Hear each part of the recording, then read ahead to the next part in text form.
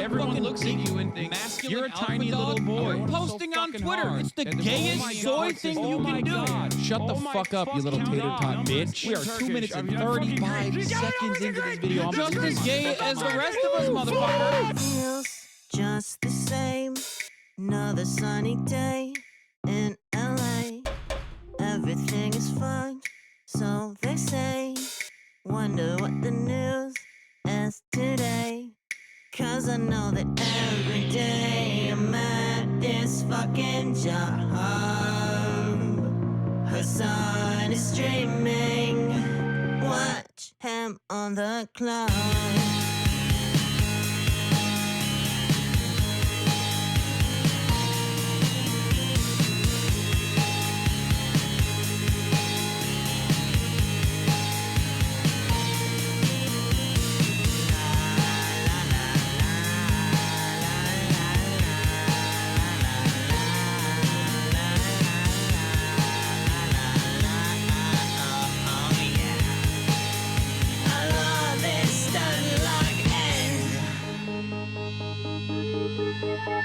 Listen, bro, the Lyra does not need this. People love playing Hearts of Iron. Eating pussy is the basic bare minimum thing you can do. Where did they find these people, dude? And women want to have sex. Your job is posting. You're gay. Okay. God, I hate women so much. But is he really a socialist? He's such a himbo, I can't handle it. He's got a car and a house, and it's better than mine. How the fuck can I sit here like everything's fine? That's just me being a fucking hog.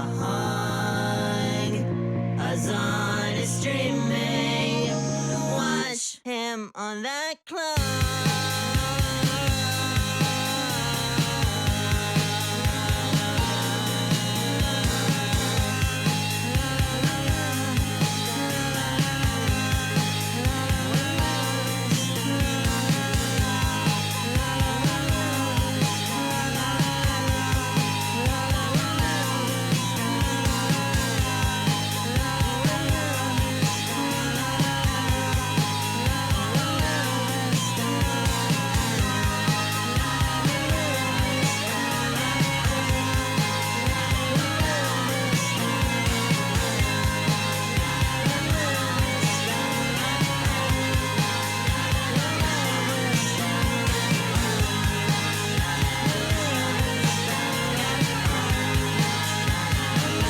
What's going on, everybody?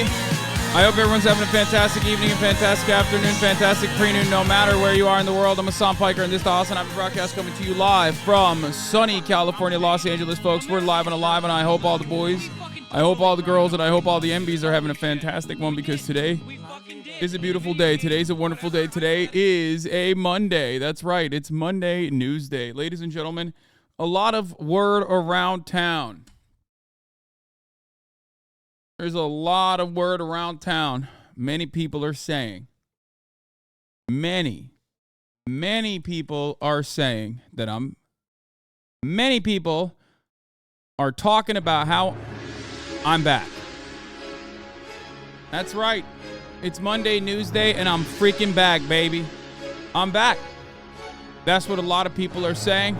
And by God, they are right. We are so back. The boys are back in motherfucking town, baby.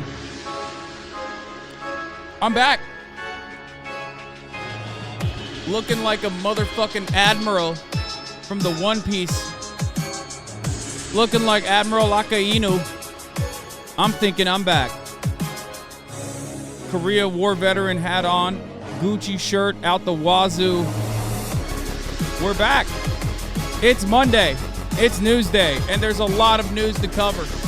There's a lot of One Piece to cover as well. Not a lot, but a little bit. Because I'm still all over that Punk Hazard sequence. There's a Oda interview with the One Piece Luffy guy. There's a lot going on in the world, and we're going to talk about all of it. But before I get started on everything else, This is the part of the broadcast where I tell you a little bit about my personal news. That's right. Took a day off on Saturday for myself. And then that day off on Saturday turned into a day off on Sunday, also for myself. Now, of course, I still made some content on Sunday. We made the Fear and podcast happen. But in the aftermath of that, I was supposed to go to the Streamys, and I decided not to go because I was not feeling well. But let me tell you, folks, undoubtedly, I'm thinking, without a shadow of a doubt, I'm well rested. I'm feeling much better now. I'm thinking I'm fully back. That's right. So let's get started on that. So Friday, I ended the broadcast. Spent the entirety of Saturday doing a lot of fun stuff. And by that, I mean actually one type of fun stuff. And that is, I have a new addiction. Now, this new addiction is not One Piece. Not One Piece at all. This new addiction, on the other hand, is... You might have guessed it. It's not Baldur's Gate. It's motherfucking Yakuza Like a Dragon Ishin. Oh my god. After I started playing Cowboy Bebop, after I started watching Cowboy Bebop, I moved on to more Watanabe productions. I started watching Samurai Champloo. And I had this thing sitting in my fucking Steam Deck for the entire past like couple of months. And I thought to myself, I think I would take a gander. Yakuza 3 has been so bulky, so clunky. After playing Yakuza 0, Yakuza 1 Kiwami, Yakuza 2 Kiwami, I couldn't get into Yakuza 3. It was way too fucking clunky. It was way too bulky. It was too much of a change of pace for me. Maybe it isn't for other people. Maybe they love the story of the background with the kids and the orphans and all that, but it wasn't for me. So I dove right into Like a Dragon Ishin. Now, this is a remaster as well. This is also a remaster. For those of you who are wondering, this is not a full remaster. It's not a full remake, but it's a reskin basically of a 2014 game. It has nothing to do with the main plot whatsoever. But I was very invested. I wanted to play something where I felt like a fucking samurai. I wanted to feel like a real samurai. This is a spin-off with all the same characters, like they're still mo-capped, same vibe, same style, but this time it's like placed in the, I guess, the Edo period, or is it the Meiji? It's not the Edo period. It's like it's Edo, but like end of Edo, it seems. Like, it's the end of the Edo period where, foreigners are coming in on black ships and things are changing in Japan. And you are this samurai, Ronin, who originally is from Tosa, who goes in to the big city to find a guy who assassinated your pops. So, it's awesome. It's fucking so much fun. At first I thought I wasn't going to like it because it is also a little clunky because, like I said, Yakuza 0 is such a perfect game, and Yakuza 1 Kiwami, Yakuza 2 Kiwami do such a good job of, like, remastering that, no, not Tulsa, chat. Tulsa! But yeah, it's really good. I've heard Lost Judgment is another spin-off series that is really good as well, where you're a detective. Moon played 5 minutes of this on stream. These are not great stream games, man. This is like reading a fucking dense book. Okay? It's not like a great stream game, I'll be honest.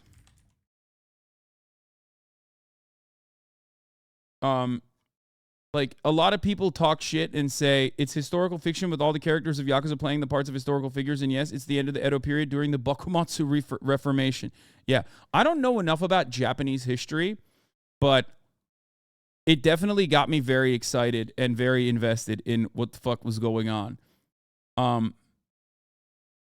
The thing is, like, this is not even like a visual novel, really. It's hard to explain, but it just doesn't. It's fine. I'm not even going to talk about it. There's no reason to justify it. To you guys, I'm the content creator. You guys are the content watchers. Enjoy the content, and that's it. Anyway, how is your back feeling? My back is fine. My neck. My neck hurts a little bit. My neck has been hurting. I don't know how to fix it. I don't know what it is.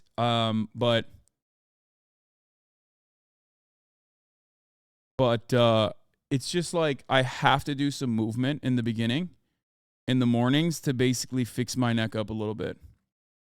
That's it. It's just old man shit, I think. Vaxxed? Yes, vaxxed. Anyway, I don't know if it's a pinched nerve or anything like that, but like as soon as I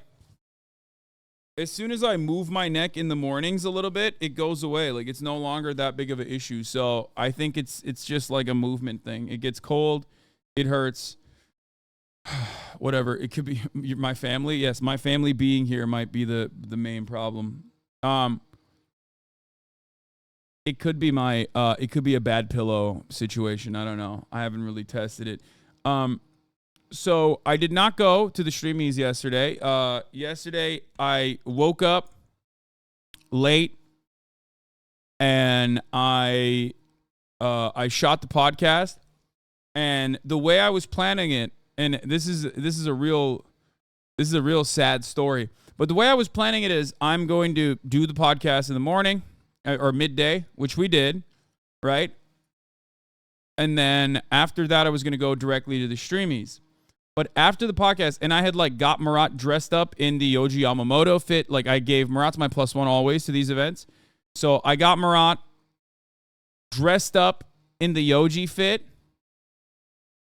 The one that I still haven't worn actually, with like the pants and everything. And he was dressed down the wazoo. We were ready to go.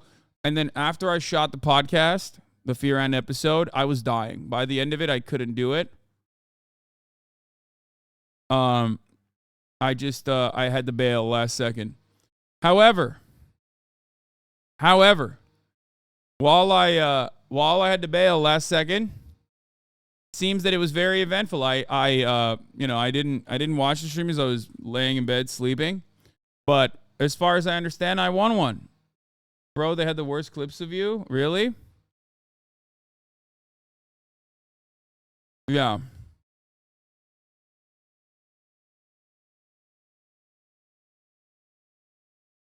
Elon booed live at VCT?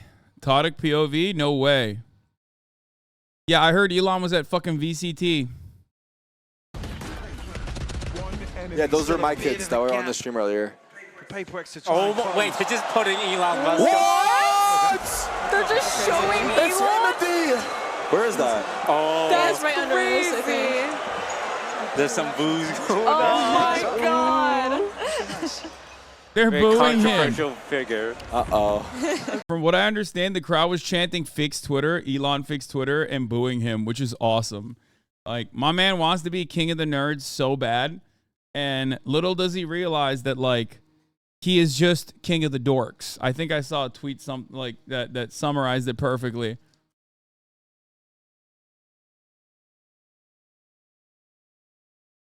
Anyway,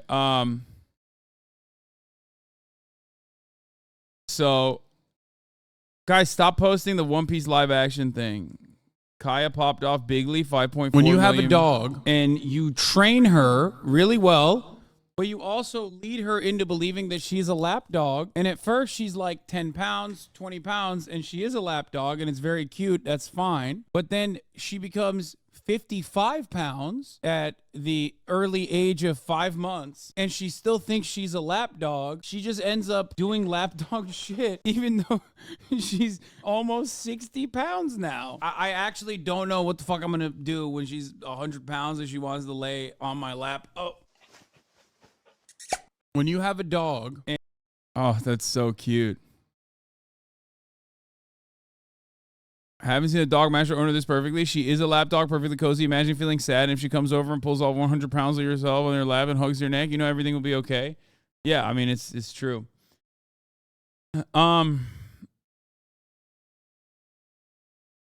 This guy wanted to address every single thing I just mentioned in the intro, like in the blast off period. He went and he's like, 9 Anime TV has all the anime episodes of movies subbed and dubbed. They're ahead of One Piece dub on Crunchyroll. I'd also say, though, out Yakuza 3 cuts because it's the worst, but the story's worth it. And 6 is amazing. You just want to watch the story recaps. Thanks, man. Thank you. Kaya workout update. Yeah, I mean, Kaya has made a lot of friends, a lot of big dog friends. I posted on Saturday. You might have seen it. And she loves... She loves fighting. She loves playing. She plays all day. Todek is not here. Yes. Followed the Extra Life drama? Absolutely not. Guys, I was 100% completely removed from the internet this entire weekend. It was awesome. I think that's what it was. I don't know anything that happened. I only found out about the Jacksonville shooting this morning. Like, that's how checked out I was. I spent the entire weekend working out, using the steam room, using a sauna, playing basketball, and then playing Yakuza Ishin. You can skip the Extra Life drama. Other streamers have it covered. I mean, what is it? Is the drama that they're embedding viewers? Yes. Hello. I've been saying that for like, I think, 3-4 years now? That's not new drama. It's just like, it's not even drama. It's just a thing. And then people always get mad at it when they first find out about it. And then they realize that, like, you know, that Twitch's not doing anything about it. They don't give a shit about it. And that's it. Like, they always embed. They embed off their website. Why do you think they have like 45K fucking views? And you look at the chat and there's like nothing going on in the chat. What the fuck? Hasan Piker stuns in new photo. This guy he's out of control. Lolo, you can't do that, man. God damn it. That's too much.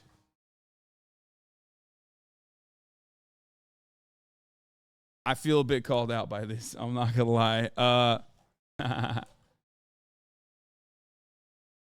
There's that, but they also downvote other wikis on Reddit like BG3. Bro, this guy said no gum today. This is out of control parasocialism. Like, I have it right here. That's insane. That's insane. That's not what I look like, man. Is it? Is this what I look like? Fuck. God damn it.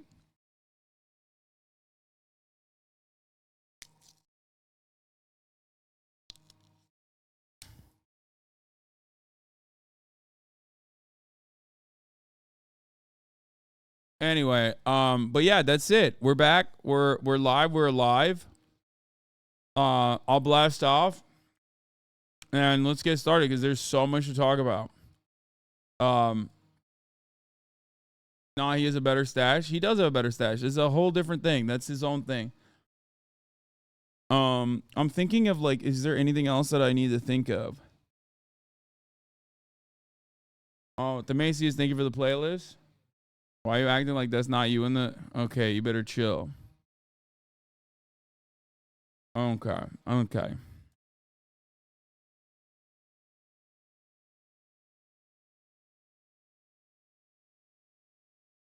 Boy, has a lot happened. Talking about DeSantis getting food at the Jacksonville shooting memorial. Vivek getting owned all over the news. Trump watch. And my Streamys news category victory. Get in now. There it is. Dude, I've been trying to get the guys, the landscapers to come and fucking trim the goddamn hedges for like months now, even though I pay them and they just don't show up. And now they finally are doing it. They're finally trimming it, and it's so fucking loud outside. It's not even, it's crazy. No, I've been straight scammed. Like, I'm the worst. I'm the worst at, like, doing shit. I'm the worst at doing shit. In many respects, I'd be the best boss, but also the fucking worst. Because, like, you could just, like, get away with not doing anything, and I'll just be like, please, just, like, can you please come at some point? Like, it would be very nice. It's been, you can hear it when I talk, really. It's been, like 3 months. They come in. They pick up some of the leaves off the hedges. They dump it basically in the pool, according to my pool guy, who gets very mad at them. They're like duking it out. Like the pool guy and the yard guys they're fighting. They're fighting each other. There's like drama amongst them. Anyway, I blasted off. Let's get started. Cause it's been a minute. You know, I have a lot to cover. Ben Affleck may be a fan of yours. I fucking doubt I'm it. a KO man right now, but yeah. And Ray Yo, he's just like me for real. Wait, maybe he is a fucking... Dude, imagine Ben Affleck is a HasanAbi head and he started Valorant because he started watching me and that's why he's a KO main. I think Ray's is like the other main. I'm a little promiscuous with who I main. You know what I mean? Bro, what do you mean? That's me, though.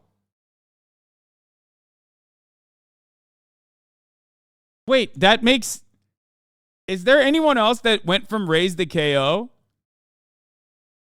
Yeah, I got Vivek flailing on NBC Meet the Press. I'm going to fucking talk about that because there's a lot to talk there.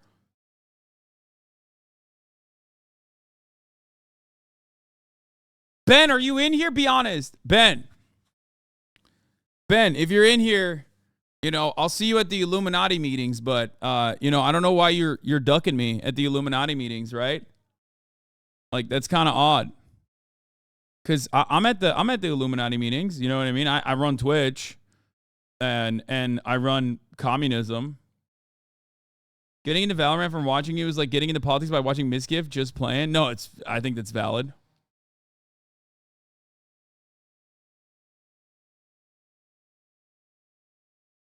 I mean, I'm more of a Matt Damon guy myself, but hey, fuck it. Ben is fine too.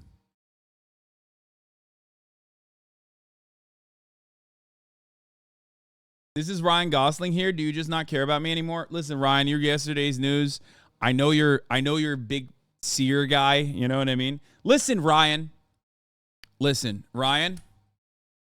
I know you're a big time seer boy. Last time Seer and I duked it out in the realm of Marvel Snap, I fucking snapped his back. Okay? Like Tom Hardy in that Batman movie.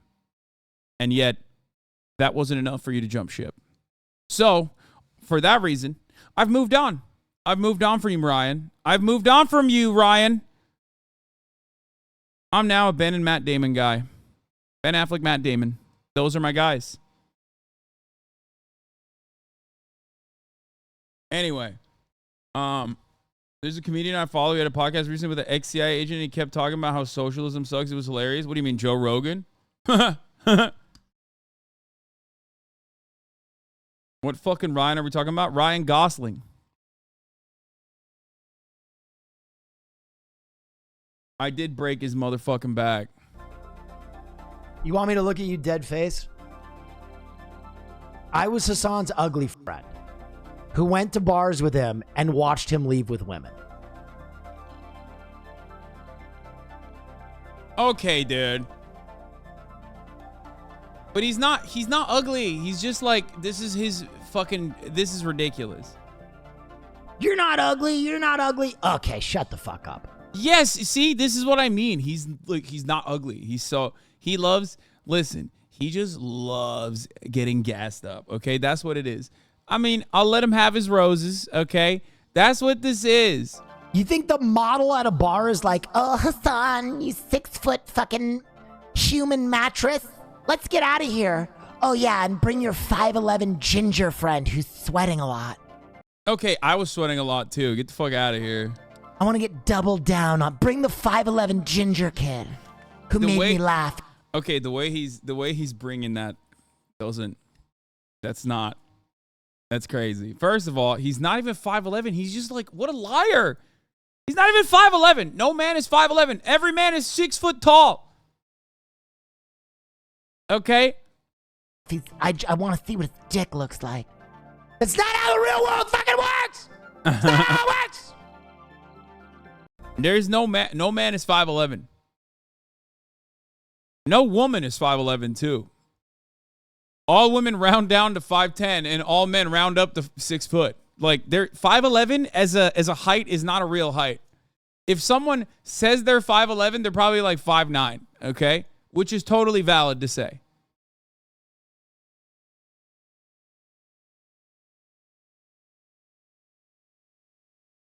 No man is 5'11. It is an unwritten rule that you round up 6 foot or round down to 5'10, no in between.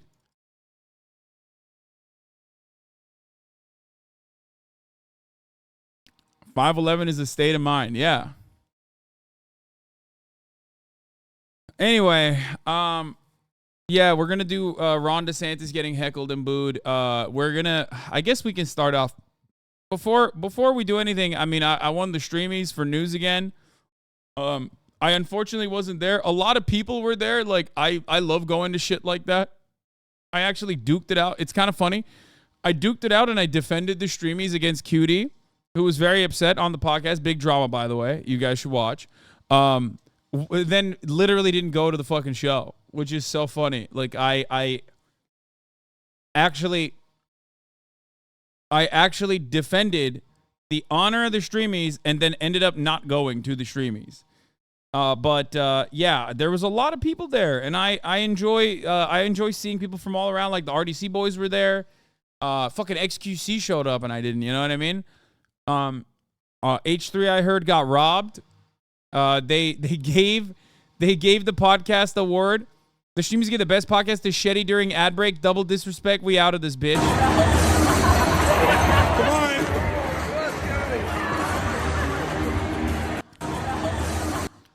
It's pretty funny that I think Ethan also met Shetty behind in the backstage situation. There was a Shetty meetup. There was a Shetty linkage that happened. Markiplier was robbed and made a joke tweet about it. Streamys was a cringe fest. Terrible. Brother, we are a cringy ass industry full of fucking nerds. Like, what are you talking about? It's a bunch of nerds that won incredibly the biggest lottery of all time, okay? You're literally talking about people who have been sitting indoors and making content all the way from like 0 audience members to like hundreds of thousands to millions, okay? Of course, when you get all of those people together and make them wear expensive designer shit and sit in a fucking room, it's going to be cringe because the award ceremony is a cringe concept. It's cringe when Hollywood does it, and those people are actually fucking cool. You know what I mean? Like, think about it this way. Hollywood gets some of the coolest individuals on the fucking planet together in a room, and even then it's fucking cringe. Don't say, yup, not cool. Like, those people are cool. Like, what do you mean? Chris Hemsworth's not cool? Really? That's what we're, like, that's what the world has gotten to, where you're sitting there in your fucking crusty-ass boxers that you haven't changed since last week, and you're like, cool, Hollywood. These guys, I mean, they're not cool. What do you mean, dude? They're like fucking gods.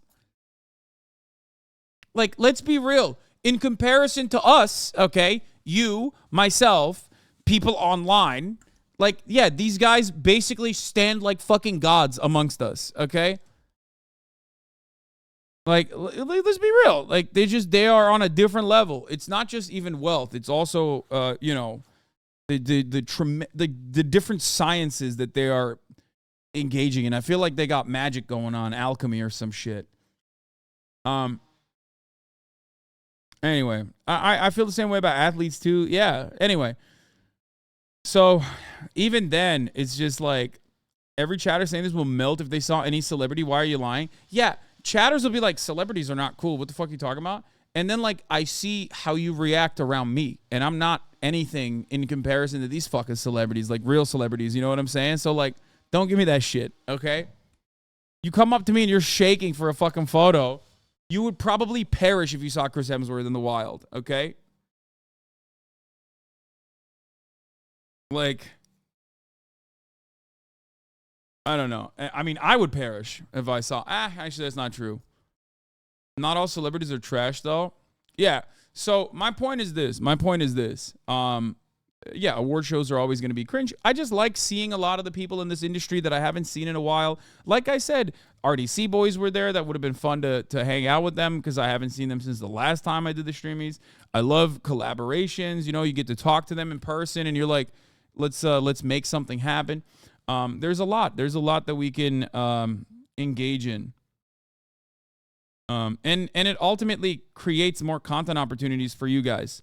So, on that note, every time we meet, we're going to get engaged, Hasan. I know I have no chance with Chris, but ... Leak which name your price stop you'll be at, and it better be Miami. Okay, I'm not leaking shit. What is this? Speed apparently got down on his knees to beg the Twitch's CEO to unban him.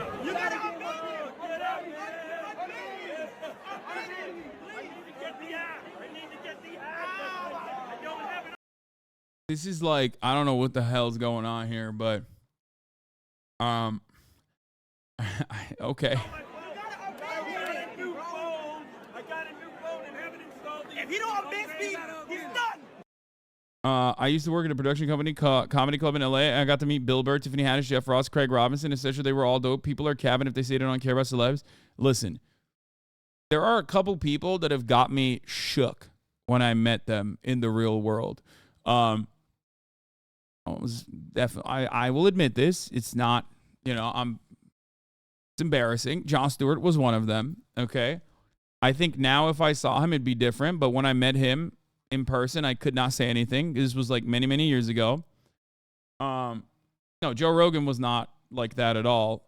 But Jon Stewart was one. If I saw right now, out of all the superstar celebrities that I love and adore, I think I would perish if I met Bill Burr. If I saw Bill Burr, I would die. I would die on the spot. I would have a fucking aneurysm on the spot. And that's pretty much it. Other than that, not really. No, Dua Lipa and shit, like, no, that's fine. Like, that's exciting, but that's not, like, gonna cause me to fucking collapse. Like, I don't give a shit about that. LeBron is another one, probably. I would probably die. If I met LeBron, I would die on the spot. Like,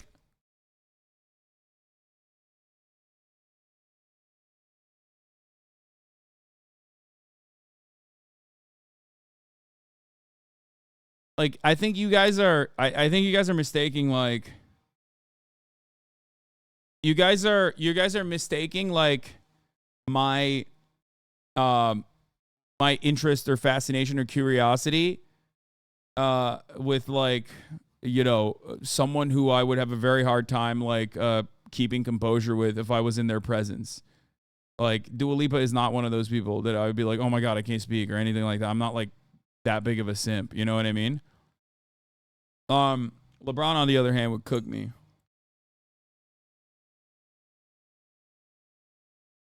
No, Jeremy Corbyn, no. Like, Bernie Sanders, Jeremy Corbyn, those are people I would love to interview, could talk to, wouldn't be like that. But yeah, Bill Burr definitely. I got weak legs on Bill Burr for sure. Vince Staples is actually a perfect example of someone who I like in the celebrity sphere that I think perhaps completely unreasonably that I think I would get along with really well if we balled out, if we hung out.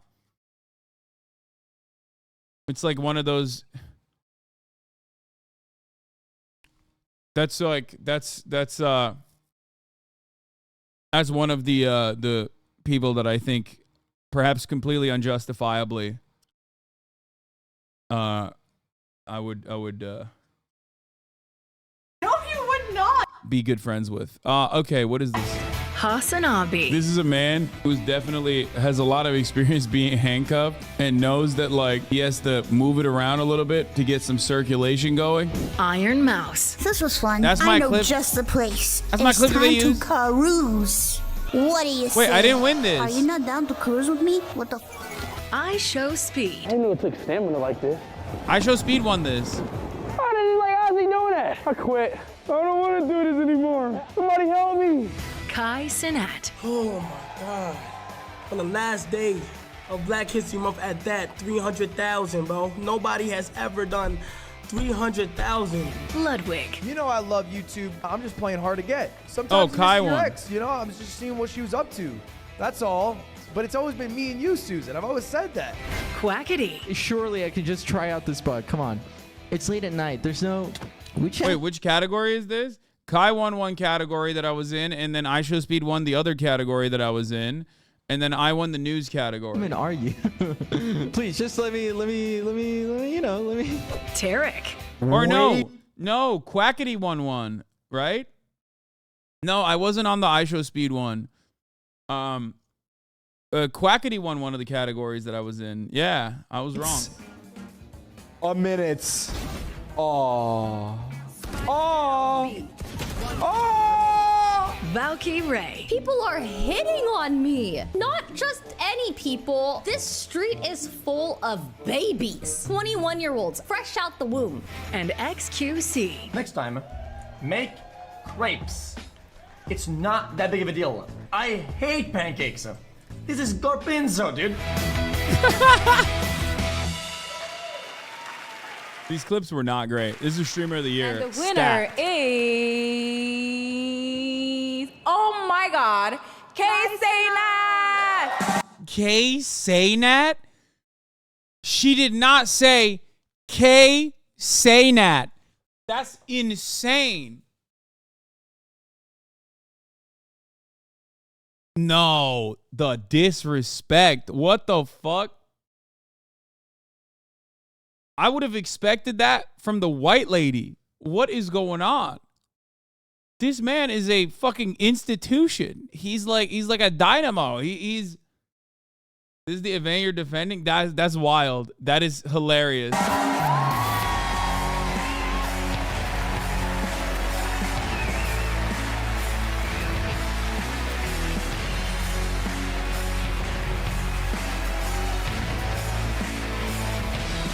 Anyway, so yeah, that's the event. She's the NPC TikTok girl. Yes, ice cream tastes so good. Oh, wait, that's the ice cream tastes so good lady? Yes. Shouts out to Dylan Mulvaney. She won. Dylan Mulvaney won like best breakthrough content creator or whatever. She deserves all of it. Much respect. It ain't easy being a trans person in the crosshairs all the time. It's so not easy that like if Matt Walsh got a hold of this, they would have bomb threaded this. Okay, let me be very clear. Okay, if Matt Walsh knew that like Dylan Mulvaney was up for an award, they probably would have fucking bomb threaded the building. Okay, so because that's what we're dealing with. That's what we're dealing with respect to how the right moves, how the right operates in this day and age, where they're just like, oh, there's a trans person there, bomb threat, hit the fucking bomb threat button. So yeah. Probably the only person in that room hated more by the right than you. Yeah. So, the ice cream girl recently Googled herself and was surprised that her OnlyFans content is plastered all over the internet. Yeah, I saw every fucking right-wing, annoying, like, rap-adjacent account and like culture account be like, this whore like didn't realize that like once you put whore content online, it's everywhere. You whore, lol. And it's like, I don't know. I didn't watch her video, the Ice Cream So Good ladies video, but I feel like she wasn't even mad that like this shit was online. She was mad that it was like online for free, which is an IP issue at that point. You know what I mean? Like she's making content, she's paywalling that content, and then people are just like stealing it. And I think that's more what she's upset about. It's not like she's fucking posting it and then going, oh my God, people see my titties when I post it? Like, what the fuck? What do you mean? Of course. Like, but because she's a woman online, and I mean, this doesn't mean that she doesn't have like cringe ass takes or whatever. I'm sure she has, you know, plenty of cringe takes. Which content creator doesn't? I'm not even like defending her or anything like that. But, you know, she's, a Quebec woman too. Quebec being the more important part here. So I'm not going to defend her that much. But, you know, it is what it is. It happens. It's just people don't recognize like sex workers as human. So they're just like, oh, she's mad that people can see her titties. It's like, no, you idiot. She's mad that people can see her titties for free. Okay? But that's going to be like a weird segue away from some very fun and interesting nudes. What am I saying? Oh my God. Because we are going to get into some serious news now. It's called sex work, not sex charity. Goddamn. Yeah. All right. Her kid's going to be living so well. That's all she cares about. Yeah. Dr. Jordan Peterson debating the caucasity of other Hasan. Wait, what? Oh, Mehdi Hasan. You are not black and you are not Asian. What's left? Caucasian. It's not that difficult. Wait, what? Why is Mehdi Hasan not Asian? Of course he's Asian. Jordan Peterson is not an American. He knows better. He knows Jordan Peterson is from a country where someone like Mehdi Hasan would absolutely be called Asian. Okay? Of course he's Asian. What the fuck? That is so funny. No, this is an American perspective. If you're from the United States of America, okay, you don't know how to categorize brown Asian people, okay? You don't know how to categorize someone like Mehdi Hasan. Is he Indian? Or, I mean, he's Muslim, but I don't know if he's Muslim Indian or Pakistani. I think he's Muslim Indian by way of the UK, okay? So he's like doubly Asian on that front because you absolutely in the UK know that South Asians are Asian. They call, like, in the UK, when you say Asian, the first thing that comes to mind is not like East Asian. It's South Asian. You know what I mean? So he's definitely doubled up on being Asian on that front. And I didn't call you white. Not that I care. I pointed out your true color is tan, which it is. More or less like mine. What? Bro. Yo, he's going crazy. And your idiot, a white man comment, implying that I have no right to notice whatever the hell your color is not the least bit intimidating or damning as far as I'm concerned.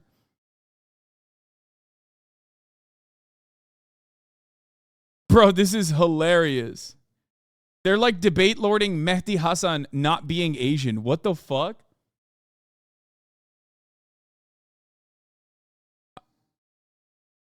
Wisdom won fashion, and then you won fashion and style. Wisdom K. If you have any intention of making skinny jeans work, you My need God. one thing: a pair of boots. My brother in Christ. I love those boots. I have those same boots. They're the best. YSL buckle boots are the goated boot. You can wear it permanently for the rest of your life. Very expensive, but high key a good purchase if you have enough money and you care about that kind of thing. News. HasanAbi. We have to collectively get together as a society and say, no! Like they're misbehaving puppies. We have to spray them with a water bottle. breakout streamer, Phantom. Expired signs, expired tags, it's a myth. Yeah, this is the ad break winner awards. They don't put the news category up as like a main one.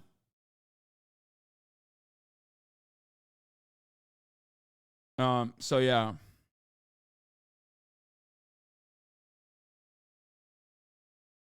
More or less like mine. Yeah, I love this guy being like,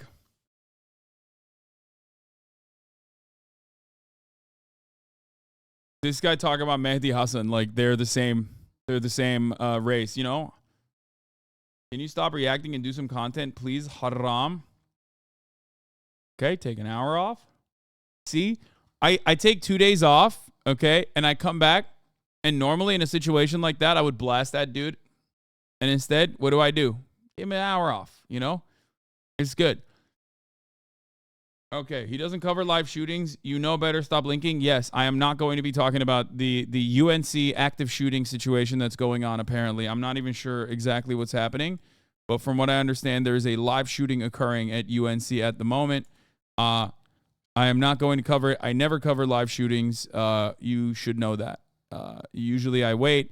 The only time I cover anything about live shootings is like if it's breaking news. I usually will look at the misinformation that's going on. I usually look at the misinformation that's going on and try to reason with people and try to explain to them what is actually happening. Walt Disney VFX artists have voted to unionize, by the way, which is great news. Congratulations. I love seeing union momentum in the VFX part of the industry. It's kind of funny that I've talked quite a bit about how people are moving towards VFX and like greatly relying on the VFX side of the production, specifically because it is one of the last non-union aspects of the production.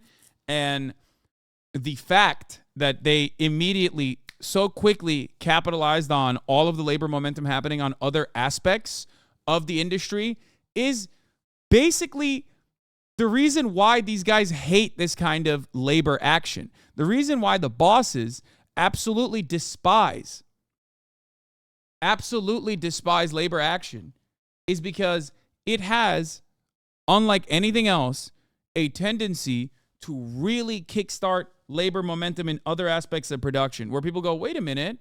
Yeah, it is infectious. Wait a minute. They are unionizing. They get to exercise bargaining power. We don't have that kind of power. If I'm a VFX guy in the United States of America, I recognize that there's more and more there's more and more opportunities for someone like myself. Technology is improving. However, VFX can be done anywhere, right? VFX can be done anywhere. And they're going to outsource that shit so fucking fast. I better get some kind of labor power to collaborate with the other unions, to get recognition from the other unions, to ensure that this kind of work stays within the American plants, I guess, the VFX plants, the American operations.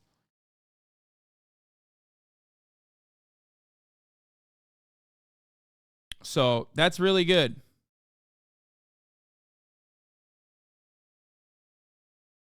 I think that this is really, really, really good. This is really, really, really exciting stuff.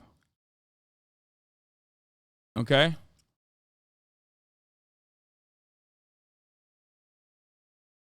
My boyfriend works at a popular fast food chain and was really interested in starting a union with other coworkers. When he reached out to union organizers, they told him he unfortunately couldn't do it because he's a manager and managers can't participate in unionization efforts. It's really disappointing, but when we looked it up, it's true. Do you know if there's anything else that can be done in the situation?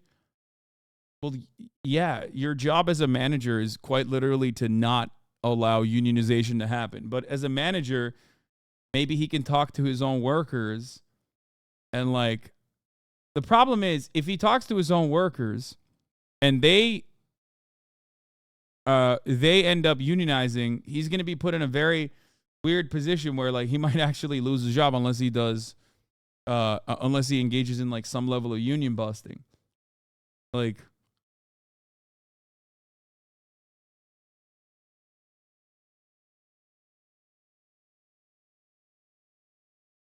in spite of the fact that all managers are just workers themselves, they are supposed to represent the antagonistic interest of the bosses. You know what I mean?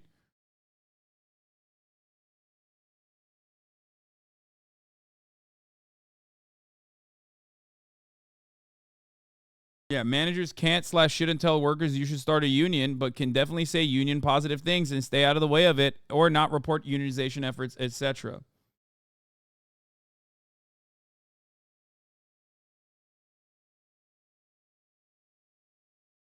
So yeah, I did a thing, want to stream me too. I know.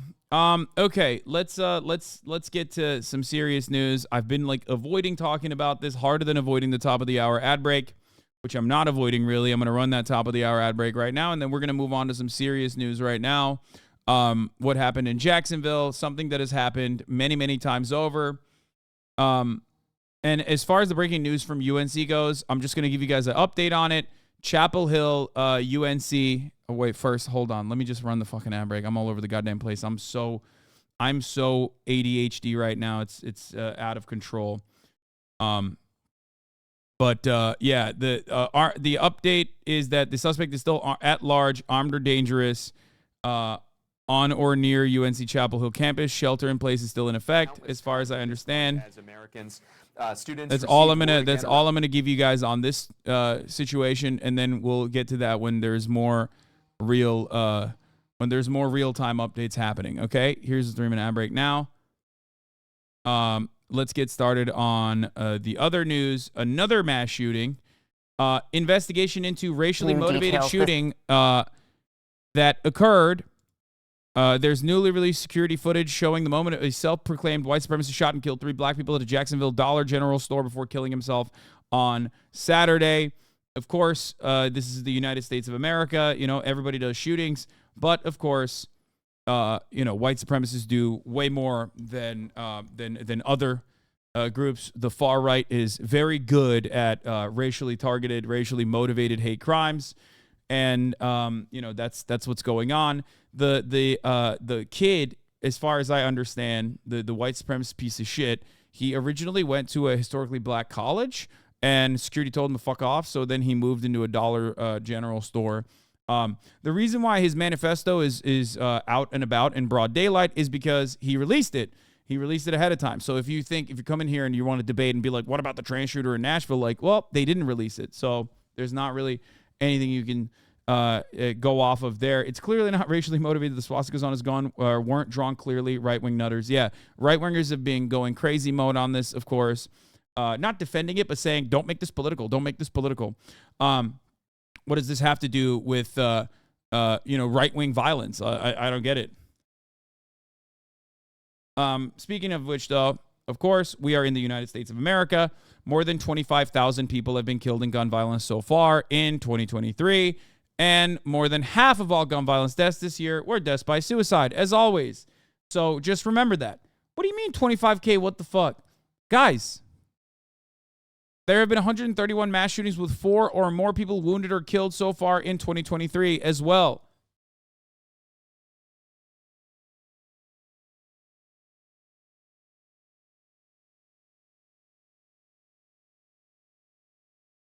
We're breaking records, baby. #1 country on the planet. Best at doing white supremacist acts of violence. Best at doing mass shootings. Best at gun violence. Best at gun deaths.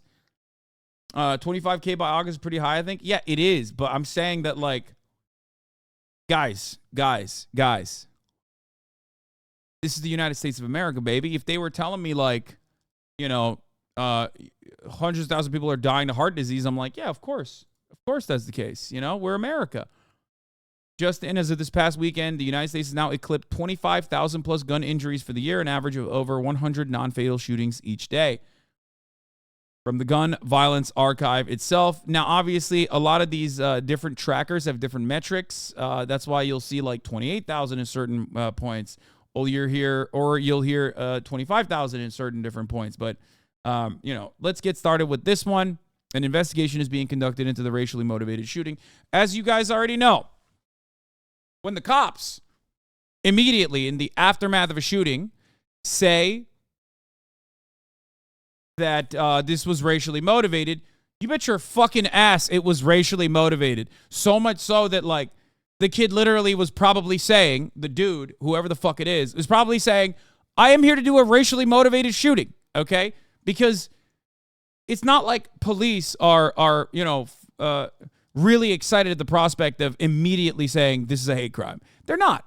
If anything, they themselves engage in a lot of that themselves and would rather not say that something is a racially motivated shooting unless it is very obviously racially motivated. He literally had swastikas on his gun, as far as I understand, yes, and he released his manifesto to the media beforehand. So very clearly what happened in this situation is yet another instance where it's like very clearly telegraphed as a racially motivated white supremacist act of violence.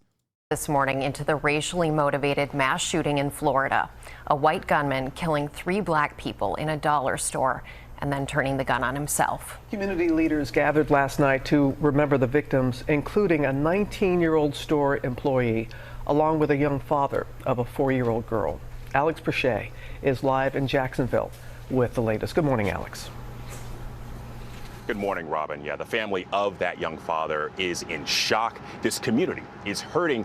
One resident telling me yesterday that the only thing getting her through right now is faith. This morning, this newly released security footage shows the horrific moment a self-proclaimed white supremacist shot and killed 3 black people at a Jacksonville Dollar General before turning the gun on himself. Authorities investigating Saturday afternoon's deadly rampage as a racially motivated hate crime, one that has left this predominantly black neighborhood reeling. Our community is grappling to understand why this atrocity occurred. I urge us all not to look. Yeah, I mean, it's not that confusing. I'll be honest. Like why would it be at this point? I mean, it literally happened. It happened in Buffalo. Identical terms. Identical conditions, identical terms. Fuck it. Even the dude looks the same. You know what I mean? It's always the same disgusting little fucking basement-dwelling Nazi cretins that are so personally wronged. Like, they spiritually feel like modern society, modern liberal society has wronged them for not giving them what they believe they are worth.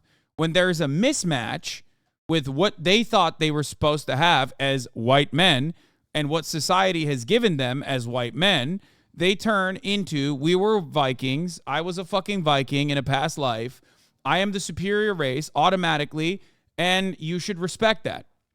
It's a coping mechanism that is infinitely dangerous, infinitely more dangerous than any other type of coping mechanism in a society that was built around white entitlement and white supremacy. If this is the alternative on the other side is nowhere near as damning or damaging because the alternative does not have structural violence backing this kind of behavior. Okay? Just want everybody to understand that. Like the people on 4chan immediately would be like, oh, what do you mean? Like, we was Kangs. Like, it's like there is no equivalent because there is no structural support afforded to black people to enact systemic violence on white people as there is structural support and systemic violence enacted on black people at the behest of white supremacy. Okay? It just doesn't work that way. It only goes one direction. You might not like it. You might feel like this makes you lose a debate or whatever, but it is just the reality. Okay? How do you rehabilitate someone like this if he survived? You move him away from this environment. You move him away from the online community immediately. If you didn't see some of the evidence that the right is denying is on his gun, scroll down to the last picture. Yeah. People are of course like first he went to Edward Waters University. He was told to fuck off, and then he went and he found a dollar store. Shooter's father called the police after the shooting started. He had swastikas on his gun, obviously, and numerous other random carvings on his gun. Yeah, it's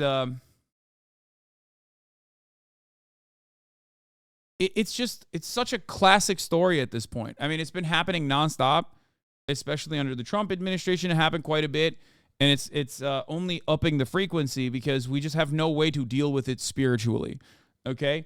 There is a multitude of different reasons for why this kind of thing happens in the United States of America with way more frequency than anywhere else.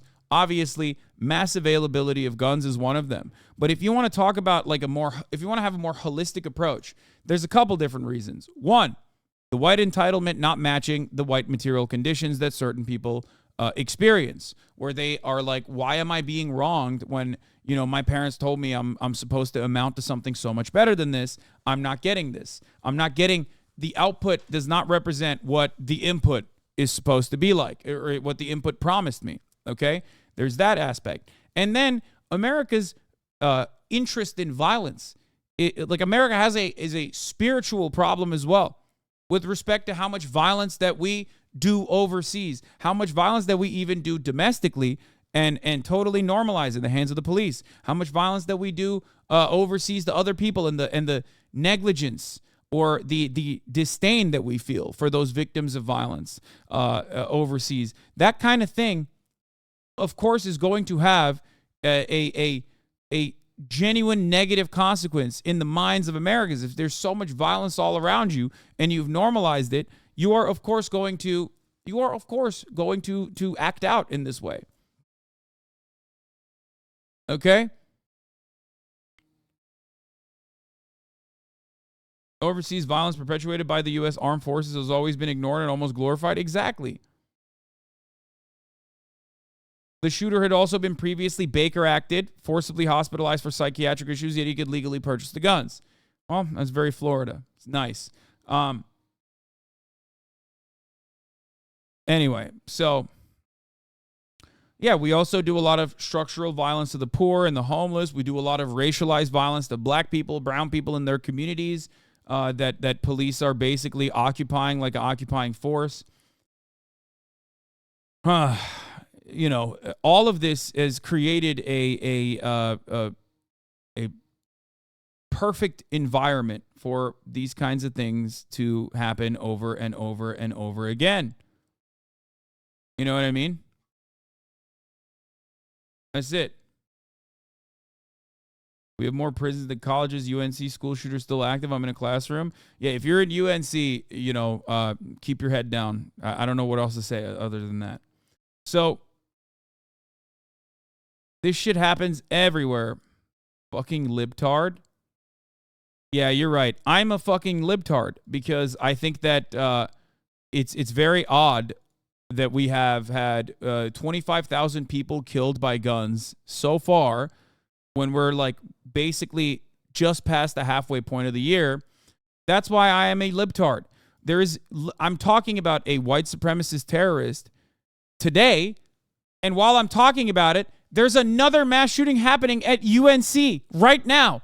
There's chatters in here that are fucking watching under a goddamn desk in their fucking classrooms, and you're calling me a libtard for being like, that shit's fucked up. Yeah, you're right. I'm a libtard because bullets should be hailing literally every day, and we should just have Kevlar umbrellas for it and move on, because we're red-blooded patriots or something. I don't fucking know at this point. Incredible stuff. Thank you.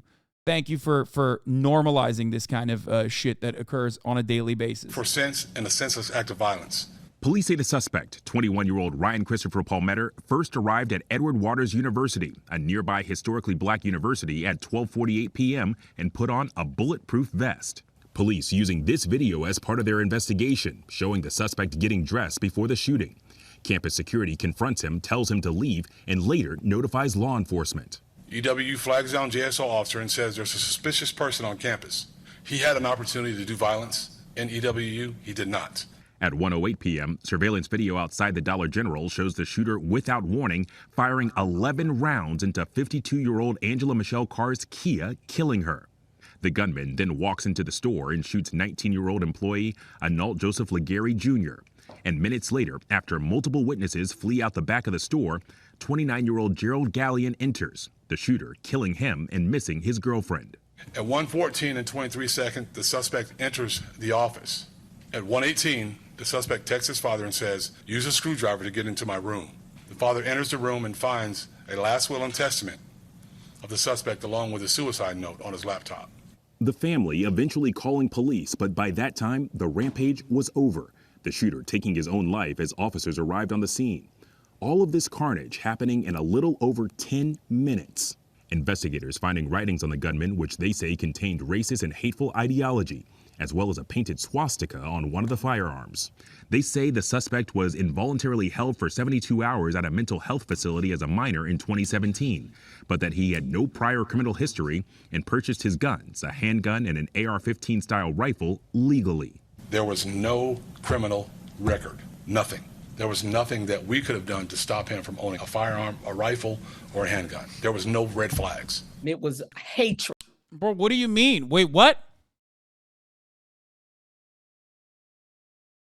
Brother, sisters, if you are 5150'd, you should not be able to buy a gun legally. Okay? Sorry. Like, literally, if you are involuntarily held, you should not be able to buy a gun legally. What do you mean? And it doesn't matter. Even if you're fucking suicidal and not a danger to others, you still shouldn't be able to buy a gun legally. You want to know why? Because what the fuck are you going to do with the gun? You're going to kill yourself with the gun. That's it. More than half of the fucking gun deaths in this goddamn country are suicides.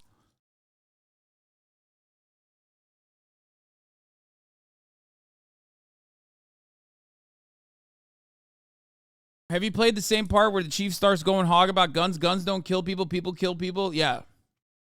Guns just make it much easier.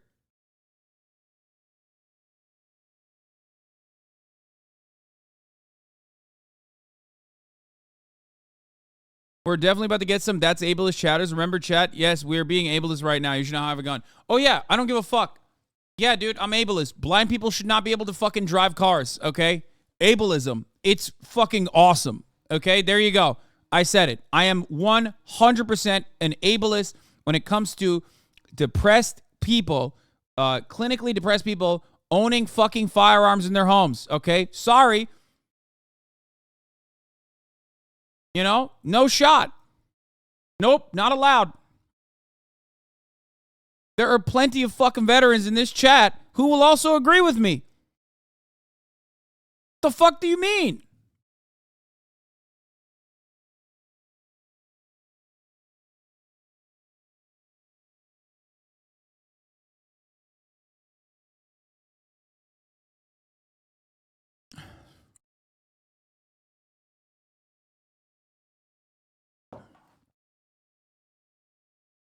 There's also plenty of veterans who won't agree with me on this because, you know, they love guns. But it's fucking ridiculous, dude. Do not own a firearm. There's a reason why when I click the run the ad button, you get, if you're a veteran, you get a fucking ad which is like, hey, please, the VA will give you a free lock on your gun case. And that in that 1.5 second of you, the time it takes for you to unlock your fucking gun case, you will be reminded not to kill yourself. That's America's way of dealing with veteran suicides, okay? That's how fucked up the situation is. Like, it's insane that, like, we can't really do anything. We can't really do anything about it.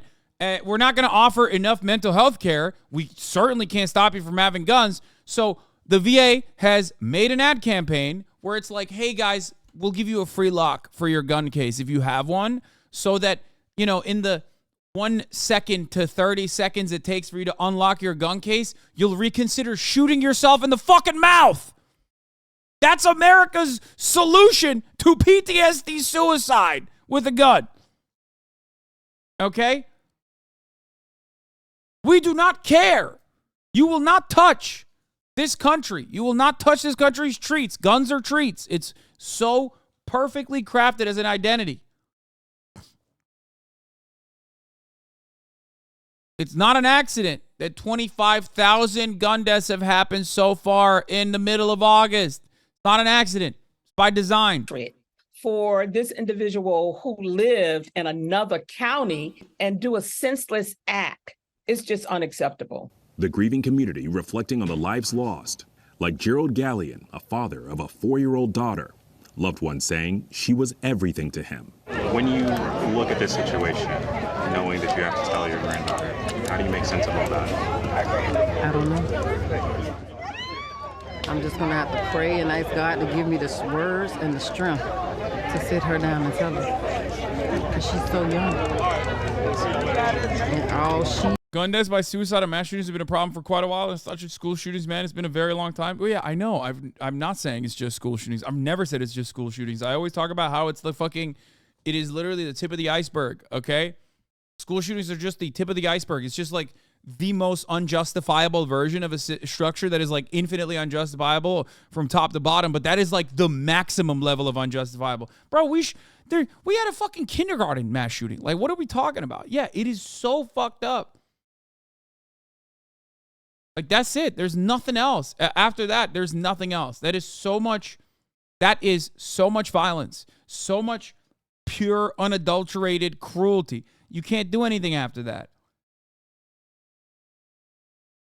He knew it's her daddy.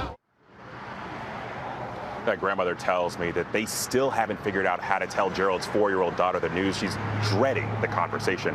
Now, as for this investigation, the FBI is now looking at this as a hate crime. Rebecca. Alex Perche. Thank you, Alex. Well, hey there, GMA fans. Robin Roberts. Anyway, DeSantis did a fucking Jacksonville shooting vigil, which was like his own Pete Buttigieg moment, I guess. Like,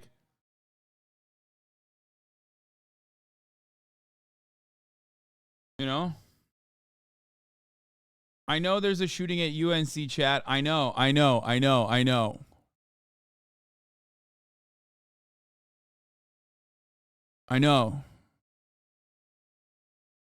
We're going to ask the governor if he would come now and bring remarks.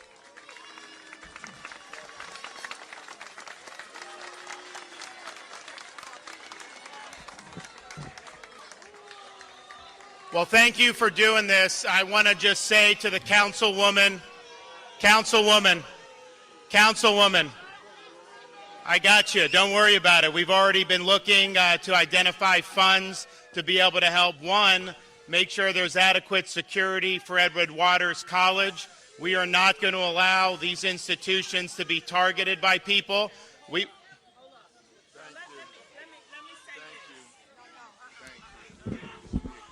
Okay, listen, y'all. Let me tell you, we finna put parties aside, cause it ain't about parties today.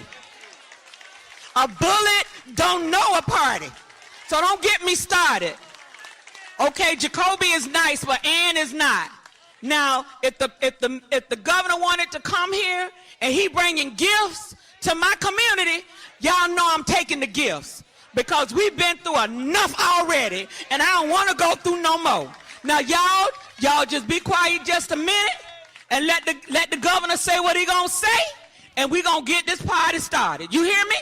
Okay, let's do it. So we have already.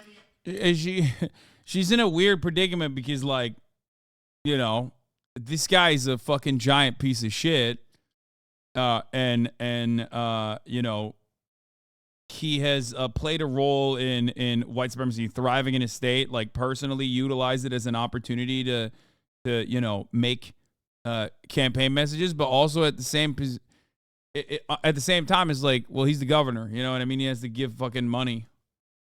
It's a weird position. Lady, he ain't bringing shit. He's just there to farm what votes. It doesn't matter. By design, in order to farm votes, it's nasty. It's a nasty situation, but by design, in order to farm votes, he will actually probably put funds towards that community. It's really fucked up, but that is America.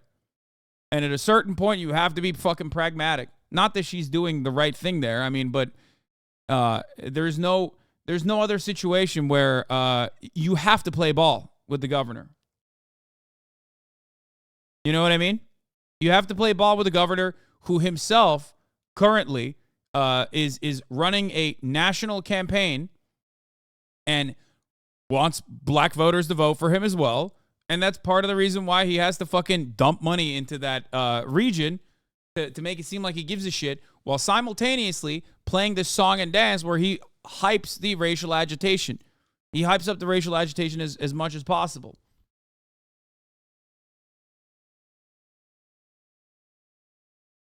He identified funds from the state of Florida. I've been in touch with Dr. Face. He's also doing the weird, like, he's so fucking gross. I'm so glad they booed the shit out of him, by the way.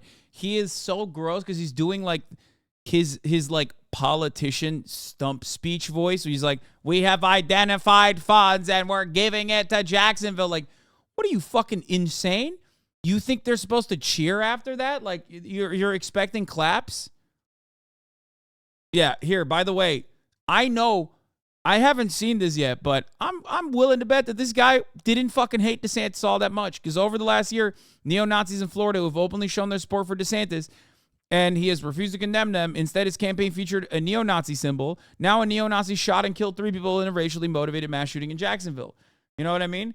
Because, like, I haven't seen his manifesto yet, but it's not like Ron DeSantis has been openly shitting on the Nazis that are protesting all around Florida and saying they love Ron DeSantis.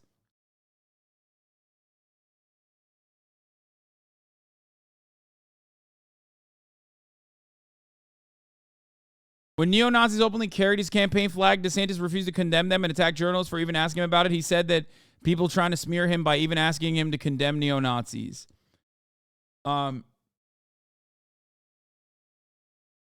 So yeah, no one likes him, Lamau, not Trump, not the GOP, not the fucking public, only Nazis. Yeah, young Republicans are super groiped up, okay? They are incredibly groiped up. They're like unbearable fucking Nazis. They're unbearable fascists. They're incredibly nerdy about their fascism. And they like Ron DeSantis because they think he's like a clinical fascist who's going to go in and enact their will like he has done in Florida. You want to know why? Because they're fucking stupid. They're in a goddamn echo chamber, and they think people respond positively to this level of, like, out and about, openly directed fascist violence in America right now. Now, there might be an appetite for it in the future. It certainly seems like it, but you still have to mask it, okay? You have to push the institutions to enact a white supremacist agenda while simultaneously denying that it exists. The moment that you go out and you fucking hit the Sig Heil, it's over. Every fucking old racist is going to look at that and go, that's gross. What are you doing? The Nazis are the Democrats, not us. That type of shit. That's why most Southerners utilize Confederate imagery to invoke the same feelings, okay? It's more of a spiritual defense of the South and Southern culture and heritage. It's Southern pride. It's not white pride. You know what I mean? Even though it's very obvious what they're fucking defending. Maybe some of them don't know because it's that personally embedded in their educational structure and that personally embedded in their media. But I think Newsom played ball with you and your friends. Wait, what?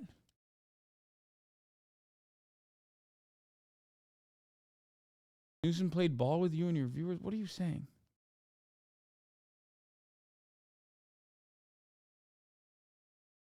Understand that even racists don't like to be called racist, okay?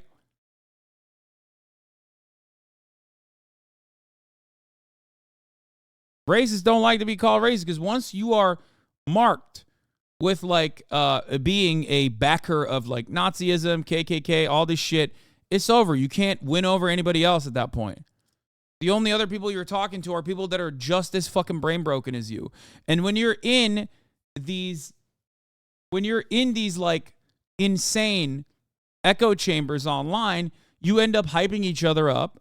Okay, fuck Hasan for real. You're right, brother. You fuck me for real, dude. I know. It's really fucked up because I'm saying insane things like racism is bad. I know. It's really messed up. For real, though. It is, you know, it's not like I'm making a bold assertion here. I'm just saying that, like, racism is bad, and it's so bad that even racists recognize it's bad, and they don't want to be fucking called racist. And at this stage, at this day and age online, you can say something like that, which most people should agree with, even motherfuckers will turn around and be like, nah, actually, it's a bad take, brother. Racism is good, actually. Like, what is that your opportunity here? Is that what you're trying to say? That racism is good? Fuck Hasan for real?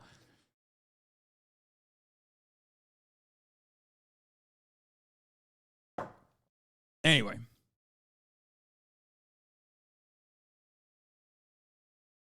So.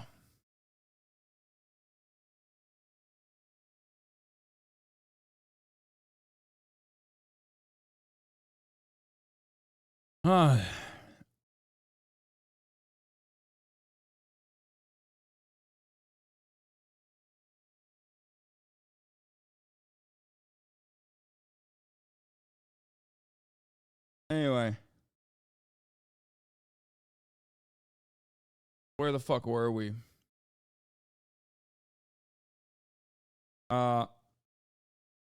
Neo-Nazis across Florida have been engaged in terror campaign against the LGBTQ community and the Jewish community.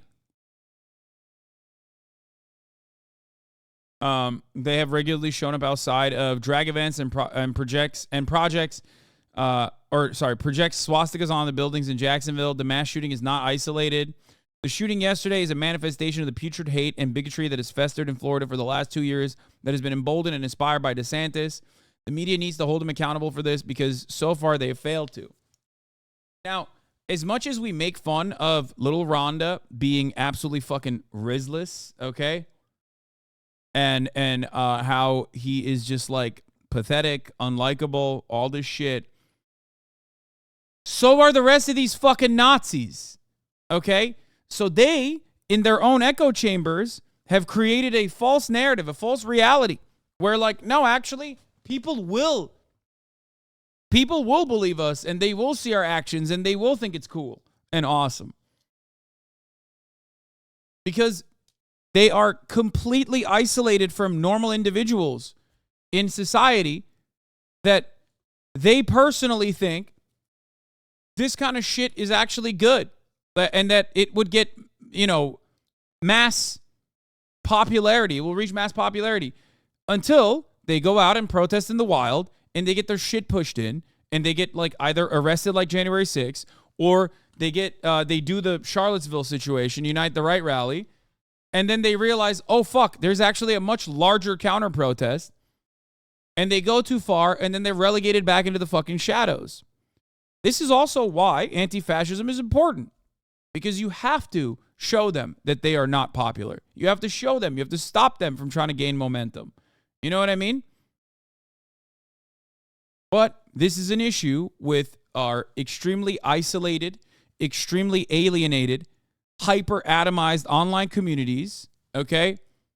There is no way that you believe more than half the things you say yourself. Yes, I'm faking it. I'm faking what I am describing right now when you are most likely probably a product of exactly what I'm saying. So just listen to my words, please, okay? I am also an extremely online person, okay? So I get it. I get how attitudes fester in the darkness, okay? I get how in an echo chamber online, in a Discord circle, you might fool yourself into thinking that there is a lot more broad momentum and public support for idiotic, esoteric Nazi ideologies that you might believe in or fascist ideologies that you might believe in. But that is not the case, okay?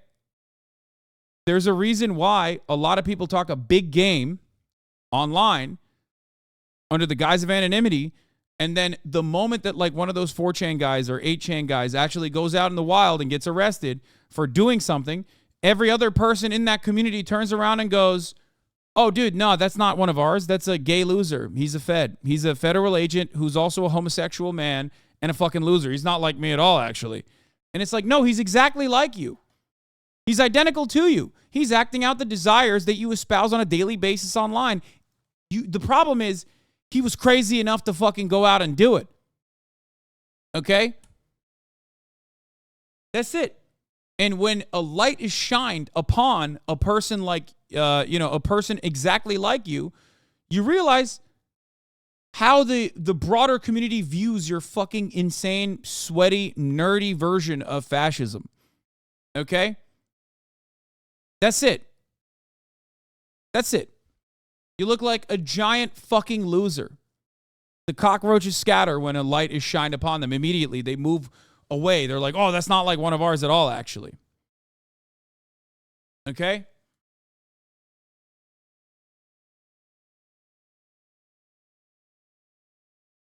So, it's always something that you need to remember. And in order to get away from that, you have to get away from these extremely online circles that you engage in. Okay? They think that saying what their grandparents believe is transgressive. No, that's where it starts. These people move beyond that, usually. Okay? It starts off by, you know, basically saying whatever the fuck your dad is repeating from Fox News or whatever the fuck your grandparents are saying about, like, gay people or whatever, and it moves into something that has to be a little bit more transgressive, has to be a little bit more culturally disruptive. So you can't just be like a regular old racist, because then you're just a regular old Republican voter. You have to move the needle to an area that is weird. And that's why you're like, oh, well, I like Francis Evola. It's like, you know, mysticism and you know, esoteric fascism. It's like, no, you're just desperate for an identity, and you got into a unique circle that fed your hyperfixation. And instead of your hyperfixation being fucking trains or planes or any kind of normal autism shit, you chose fascism, you chose racism, you chose nerdiness, okay? It's like, oh, I read Culture of Critique. It's so brilliant. Oh, my God. And now I'm like a weird Nazi debate lord online. It's like, dude, how do you not see that that is not good for you? It's not good for your mind. It's not good for you spiritually, okay? You are going down a dark path. At the end, this is what you end up doing. You gather around with a bunch of other losers just like you, and you do this kind of shit, okay? It's not good for you.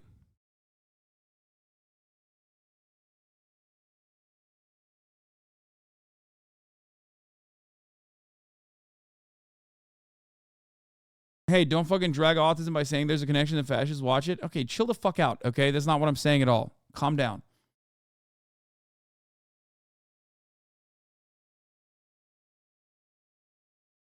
Anyway. You know exactly what I mean. Stop immediately making it yourself, okay? Making it about you. It's like, wow, I can't believe you said I'm a fascist. Isn't that what I said at all?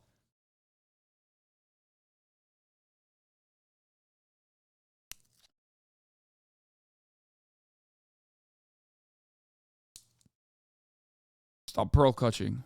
Let's continue. Jason, we're going to be announcing some stuff tomorrow morning, which I think will help not only with security, but also an attempt to help these families. The fact of the matter is, you know, you had a major league scumbag come from Clay County up here, and what he did. Major league scumbag that has been to all of my rallies. I mean, I don't know if he is, but what he did is totally unacceptable in the state of Florida.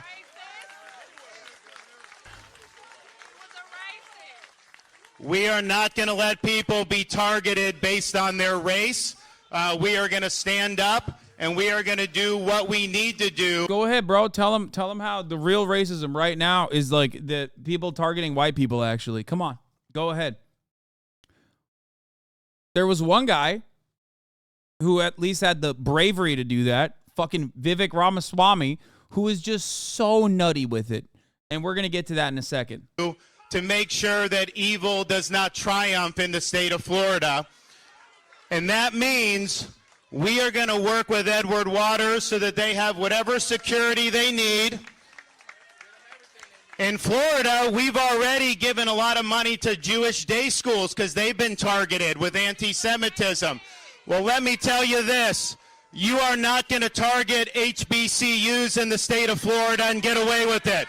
We're going to hold you accountable. We're not going to let it happen. And we thank what everybody's done, TK, the mayor, and just know that the state of Florida stands with the community. Help is on the way. God bless you all.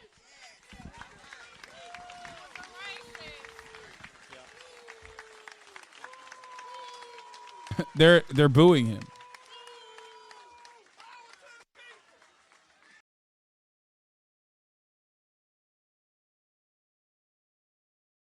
Now to Maui.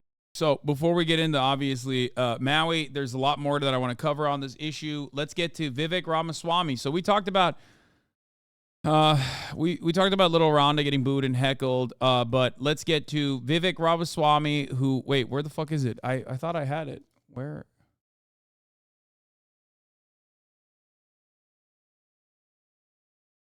Does anyone have the link of Ramaswamy on Cuck Todd? The highlights? And then also Dana Bash.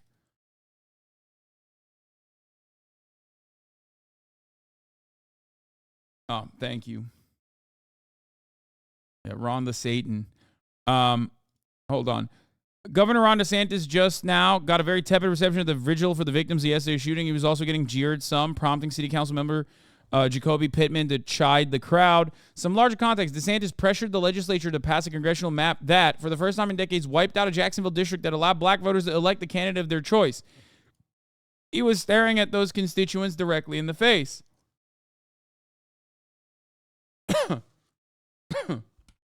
There it is. They're now rep by some goober on the north in an entirely different county, and of course a Republican. Not that I think this will leave all that much of an impression on the man, but it was good the governor saw that unenthusiastic reception and heard the jeers. He made it explicit political policy ambition to rob those people of their political power. He has robbed them of their political power. He has made it illegal to fucking learn about their history correctly. All of this does not have an immediate fucking response, okay? Because as Americans, we immediately look at action, reaction, action, reaction. What is the tangible impact? What do you mean? Banning CRT is the reason why this shooting happened? I'm not saying that, okay? I'm not saying that at all.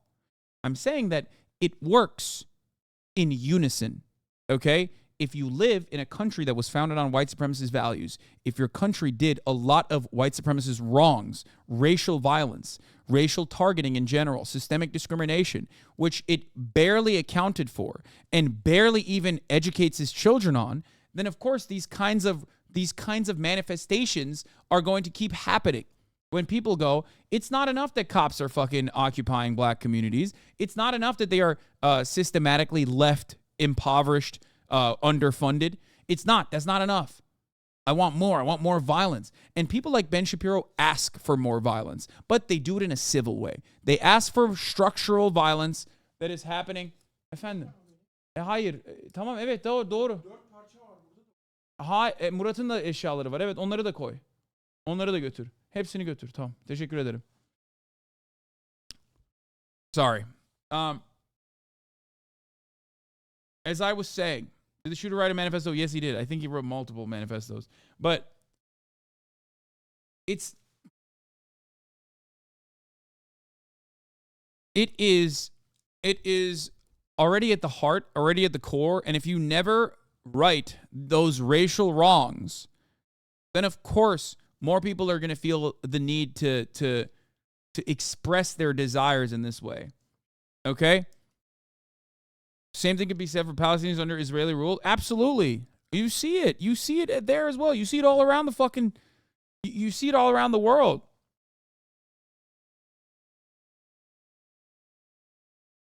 You definitely could ask Ron that question. Do you think that the erasure of black history in schools has radicalized these Nazi Republicans to take action and erase living black people? No. I don't think Ron DeSantis' like immediate actions created this shooting. Ron DeSantis' actions on that front will create shootings in the next 10 years. Do you understand? Because that hatred was always there, and maybe Ron DeSantis' actions embolden fascists to think that they have more broader popular support than they actually do, because they see themselves in little Rhonda, a fucking antisocial nerd who is enacting a very bloodthirsty agenda at the legislative level, at the state legislative level, right? And they think, oh, yeah, this guy is just like me for real. Maybe that level of emboldenment, maybe that level of galvanizing does occur, okay? But ultimately, it's a much larger problem. And there are numerous different angles that you can tackle, okay? You can tackle the mental health aspect. You can tackle hyper-isolation, hyper-atomization that is occurring in our society. You can tackle the material conditions. You can tackle the gun part of the problem, Okay? Because this issue is not born out of a singular action-reaction situation. Everyone wants that. Everyone wants that black and white narrative. You want to understand. If there's one issue that you can point to, however, it is white supremacy. Absolutely. But it's not born simply out of that. Okay? It's not born simply out of that. It's not just like this guy, white supremacist, now he's a fucking murderer. That oversimplifies it. Okay? It's not good versus evil. It's not just like, a black and white situation. Okay? The problem is we do not tackle a single aspect of the premise. We do not look at any of the issues or try to fix them. We don't do it. We just purposely turn around, turn the other cheek, act like it's not happening, or when it's happening, look for like different conspiracy theories.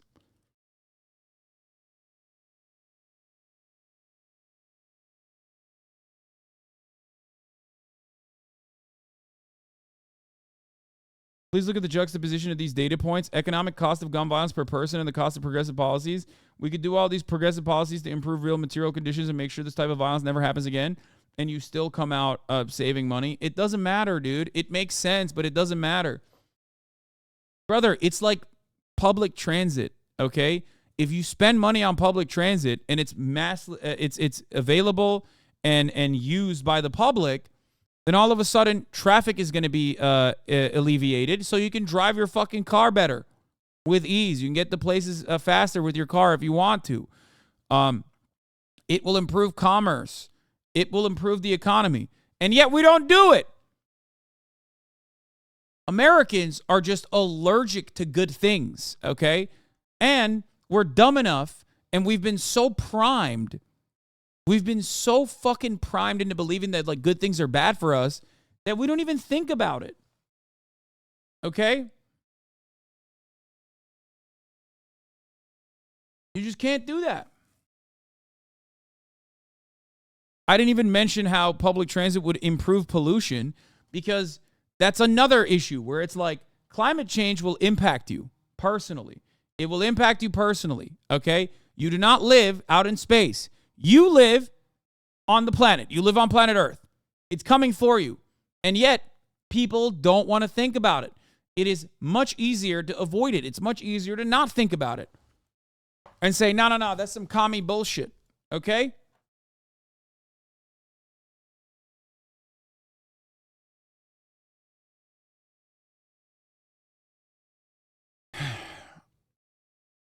Anyway, so let's get to this fucking cretin. The more I see him, the more I think he's too much of a greasy debate nerd for the Republican Party to like adopt him as a candidate that is better than even Ron DeSantis. I'm not gonna lie, he's too much of a debate lord. I think Trump has a way of dancing around these issues while, dog whistling or bullhorning it. And Ramaswamy doesn't have that. He doesn't have that same charisma. He just comes across like a very annoying, smarmy, like hyper-intellectual loser. Okay? Let's take a look at this video. I think you will understand. Yeah, we'll talk about Vivek on CNN in a second. First, let's get started on this one. Where the fuck is it? God damn it, I lost it again. Shit! Oh, here it is. Even Cuck Todd kind of rips him a little bit. Let's take a look. There are more race-based violent crimes on the right than on the left. Why is this a lot more pervasive on the right? Well, the fact of the matter is, I think that there's a lot more violence that's also pervasive in parts of the country that supposedly are left-wing voter bases. So I don't think this is a left versus right issue, and I don't think we should try to politicize this through partisan goggles either, Chuck, especially in the wake of a tragedy. Yeah, let's not get partisan with it, dude. Also, this is a really funny, it's gross, it's disgusting, but it's also a kind of funny way to cover this where, you know how Trump always does this thing where he'll be like, I shouldn't be arrested for the classified documents thing, okay, because I have the right to be able to hold classified documents, Whereas Joe Biden should be arrested for his classified documents. It's like, it's a situation where there's no consistency unless you think it's okay when I do it, it's not okay when you do it, right?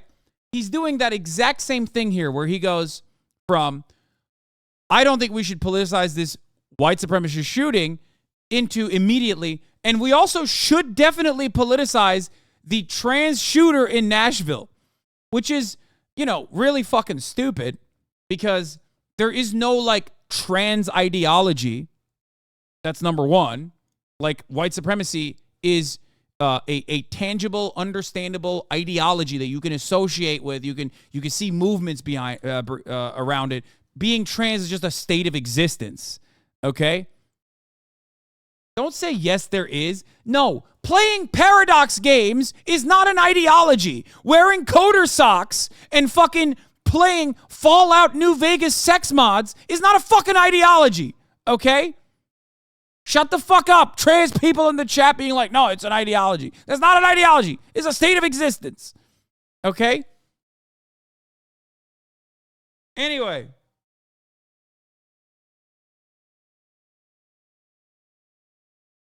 As I was saying, so he immediately turns this around and of course, puts the crosshairs on trans people. Like this one.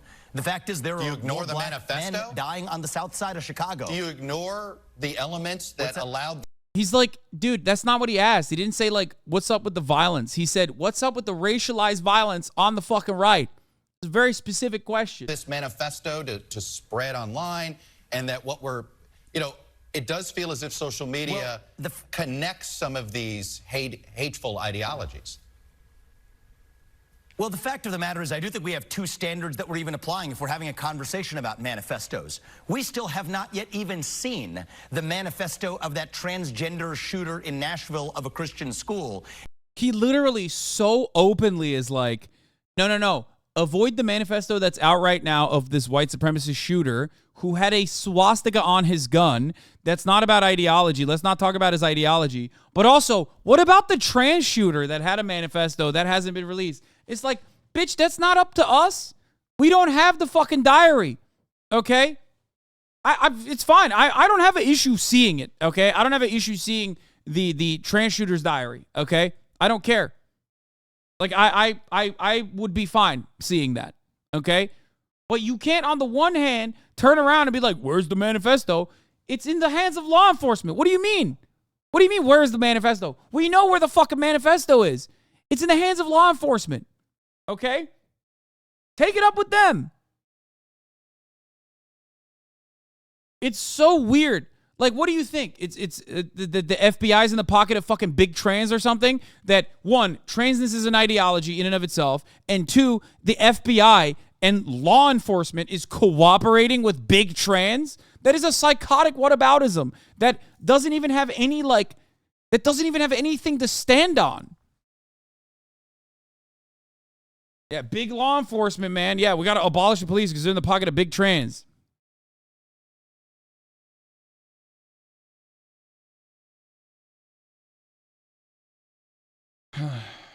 Anyway, let's continue. And yet here we're focusing on the motive. So if we want to look at this through a politicized lens, let's look at what the political media and the political establishment is doing differentially in how they analyze different crimes and then create a new narrative around it. Dude, what are you saying? Like his deflection also quite literally can be answered with the question itself, okay? How many trans people have done shootings on behalf of what you claim is like transness and being big trans? How many? It's like one versus the majority. What the fuck are you talking about?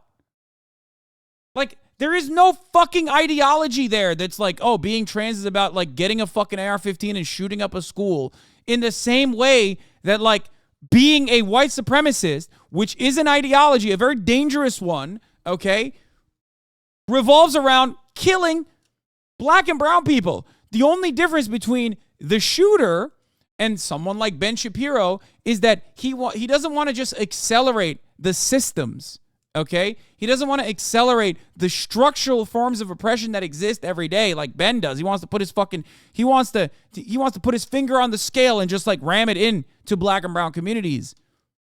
The shooter takes matters into his own hands because he says, fuck that. They're not helping. It's not enough. It's not enough that that black communities basically are treated as like domestic colonies in this fucking country. It's not enough.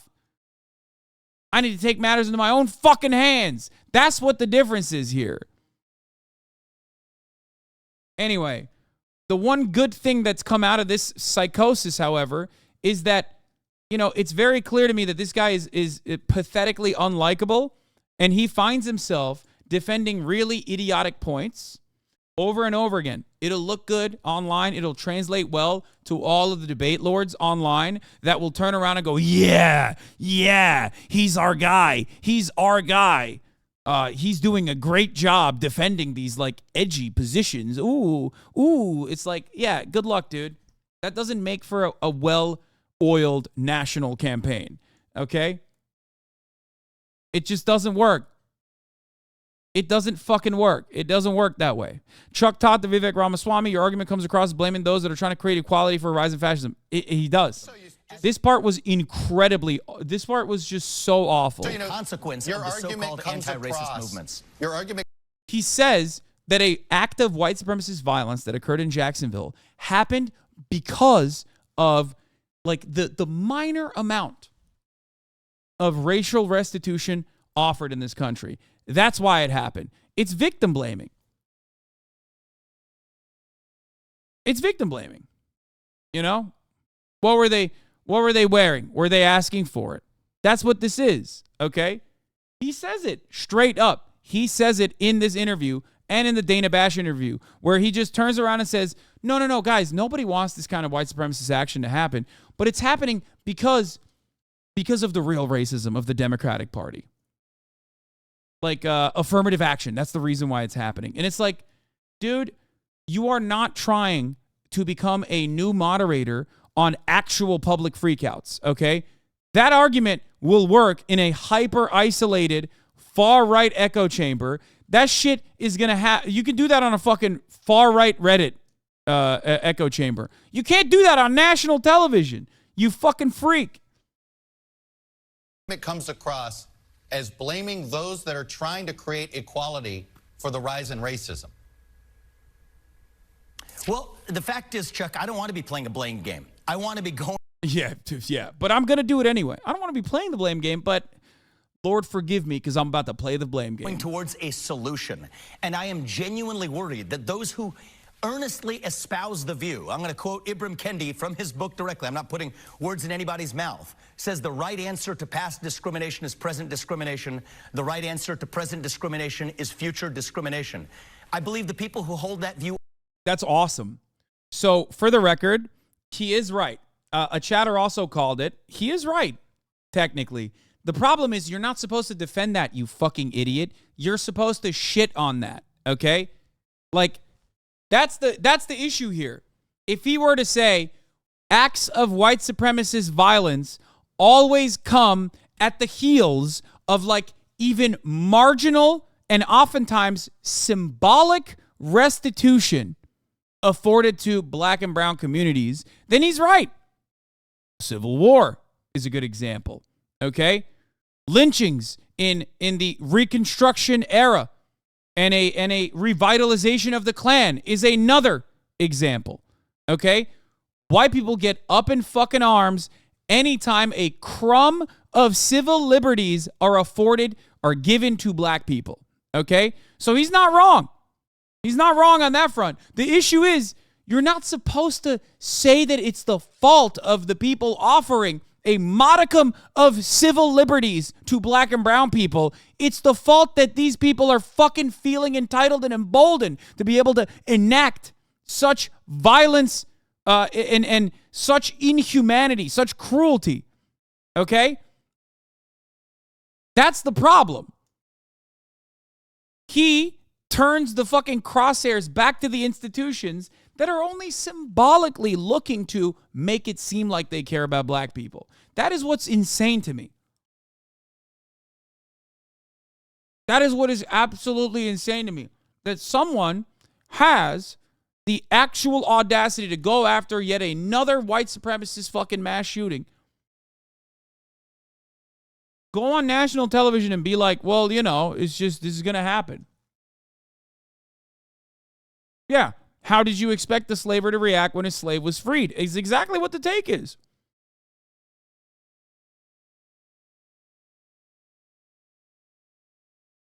I'm surprised that you are just noticing this. What do you mean? Just noticing what?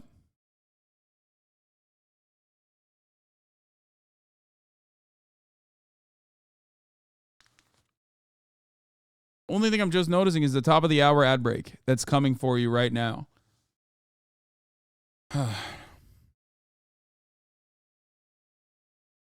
Okay.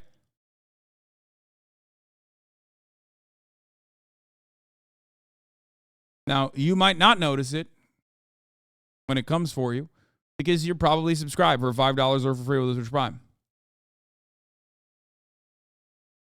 Or maybe you got lucky and you got gifted a sub.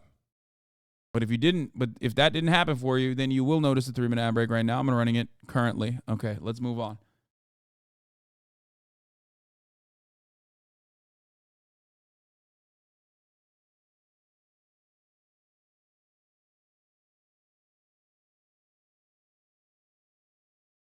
All right.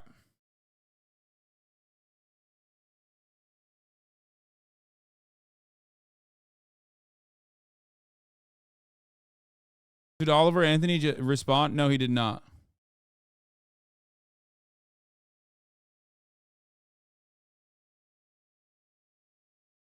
Seismo Giraffe and Matt NLT, thank you for the 5 gifted subs, allowing 10 people to no longer see the ads. Okay. You are earnest about it, but I think they're wrong. And I think that that's actually creating more discrimination and more division in our country. And I think... Yeah, it's creating more discrimination. That's the problem. It's like, bro, you cannot turn around and lay the finger of blame at the marginal amount of restitution afforded to black people in the immediate aftermath of a fucking white supremacist shooting that happened after, in the state of Florida, things were taken away from black people. For example, the opportunity to learn black history. Okay? So how does that work? I'm not a big action-reaction kind of guy, as I literally went through with detail, okay? Meticulously went through with detail all of the many different things that Ron DeSantis has done in the state of Florida and how that more so is going to be a problem later down the line and how it's not like an immediate action and an immediate reaction to said action. These things don't happen like that automatically, okay? But even then, you can't make that argument. The state of Florida is fighting woke. So from your own fucked up morality or from your own fucked up logical box that you have placed yourself inside of. So what is it? Because that Ron DeSantis is not fighting woke hard enough in the state of Florida? Is that what it is? Because it sure seems like he's fighting woke in the state of Florida. And guess what happened? This shit happened. It's not like this happened immediately after Ron DeSantis came out with like affirmative action policies in the state of Florida. It happened after he fucking did the exact opposite. This happened after the Supreme Court struck down affirmative action. And this, of course, once again, makes it seem like you agree with the shooter who also is spiritually harmed by these concepts, affirmative action, or they feel like black people are getting a handout, that they've taken positions in society away from the white men like him. So do you agree with the shooter? Do you agree with what he did? If not, why don't you fucking clarify it? Because it sure seems like you're agreeing with the shooter right now. And I think that that's actually creating more discrimination and more division in our country. Wait, is he white? No, Vivek is not white, man. The fucking white supremacist shooter was, though. That's what I'm talking about. And I think the right answer is actually to restore colorblind equality, colorblind meritocracy, embrace what unites us. Yeah, exactly. It's like, oh, we got to embrace colorblind meritocracy. Okay. That's what Florida did. So why is that not working? Why did the Why did the exact opposite of that happen then? Across our diversity, instead of celebrating our skin-deep diverse attributes. That's how I think we reunite this country, Chuck. And it's not blaming anybody else for having a different point of view. This is also so fucking stupid because it's like, okay, so what's up? Was the antebellum South, chattel slavery era, was that colorblind unity and meritocracy occurring then? You know? Was there no racialized violence back then? Because there certainly wasn't the affirmative action happening back then. There was no affirmative action. Is that the good old days? Is that better? Should we go back to that? Is that, you know? If it's affirmative action that's getting these fucking racist people to engage in such acts of individual violence, okay? Then is that the main reason? Is that the main reason chattel slavery happened?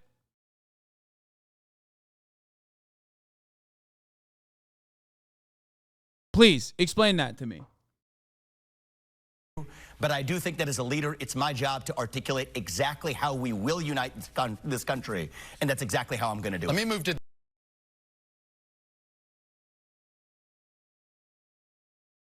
You didn't get a chance to answer at the debate. Most of the candidates on stage Wednesday night said Mike Pence did the right thing on January 6th. Do you agree?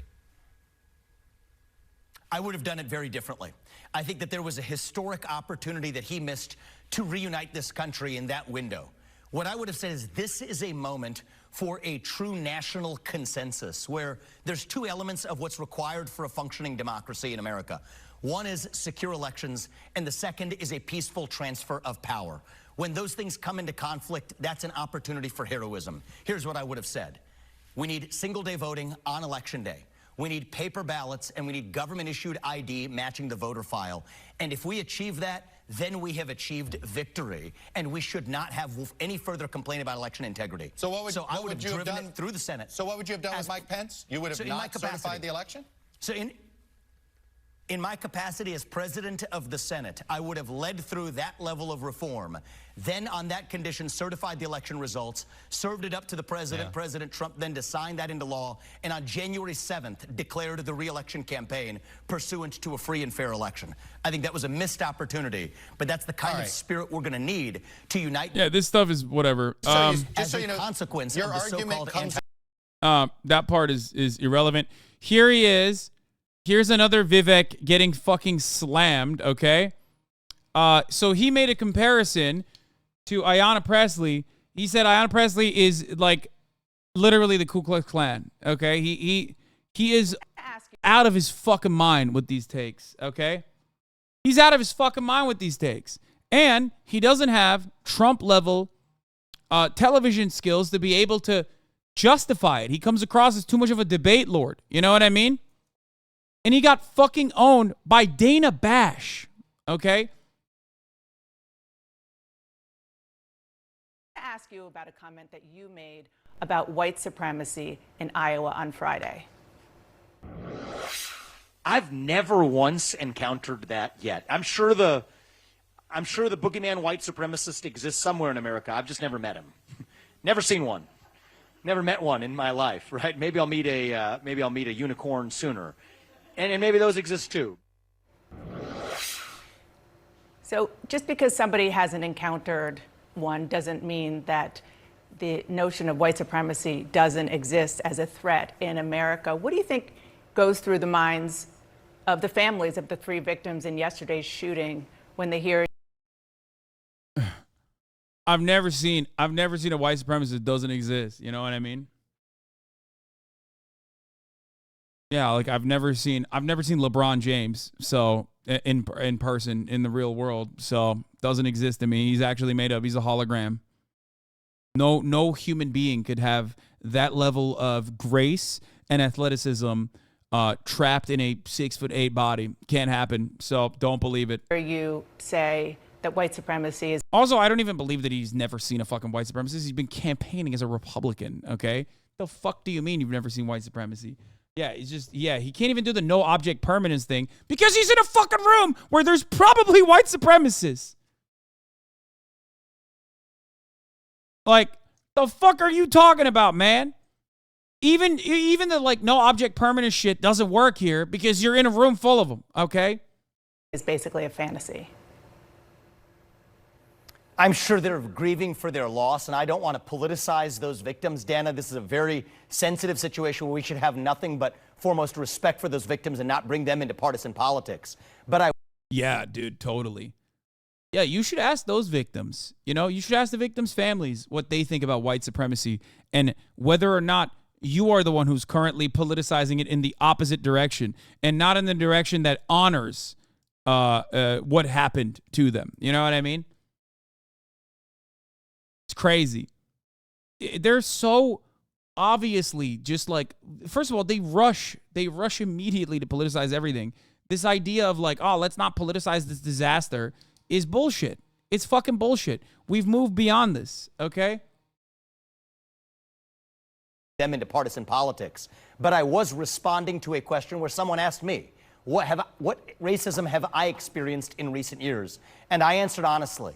Most of that racism has come from the modern left. It's happening. Yeah, the backtracking into like a more moderate position doesn't work in the real world, okay? Like the coming out of the gates swinging with the fucking psychotic take only to like backtrack it into like a more moderate position is just not going to work. I mean, I know that. I'm a media guy who's most famous for saying America deserved 9/11, okay? Let me explain to you that like those who care enough to understand the truth behind your sentiment are going to seek it, but the overwhelming majority of people are just going to hear America deserved 9/11 and move on. They're going to be like, Hasan? This guy's a fucking communist, terrorist, Al-Qaeda supporter. Okay? So that's number one. Number two, he's not even interested in having a real, more moderate conversation. That much is very obvious in the way that he's dancing around it. You took it to another level on Friday. In addition to the comment we played, you took issue with comments from Congresswoman Ayanna Pressley. She reportedly said, quote, "We don't need any more brown faces that don't want to be a brown voice." About that, you said, "These are the words of the modern grand wizards of the modern KKK." Yeah, like it's insane. It's an insane take. It's absolutely a nutty take, okay? One thing I will say, a white person oftentimes can get away with saying that. A brown person going to get a lot more scrutiny. Vivek's big problem here is that he thinks he's fucking white. Brother, you are not white, okay? You're not white. You say that shit, there's going to be way more scrutiny coming at you, okay? People like Dana Bash are going to make fucking cookie dough out of you, okay? Donald Trump says shit like that on a daily fucking basis because he has, one, he's white, and he's the great white hope. He's the savior of all whites. He's white man's Barack Obama, okay? But also, he's more telegenic. He doesn't get into like the loser like debate shit. You know what I mean? He's just like punchy.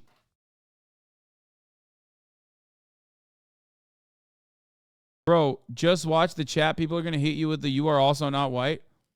I mean, I don't give a shit. You know, I'm sure the KKK was responsible. A white person would never get to say that without backlash? No, of course there would be backlash. What are you, fucking silly? That's not what I'm saying at all. I'm saying, can you overcome the backlash? Hello? Because right now, Big Homie is not overcoming the backlash. He's not. Not doing a great job.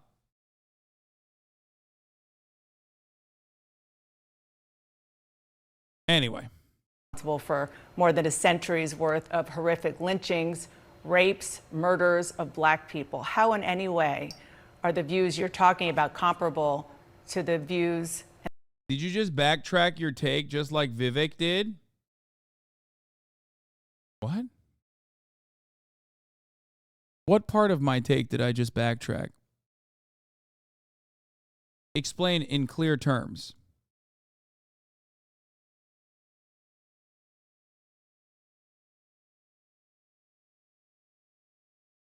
I mean, yeah, what am I doing? This is like definitely bait. Okay, And let's keep going. atrocities committed by the KKK.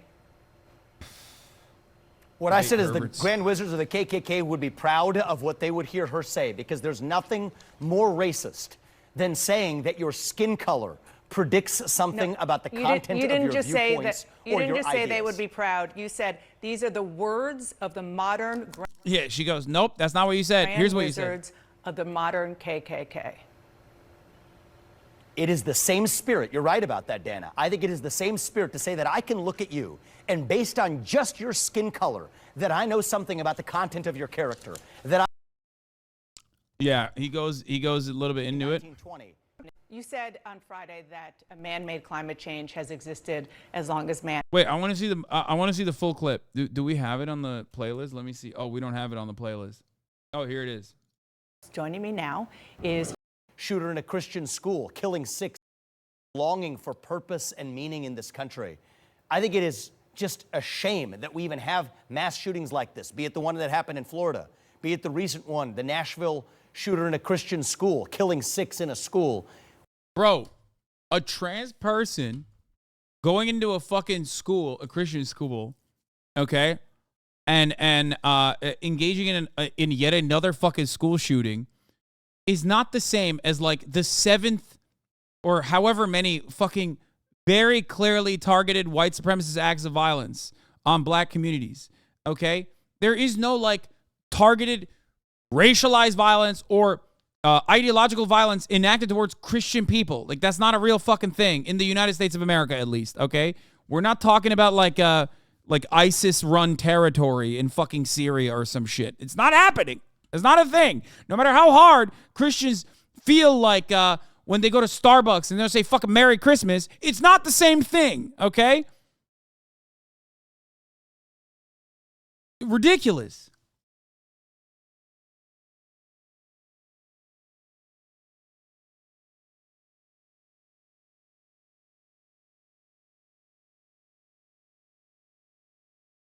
Do you think he actually believes the shit he's saying? No. Vivek does not believe a single fucking thing he says. He does not believe a single thing he says. Guys, here, let me give you some background on Vivek Ramaswamy. Populist entrepreneur Vivek Ramaswamy. How did he get rich? Well, one, he already had a couple million by the time he got to law school, and yet he still got a George Soros scholarship to go to law school. That's number one. So it starts all the way back then. Okay? Here's how he got rich, though. He found a biotech firm with a hedge fund and venture capital dollars. He then bought a patent for an Alzheimer's drug that had failed 4 trials, raised more money to try and take that to the market, and then he took the company public. He cashed out. The drug failed its 5th trial, and the investors wiped out. He is literally a con man. Okay? Straight up. He's a classic fucking Silicon Valley tech con man.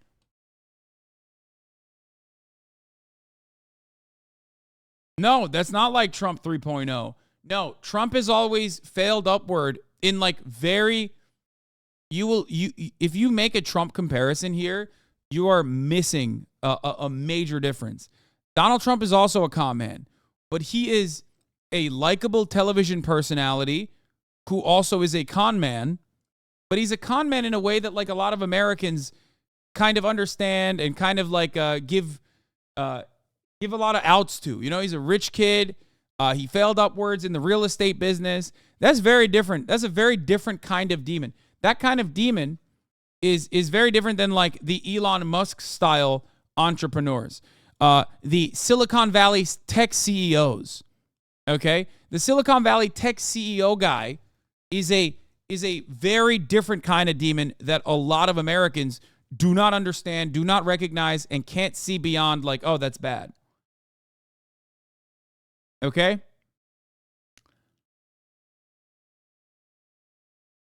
Vivek is a very successful con man.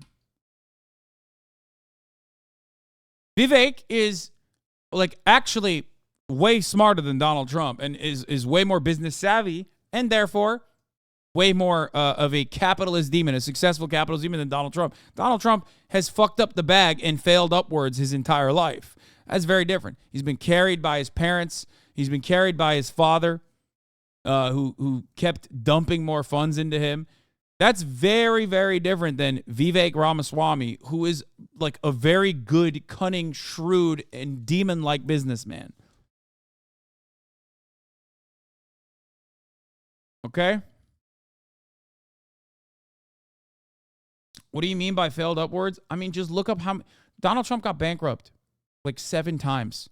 Every single venture that he's dipped his toes into has been a failure, from Trump Steaks to Trump University to literally a fucking casino. How do you fuck up the bag with a casino? Like,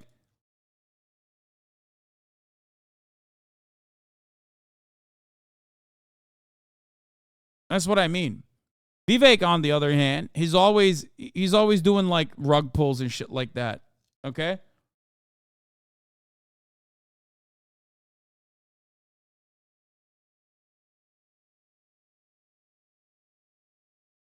Because when you have a certain amount of money, chatter, you basically can't go broke unless you're a fucking idiot.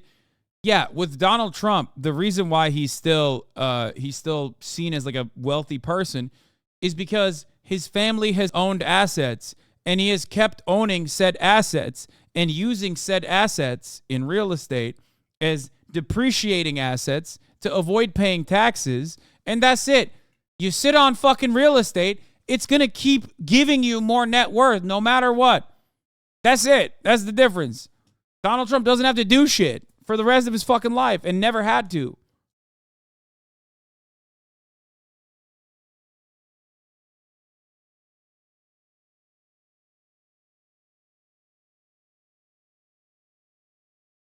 Anyway, Donald Trump also played a wealthy person on TV. That was a huge deal for him and his likability. And the reason why people found, like, the reason why he was in a shit ton, like referenced in a shit ton of popular culture, whether it be rap music, for example. Like, this is the type of shit that most people don't understand. Like, rappers have been talking about Donald Trump for years, okay?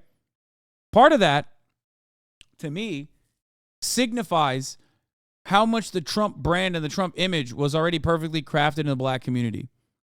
The reason why was because his show, The Apprentice, was, at the time, one of the most diverse shows on television. Okay?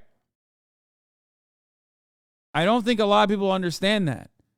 The Apprentice was a very diverse show with a very diverse cast and had a tremendous amount of support from black and brown audiences.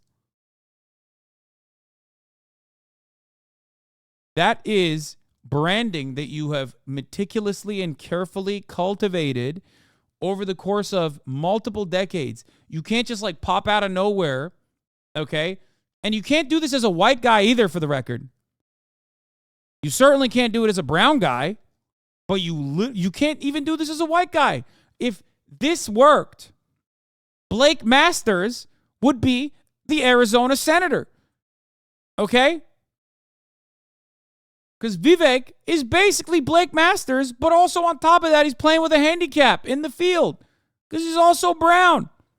And his last name is Ramaswamy. So if people were grossed out by fucking Blake Masters, Vivek looking at that and like maybe dialing back the school shooter style, like that Blake was putting out there, the school shooter vibes that he was putting out there, Vivek dialed that part back, but he's still just as sweaty and as nerdy as a debate lord as Blake Masters is. He's not going anywhere.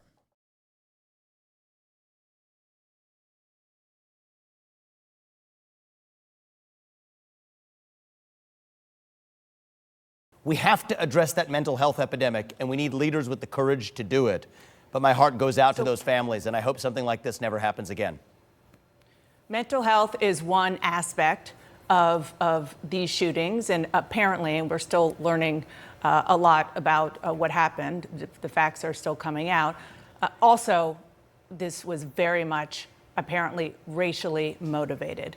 The sheriff there said point blank that this shooter had manifestos coming 3 manifestos and said specifically that he went to this dollar store with the intent of killing black people.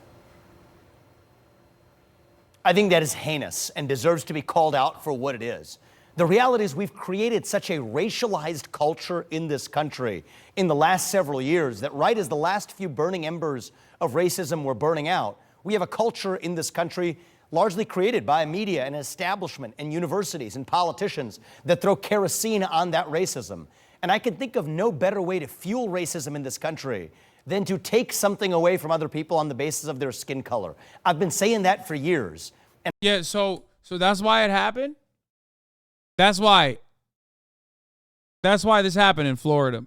Because affirmative action or something, right? Like, is that... What a stupid fucking argument, dude. Plays a role. He's not wrong. Bro said we were so close to solving racism, and then we started talking about it too much. Yeah, guys. Chattel slavery, one of the most horrific continued acts of racial subjugation and violence, happened because everyone was talking about race too much. That's what it was. Ramaswamy's right. When black people were stolen, okay, and sold off like cattle, that was because they were talking so much about race. You know what I mean?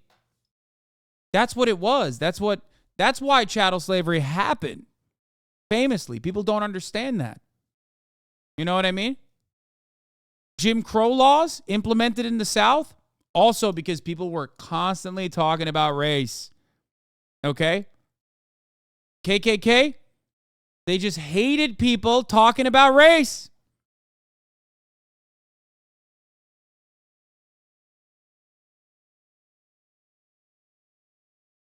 It's additionally weird to be like, affirmative action is causing this kind of racial violence in the heels of affirmative action being eviscerated by the Supreme Court.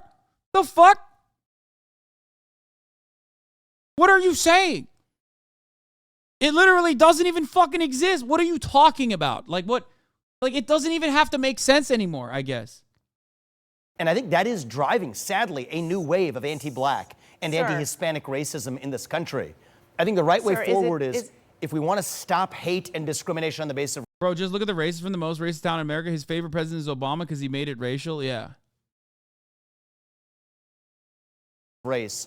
Let's stop discriminating on the basis of race and see what unites us as Americans, because I do not... Bro, these kinds of fucking takes maybe work on the Republican podium when you're not immediately coming across like you are defending another white supremacist act of violence. Millions of black people abducted and forced to march to their death and be separated from their families and raped by enslavers. Yeah, but that was because they were talking about race, Puerto Rican vegan socialists. That's what Vivek thinks. He thinks that this is a legacy of just talking too much about race. That's why it happened.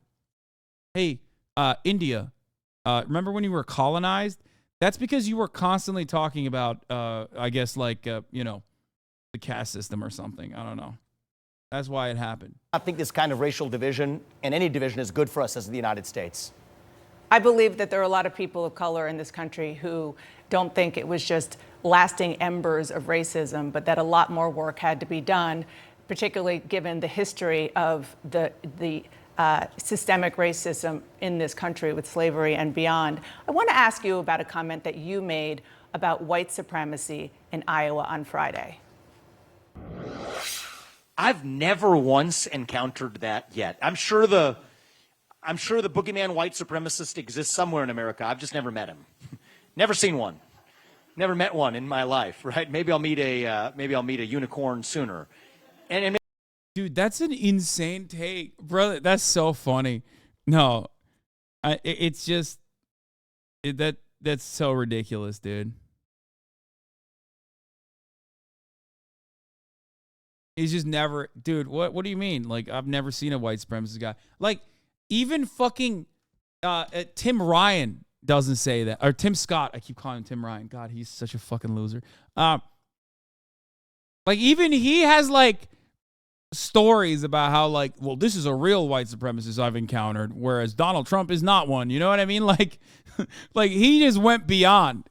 He's just like, no, actually, even individual white supremacists don't exist, which is kind of ridiculous because the most racist motherfuckers who are in the media, in the conservative media circles, even they admit, like, no, it's about individual acts of racism. It's not systemic, right?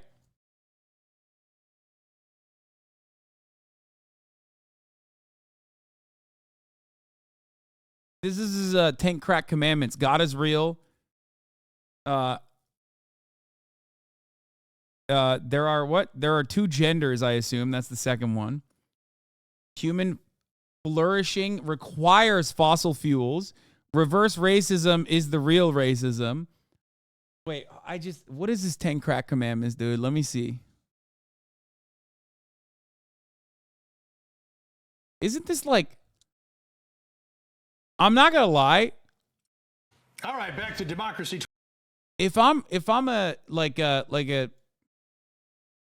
Indian guy who is not a Christian, who also is not like, if I'm an Indian guy who's visibly not like a white Christian Protestant, I wouldn't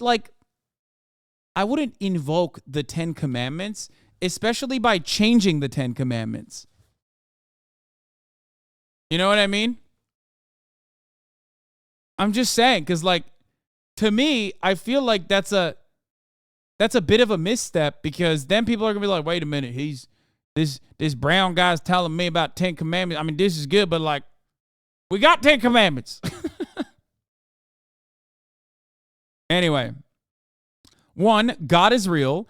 2, there are 2 genders. 3, human flourishing requires 2, there are 2 genders. Like, that's the second one. That's how important it is. Which God, Vivek? Which God is this Satan worshiper talking about? Human flourishing requires fossil fuels. That's the third one. Dude, they keep getting better. Reverse racism is racism. Then just call it racism. Why are you calling it reverse racism? Why are you calling it a different thing? Just say racism is bad. If reverse racism is just racism, people will understand that, no? Oh, wait, you get fucking booed out of rooms if you said that. Anyway, number 5, an open border is no border.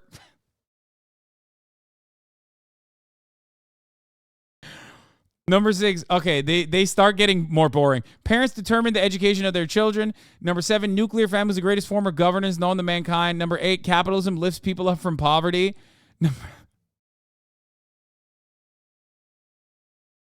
There are 3 branches of U.S. government, not 4. What? The U.S. Constitution is the strongest guarantor of freedoms in history.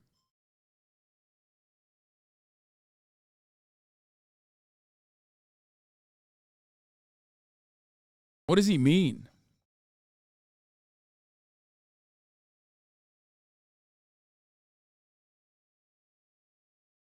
He means the IRS? No, I think you're talking about the media, the fourth estate. Do we really put climate grifter Alec Epstein line? Human flourishing requires fossil fuels. Mr. Everyone is saying their rehearsed lines, can't even make up his own commandments. I mean, he is also a big plagiarizer, as you guys know. He plagiarized Obama, dude. When you plagiarize so fucking much, you end up plagiarizing from Obama, like, you got to dial it back a little bit, brother. You know what I mean? Maybe those exist too. So just because somebody hasn't encountered one doesn't mean that the notion of white supremacy doesn't exist as a threat in America. What do you think goes through the minds of the families of the 3 victims in yesterday's shooting when they hear you say that white supremacy is basically a fantasy? I gotta pee. I've been drinking a lot of water. I'm sure they're grieving for their loss, and I don't want to politicize those victims. Dana, this is a very sensitive situation where we should have nothing but foremost respect for those victims and not bring them into partisan politics. But I was responding to a question where someone asked me, what racism have I experienced in recent years? And I answered honestly. Most of that racism has come from the modern left. It's happening during the course of this campaign. Kara Swisher calling me Rama Smarmy the other day and reveling in making twists of my last name. People effectively reducing me to the color of my skin and my attributes. That comes today from the modern left. But the reality is, do you this is acknowledge, part of though, a that white dogma in this supremacy country. does still exist in the United States? I acknowledge that all forms of racial animus exist in the United States, including fringe branches. I mean, that's clearly what was at the head of this mentally deranged individual responsible for this shooting, yes.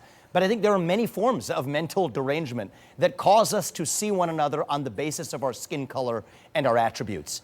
And I think what we need to revive, Dana, and it's my job as the leader, hopefully as the next president, to do this, to revive our doctrine of e pluribus unum, not just celebrating our diversity and our skin-deep attributes, but celebrating what unites us across that diversity.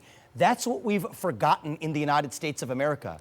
Our true strength is the set of ideals that unite us. That's my job to revive as our next president. I love this take because he's like head trauma swami. That's funny.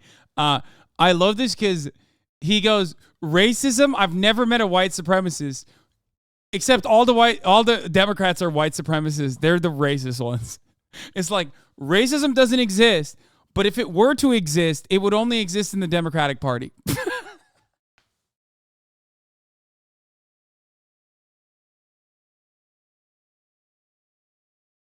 Like, how? What do you mean? You just said you've never met a white supremacist, then you said Democrats are the white supremacists. It's so stupid. Like, it's just so dumb.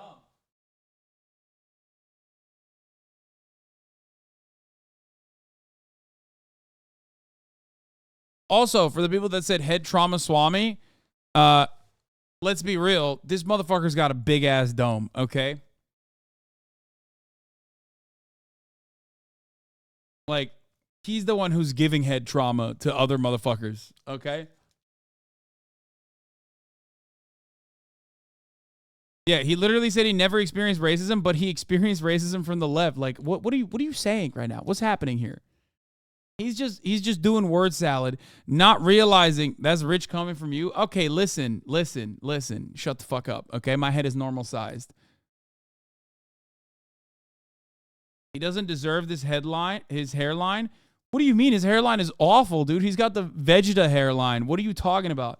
This is the closest we have gotten to a real Vegeta hairline in media ever. And I think that the next generation in particular is so starved for that, starved for commonality, starved for a nation that is unified, bigger than the sum of its parts. That's what we need to recreate in this country. And to those who say the remedy to past discrimination is present discrimination, I say no. The right remedy is actually abandoning all discrimination and moving forward with colorblind meritocracy in the United States of America. You took it to another level on Friday. In addition to the comment we played, you took issue with comments from Congresswoman Ayanna Pressley. She reportedly said, quote, "We don't need any more brown faces that don't want to be a brown voice." About that, you said, "These are the words of the modern grand wizards of the modern." That part is banger, okay? Like it's such a funny take because it's the classic, like, you know who does this a lot? Black conservatives, okay? Black conservatives, black Republicans specifically, love talking about how, like, white supremacy is, like, kind of fake. They don't take it as far as Vivek does because Vivek isn't black. So obviously he takes it to the degree that, like, racist white people will take it. Because, like, black conservatives still will be like, yeah, white supremacy is real, okay? It's just that, like, it's overblown and, like, black people need to pick their pants up or some shit. You know, they just, like, repeat some of the lines. Vivek, on the other hand, is taking it to the degree of, like, taking it to a degree where, like, white people who are just objectively racist, they to that degree. But it's pretty funny because, like, you hear it from black conservatives who are defending instruments of power that are white supremacists in nature, right? They will always say, racism is greatly overblown. Also, the real racism is when other black people say that I'm defending white supremacy. Like, that's it's ridiculous. Like, oh, that's the real racism, is when people have individually spoken out against you for doing the thing that you're doing right now. Like, that's the only real racism in America. Got it. Okay, thanks. No shot that's a take. Literally, Hodge twins, Candace Owens, any black conservative grifter, they routinely talk about how the only racism that they've ever experienced comes from people telling them to shut the fuck up and that they are defending white supremacy. Any quote? Why you got to do this to me? I've probably debated more black conservatives than most content creators out there. What are we talking about? On television, at least. Okay? Quote here, Larry Elder.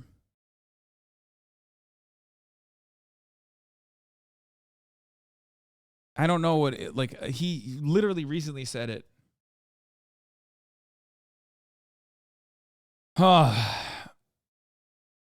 Like, his campaign hinges on this, actually.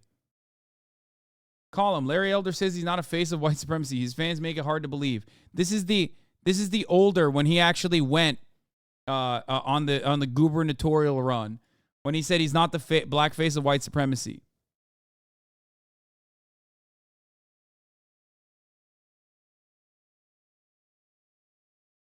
Candace Owens at CPAC. Racism is over because I've never been a slave. Also, Candace literally sued her university for racial discrimination, but yeah, racism isn't real. No, not university. Candace Owens sued her school, the Connecticut Board of Education, for being victim to racialized hate that caused her to develop an eating disorder. And she successfully sued the Connecticut Board of Education. You called it first. Laura Loomer said that Marjorie Taylor Greene can use her MyPillow code so she can get herself a nice pillow for her knees to place under Kevin McCarthy's desk. That's awesome. The girls are fighting.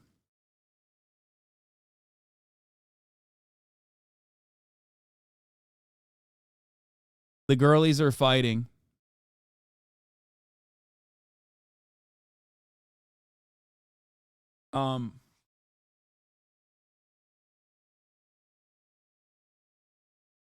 It's actually a good burn. It's my burn. I can't believe she's fucking plagiarizing me. KKK. You know, I'm sure, the KKK was responsible for more than a century's worth of horrific lynchings, rapes, murders of black people. How in any way are the views you're talking about comparable to the views and atrocities committed by the KKK? It's always great when they're like, racism doesn't exist, but also the real racism, like the Klan, is not even in the Klan itself, but is actually a black woman who's saying that, brown people should defend brown interests rather than white supremacy. The real racism is when you correctly, the real racism only happens in America, not at the hands of the Klan, but the real Klan itself is actually a black woman who said, hey, I don't know if you know this, but you're a brown guy, and also you are defending the interests of white supremacists who do not see you as white. The Klan raped black people. Okay, let me explain something to you, my friend. This is going to be very interesting for you to comprehend. One, the answer is yes. And two, why do you think here in the United States of America, black Americans have lighter skin color, skin tone, and also, and that is not, like, we're talking pre-miscegenation, okay? Like making it legal to race mix, okay? Why did that happen, you think? How did that happen, you think? By the way, this is literally why you gotta fucking, like, educate people on actual violence. Actual violence that black people were subjected to in this country and its history. I genuine asking. I know nothing about them. Them being, oh, you mean the Klan? I hope. This chatter only watch PragerU videos.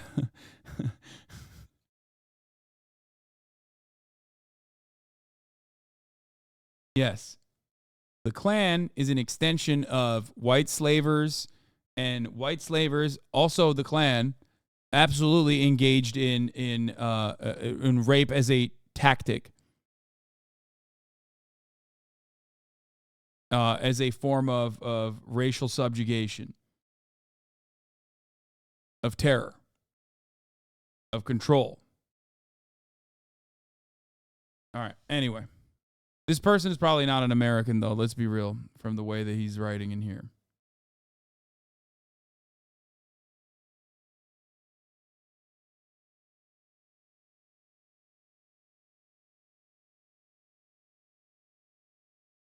Okay. What I said is the Grand Wizards of the KKK would be proud of what they would hear her say, because there's nothing more racist. Yeah, the KKK and the Grand Wizard loves when black women speak out. That's like, they're famously fond of that sort of thing. Than saying that your skin color predicts something about the content of your viewpoints or your You didn't just say they ideas. would be proud. You said these are the words of the modern Grand Wizards of the modern KKK. It is the same spirit. You're right about that, Dana. I think it is the same spirit to say that I can look at you and based on just your skin color, that I know something about the content of your character, that I know something about the content of the viewpoints you're allowed to express. For Ayanna Pressley to tell me that because of my skin color, I can't express my views, that is wrong. It is divisive. It is driving hate in this country. This is dividing our country to a breaking point. That is And a I think we need to debate move beyond it. that is based on nonviolent discussion. That you just said you're using rhetoric, which she Yes. said she's using rhetoric. That's one thing. And another thing is to say that she represents and she is a modern version of a KKK, which, as you know, was dedicated to the subjugation and violence against black people. How on earth is she a modern Dana, Grand let's Wizard be of intellectually that honest. kind of organization? Let's be intellectually honest and get to the heart of what this debate ought to be about. There is a worldview that says that the remedy to past discrimination is present discrimination, that if you're black or brown, you have to have a particular point of view. That's from Ibram Kendi. That's from Ayanna Pressley, the people I quoted in my speech yesterday. But can There's you a have different an view that I intellectually have, which honest says that regardless conversation of who you are, when you accuse have to her be able of to have your being own a opinion. You can't say I want to have an intellectually honest conversation while simultaneously being like, calling me out for defending white supremacy is what the KKK would do to like a black woman too. Like, it's just, where's the intellectual honesty?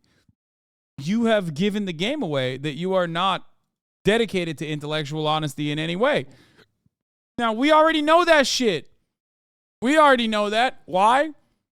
Because there's a lot of debate perverts on this platform, and a lot of them have been fucking banned in this community. Because this is typical 4chan loser shit where it's like, I'm just trying to have an intellectually honest conversation. Yeah, totally, man. Yeah, definitely.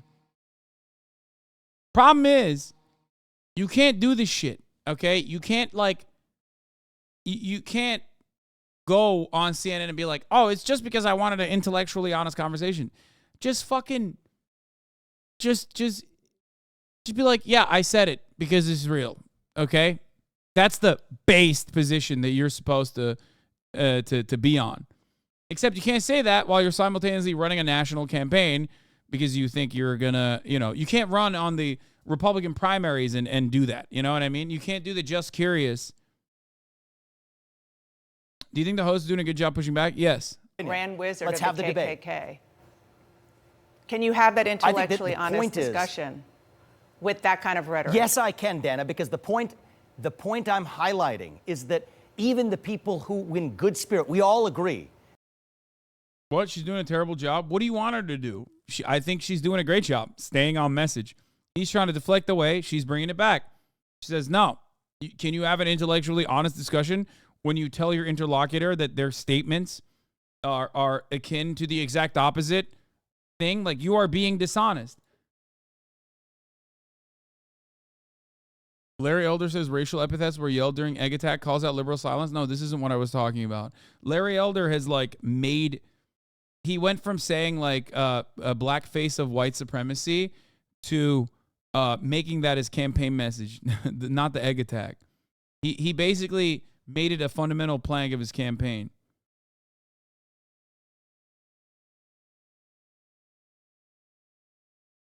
That the KKK was an awful organization that is a toxic stain in our national history. So given that we can start from that point of agreement, now that allows us to say, well, who actually sounds more like that organization today? The people who are calling for more racial discrimination on the basis of skin color. So yes, I think that is an intellectually useful starting point for a provocative discussion that we need to have in this country. The whole point is the KKK wasn't just about rhetoric. We have to speak openly. They lynched people, they murdered people, they raped people, they burned their homes. And that was wrong. Simply that was obviously wrong.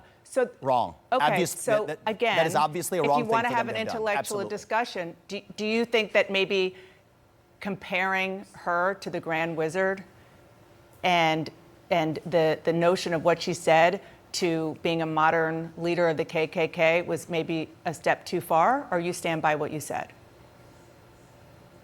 I stand by what I said to provoke an open and honest discussion in this country, because there is a gap, Dana, between what people will say in private today and what they will say in public. I think we need to close that gap. I think we need to have... Yeah. Everyone is too scared to be racist on Maine, says Vivek. Coming right off the heels of another white supremacist act of violence. That's so funny. Yeah, we got to be mask off racist, Dana. I hate that. Me, when I dropped the worst take of all time, I did this to provoke a discussion. Yeah, this is like, this is literally, it's all debate lord shit, dude. It is such a fucking, it's such a fucking classic, whiny, sweaty debate lord loser take where it's like, oh, I was just being edgy so that we can have an honest discussion later down the line. It's like, no, you were just fucking being edgy because you think you will get a lot of prominence doing that. His take is literally intellectually dishonest. Exactly. Do you think he's becoming the front runner? No.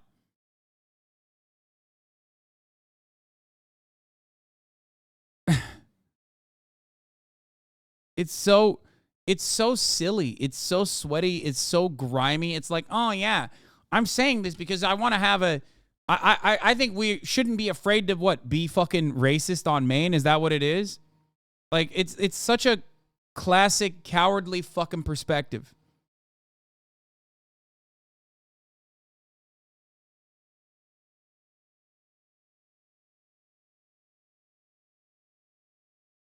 Anyway. Have real, open, honest, raw conversation as Americans. That is our path to national unity.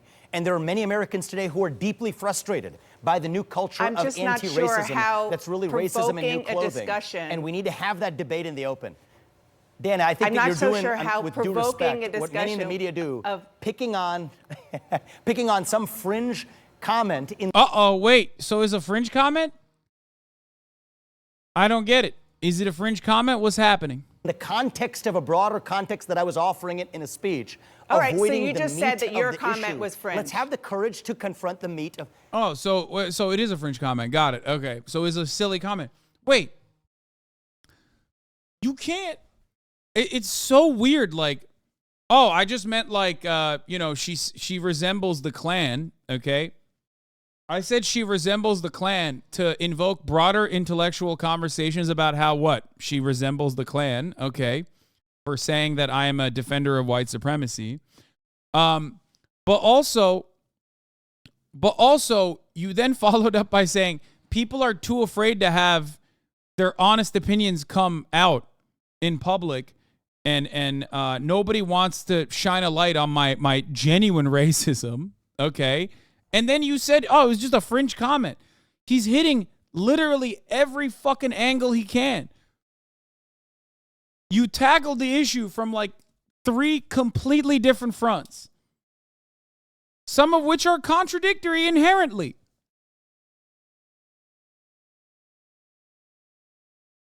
I'm saying you drew a fringe comment from a much longer speech. I described you picking one fringe comment from a long speech that I gave to duck debate from the real issue that I think you don't want to have, Dana, because I think you probably agree with me on this, that this is toxic I think rhetoric that this debate from leading politicians. Yeah, you agree with me. Ayanna Pressley's a Klansman. Come on, please. Everyone's just as racist as me, please. I think that this debate on dividing us on the basis of race, and I want to have the open debate. I think this debate is fascinating and interesting and opening and important. What I did was I do too. Explain to our viewers that you were asked a question and you took it to a point where you called a sitting member of Congress who is black, who was having discussions about race, calling her the modern grand wizard of the KKK, and I'm just not. Yeah. Do you think the Republicans will now avoid the race discussion and double down on the transphobia she's cooking him? Yeah.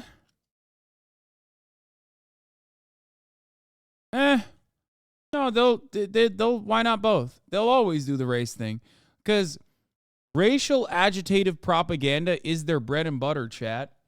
White supremacy, like, you know how I talked about misogyny is like a rocket ship for your own career? Like Andrew Tate rode that to so much prominence, mainstream prominence.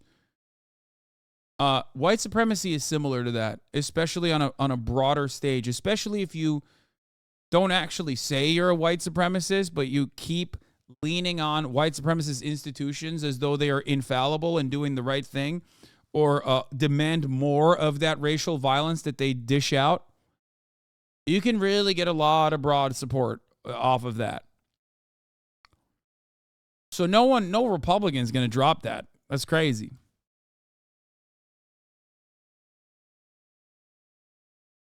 Yeah, Trump rode down the escalator and said Mexicans are rapists. Conservatives want to hear it. Yeah. No Republicans love this. This is what they've always loved, and Vivek is the second after Trump to realize and capitalize on it. No, I think a lot of Republicans realize it. They've always capitalized on it. They always have. I mean, a big part of Republican strategies, I mean, don't take my word for it. They've been doing it. They've never stopped doing it. I mean, you have the famous quote from the famous Lee Atwater quote, right? Of like the acceptable forms of saying racist things. Here, I'll play it now. N-word warning, okay? My man is going to say a lot of N-word.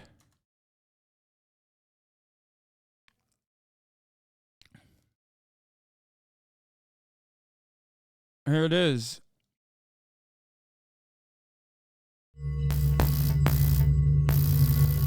I mean, we played it a lot, but it bears repeating. Here's in 1981, the legendary brutal campaign consultant Lee Atwater was working in Ronald Reagan's White House when he was interviewed by Alexander Lemis. Here are his words. In this audio, made public for the first time ever, Atwater lays out how Republicans can win the vote of races without sounding racist themselves. Here's how I would approach that issue as a statistician or a political scientist. Or no, as a psychologist, which I'm not, is how abstract you handle the race thing. In other words, you start out... How abstract you handle the race thing. In other words, you start out... You don't want to quote me on this. You start out in 1954 by saying nigger, nigger, nigger. By 1968, you can't say nigger. That hurts you. It backfires, so you say stuff. Yeah, you can't say it. You can't say the N-word anymore openly because now people are like, oh, that's racist. You can't say that. Like force busing, states. So then you say other things. Force busing. States' rights. Rights and all that stuff. And you're getting so abstract now, you're talking about cutting taxes and all of these things you're talking about are totally economic things, and the byproduct of them is blacks get hurt worse than whites. And subconsciously, maybe that is part of it. I'm not saying that, but I'm saying that if it is getting that abstract and that coded, that we're doing away with the racial problem one way or the other. You follow me? Because obviously sitting around saying we want to cut taxes, we want to cut this, and we want, is much more abstract than even the busing thing. He's talking about how in a lot of areas, okay, this basically is best represented in Oliver Anthony's hit, what was it, Rich Men North of Richmond, where he's like, yeah, these fucking welfare recipients, these EBT recipients are eating fudge packs of fudge rounds. You know what I mean? It's literally that. It's the classic example of poor, rural, white people advocating against their best interests, because if they lose one eye, well, black people will lose two eyes, and that's much better.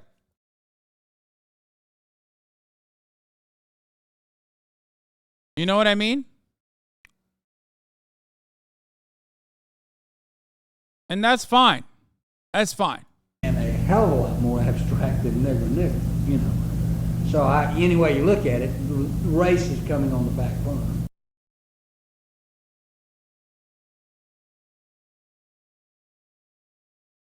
Classic. Anyway, so how do we get here?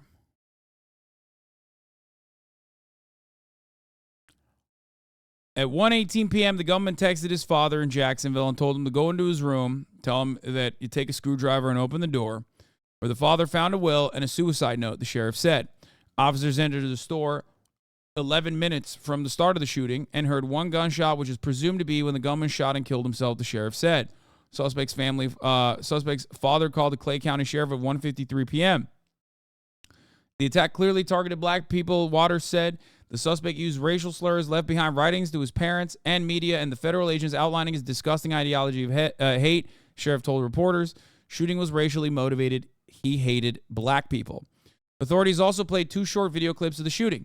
One clip shows the shooter pointing his weapon at a black Kia outside the store, and the other shows the shooter walking into the store and pointing his rifle to his right. He killed a 19-year-old clerk, and he killed a 52-year-old woman inside of that Kia. He also shot another person, but luckily missed his girlfriend, yet killed another individual inside the store. I wanted people to be able to see exactly what happened in the situation and just how sickening it is, Waters said. The shooter did not appear to know the victims, and it is believed he acted alone. Here's some of the photos of the weapon used by the gunman, which he legally obtained, mind you, even after the fact that he was 5150'd and had an involuntary psychiatric hold on his record as a juvenile in 2017.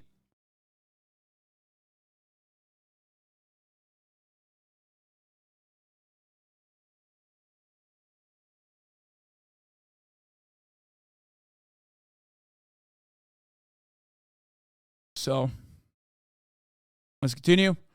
Suspect's family, they didn't do this. They're not responsible for this. This is his decision alone. The shooter was the subject of a 2017 law enforcement call under the state's Baker Act, which allows people to be involuntarily detained and subject to an examination for up to 72 hours during a mental health crisis.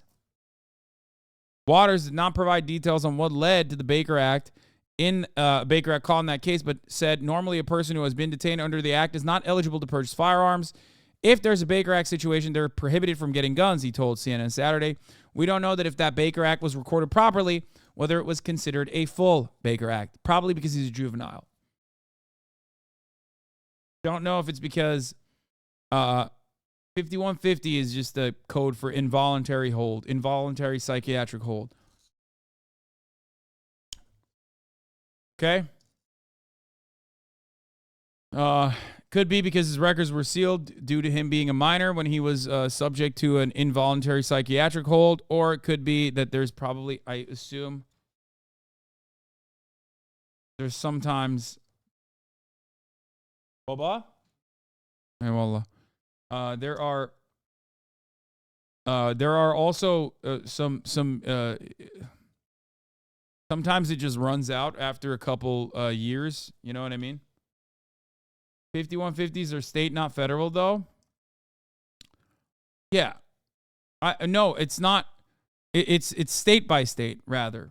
Like involuntary psychiatric hold in each individual state has different ways of like stopping you from purchasing a gun or whatever. It's just 5150 is the California code for it, okay? Anyway, later on Sunday, the sheriff said investigators found the guns appeared to be obtained legally. The shooter's writings indicated he was aware of a mass shooting at a Jacksonville gaming event where 2 people were killed exactly 5 years earlier and may have chosen the date of his attack to coincide with the anniversary, Jacksonville Mayor Donna Deegan said. Leaders reacted to the Jacksonville shooting. Ron DeSantis had some fucking choice words. Deegan spoke at the vigil about unity. Jacksonville branch of the NAACP issued a statement saying it stands in solidarity with the families affected.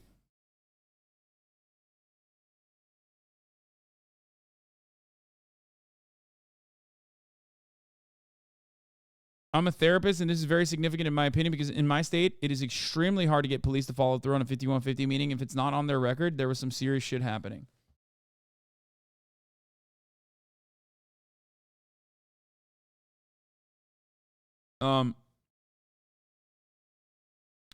Baker Act is a very low bar to clear to be held in Florida. It is good to make sure someone is safe, but can be abused. Florida school social worker here. Baker Acts are terrible here. They will admit children with severe psych issues, take them off all their meds, give them all new meds, and send them on their way. Yeah. I can see them not doing a good job with this. Okay. It is deeply disheartening that our black communities live in constant fear of being targeted based on the color of their skin, unable to shop at their local store without the threat of violence, the branch said. I wanna follow through on more of the motivations here because there's a lot of people, and I want to cover people defending the shooter, or not necessarily defending the shooter, but like trying to deviate the discussion away to something entirely different when the shooter is very clearly acting out racial violence, and he very deliberately targeted a black community. He originally went to the historically black college, and then he went to the dollar store specifically because, much like the Buffalo shooter did, he wanted to find black people. Much like the shooter in El Paso went to the Walmart in El Paso because he wanted to find brown people. He thought Mexicans. Okay? It is all in writing. I'm trying to find some more information on this. Okay?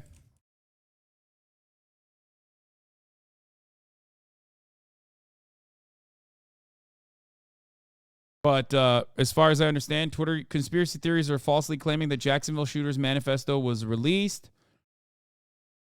Anyone else notice that the Jacksonville shooter's manifesto within hours of the racially motivated incident? But we still don't have the Nashville Trans Terrorist Manifesto 5 months after they murdered Christian school children. One account known as DC Drano tweeted on Sunday. It's a simple explanation. One boosts the regime's racially divisive narrative, the other doesn't. Yeah. Joe Biden's racially divisive narrative of the Brandon administration is what? Like targeting black people and killing them? That's why the manifesto was released? Like, what the fuck are we talking about here? Like, the guy was a Brandon supporter? Like, what? This doesn't make sense. What you're trying to say here is that, like, when one of your guys goes out and does a fucking racial killing, you're rushing to defend it, openly admitting that he's your guy, and that Brandon is against that, and that the Brandon administration is releasing this fucking manifesto because he's also against it. That's a good thing. You're making him look good. Jacksonville Sheriff T.K. Waters held a news conference on Sunday explaining the case, including the fact that the 21-year-old Ryan Christopher Palmer shot 3 black people at a local Dollar General store in what authorities say is a racist hate crime. Waters says the shooter wrote several manifestos that detailed the shooter's disgusting ideology of hate. Plainly put, the shooting was racially motivated and he hated black people.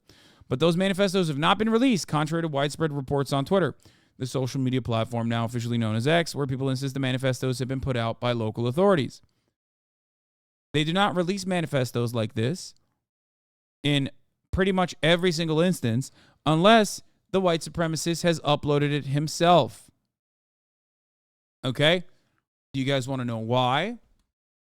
because they don't want the shooter to actually fucking achieve his goals. Okay? His goal is to become a hero, a martyr, and have his ideology spread. That's the whole point. Why would you treat him like a martyr?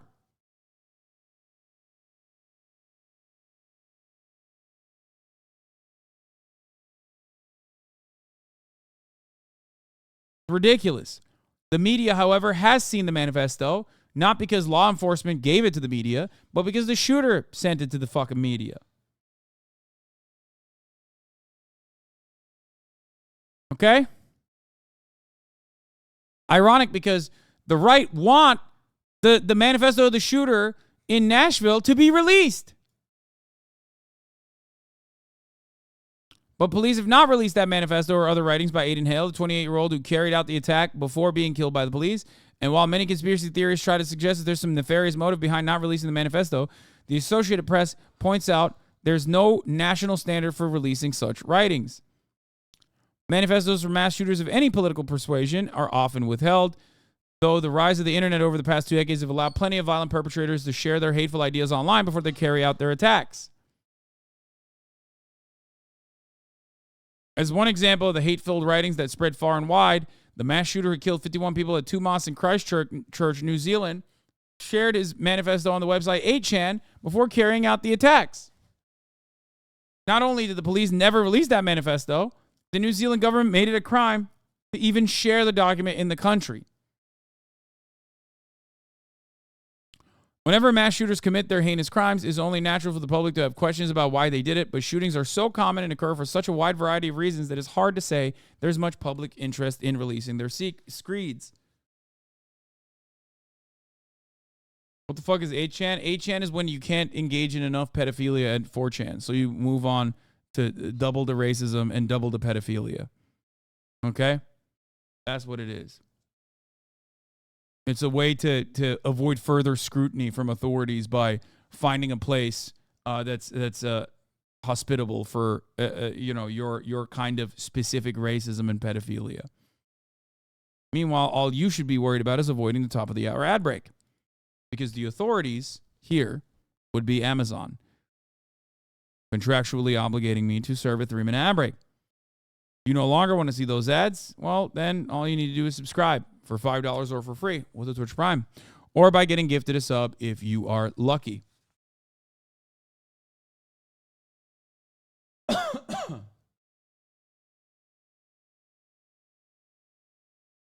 Here's the 3-minute ad break now.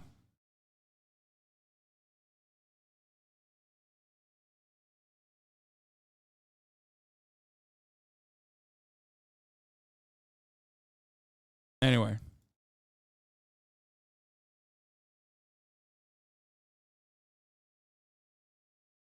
Why don't you go on strike and stop running the 3-minute ad breaks, bro? Yeah, you're right. That's what I should do. Thank you for being a supporter for 24 months and still doing the low tier, low effort bait. Love that.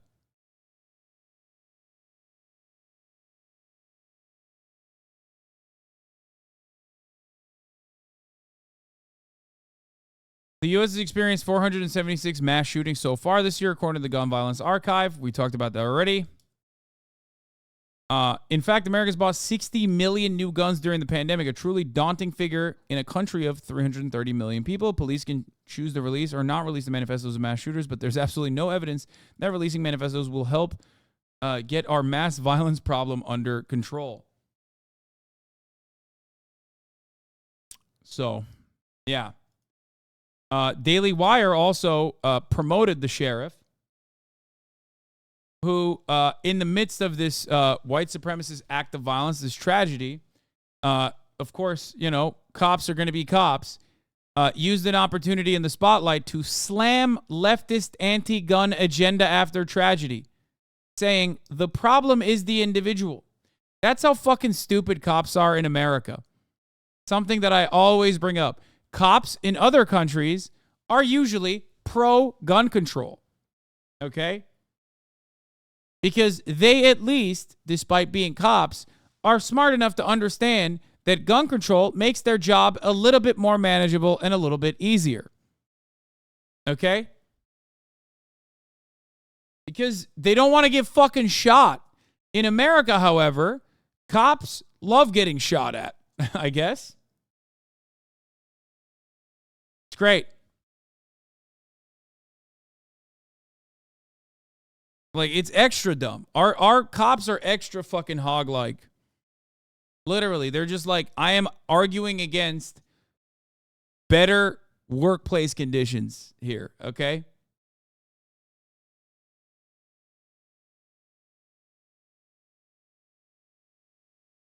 No guns would make it harder to justify cop violence. That is not true. You guys are silly as fuck if you think that American cops are thinking about that. If that was the case, then how the fuck do they keep literally murking unarmed people all the time and then defending it every single time? Guys, it does not matter. They kill people with knives. What do you mean? Cops don't need an excuse for additional reasons as to why they shot someone. Even if everyone in the United States was unarmed, you think, no, not by saying everybody had a gun. No, even if every single person was unarmed in the United States of America, cops would still fucking murk people left and right. They do not give a shit. They do not need a reason. They do not need a reason for a legal kill. They can just simply say they are afraid, not because they have a gun, but because, not because they thought they had a gun, actually. But, bro, cops have literally killed a fucking handicapped homeless person who was literally, I think, paraplegic or quadriplegic or something. Like the other couple months back, they shot and killed a dude who was on a fucking wheelchair with a knife. What the fuck do you mean?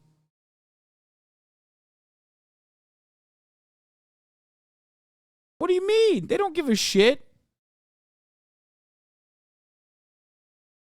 Cops also still absolutely engage in ruthless actions and murder people that are unarmed in places where there's very strict gun control. It don't stop them. Trust me.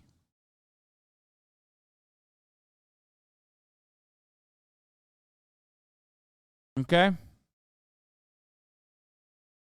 Anyway, but I think we've covered this Jacksonville situation well. Is there like official reports from the UNC shooting now? Because from what I understand, they may have actually accidentally apprehended the wrong person. As far as I understand, UNC has issued an all clear after the armed and dangerous situation on Chapel Hill campus. Person they are saying to beware of, to be on the lookout for, and if you see him, please call 911, and they're also urging people to keep their distance. Yeah, that picture needs to be circulated, so if you can jump on your social media and share that picture. Around them when this shooting situation began unfolding at about 1 o'clock this afternoon. Let's roll the video from some more students we're hearing from. Well, I mean, to be honest, I was walking past. This shooting happened while we were covering Jacksonville, and people wanted me to cover it. I said, I would rather wait for actual details to come out instead of, this is a different shooting. University of North Carolina authorities told people at Chapel Hill campus to resume normal activities Monday afternoon. Back to work, baby. Back to school. Come on, it's fine. Guys, it's fine. The school sent out an alert at 1:03 p.m. warning of danger to the campus. It sent another update at 2:24 saying that the situation was ongoing and the dangerous person was at large. At 3:14, it warned people to stay sheltered in place until all clear. And at 4:14, they said they gave the all clear and said people could resume normal activities.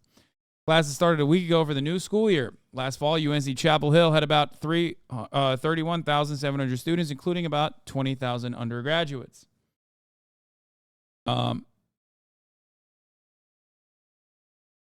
What I understand, I think they caught him. Suspect in this shooting, let's go to Mark Mark, what can you show us? Gerald, this photograph just coming into the live center, it is believed to be the suspect in this case, the arrest photo. The first time we're seeing it right here. The suspect with his legs folded there and possibly the handcuffs behind his back. This is Tyler Chi, we believe. That is the suspect in this case. This is the grad school photograph that's on UNC's website. This is the photograph taken about a mile or so away from campus. This situation unfolded on UNC Chapel Hill's main campus. So that is on the map here. I'll put this down. Here's the campus, right? So follow me on this map. There's the football stadium. And when we zoom in, we're going to take you exactly to that location, 728 Williams Circle. This is a residential community. There are some apartments around there. This is the location where police apparently got that tip and then went in and made that arrest. So right now, I told you guys, mass shootings are so commonplace. Shootings are so commonplace in the United States of America that it inevitably will happen. It'll inevitably happen in the hands of all different backgrounds, all different kinds of age groups. Every demographic will get a piece, whether it be, an older Asian man in the state of California, whether it be a trans person even, you know what I mean? Despite how tiny of a subgroup they may be, okay? It's like America is equal opportunity, weapons for all is going to happen. And they incorrectly arrested the first Asian student in a gray t-shirt. They saw our cops here are stupid. Yeah. This is the first time we're seeing this photograph. Police have not told us directly this is the shooter in this case, but we have independently confirmed through our sources that the shooter is in custody, A, and B, this photograph is, in fact, Tyler Chi from involved in that shooting this afternoon. Quite a large scene happening still at Chapel Hill. That lockdown has not been lifted, even though the suspect has been taken into custody. We are told they currently are sweeping the buildings, making sure that there are no more other suspects. There's been no indication of that, and that they have all the evidence that they need. Before we go back to the desk, I just want to double check there are no more updates from UNC police here. Nope, the last update was 27 minutes ago. So as soon as there is some new information, we will bring it to you here. This is quite the breaking situation still unfolding right now at 3:42. Yeah, we interrupt our mass shooting coverage to give you another mass shooting. But yeah, I don't know what is happening. They just mostly talk about the heavy police presence.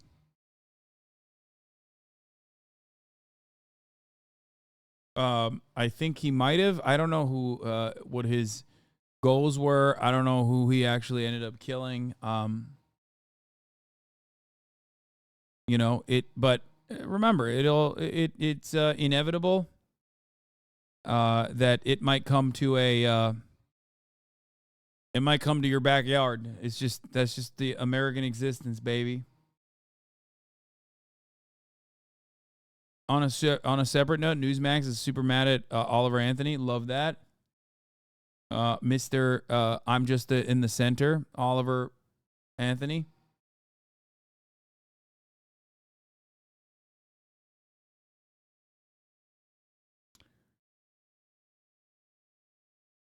Anyway, he killed a faculty member and he's a PhD student, so he probably killed his advisor or colleague. We don't know.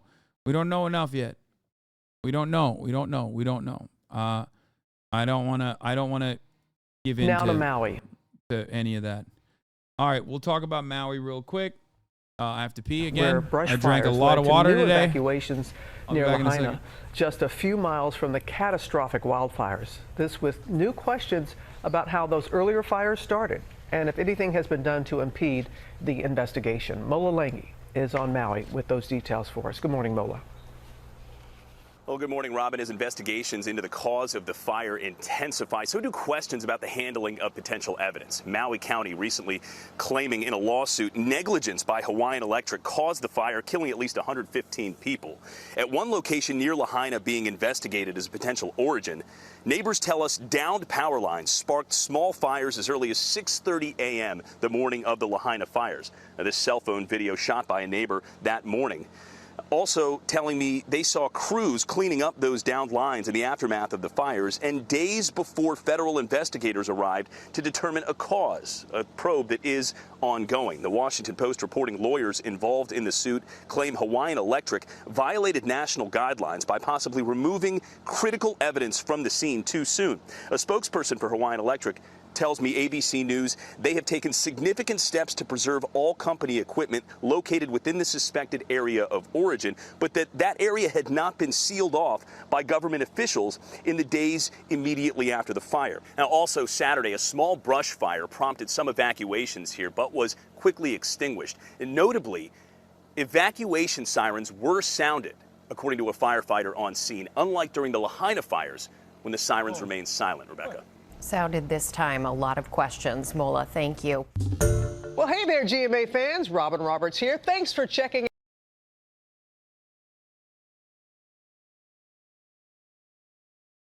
Shadows are so parasocial, dishonest, they excuse himself when peeing. Yeah, I mean, I think it's the right thing to do. Go back to your... I don't know why you, like, came running over here.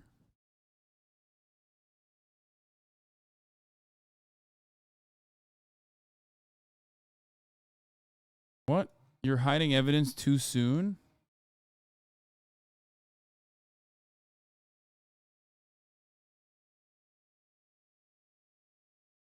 I hate the GMA outro as well.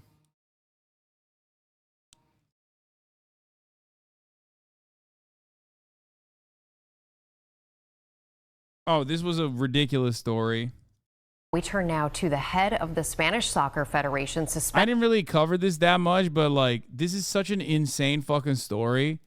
I mean, here, let's just look at it real quick. And then I'll get to Oliver Anthony. After he kissed a player on the lips after Spain won the Women's World Cup last week.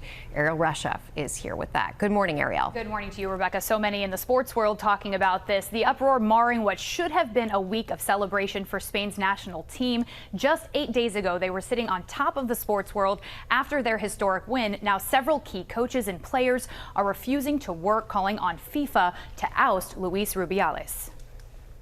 This morning, Spain's soccer chief suspended for 90 days over this moment on women's soccer's most prestigious stage. Luis Rubiales kissing Spain's star Jenny Hermoso on the lips after her team's World Cup victory, an act she says was unwanted, and immediately sparked widespread calls for his resignation. Rubiales defiant, refusing to step down. No voy a dimitir. He's like, bro, he's like, it's my God-given right to sexually assault women. Like, Spain is like, listen, Italy's been getting too much sexual assault coverage. Okay? It's just like we gotta make our own brand out here in the world. It's fucked up. Saying repeatedly, I'm not going to resign. Spain's Soccer Federation standing by its embattled chief, even threatening legal action against Hermoso, accusing her of lying over the incident. That's so funny that, like, literally every single person saw it. Every single person saw it, and, like, they're like, no, you don't understand. Like, it was actually warranted and super well received, actually. It doesn't matter what you think about it. Many in the soccer world coming together to support Hermoso. Players from Spanish men's club Cadiz displaying a banner saying in Spanish, "We are all with Jenny."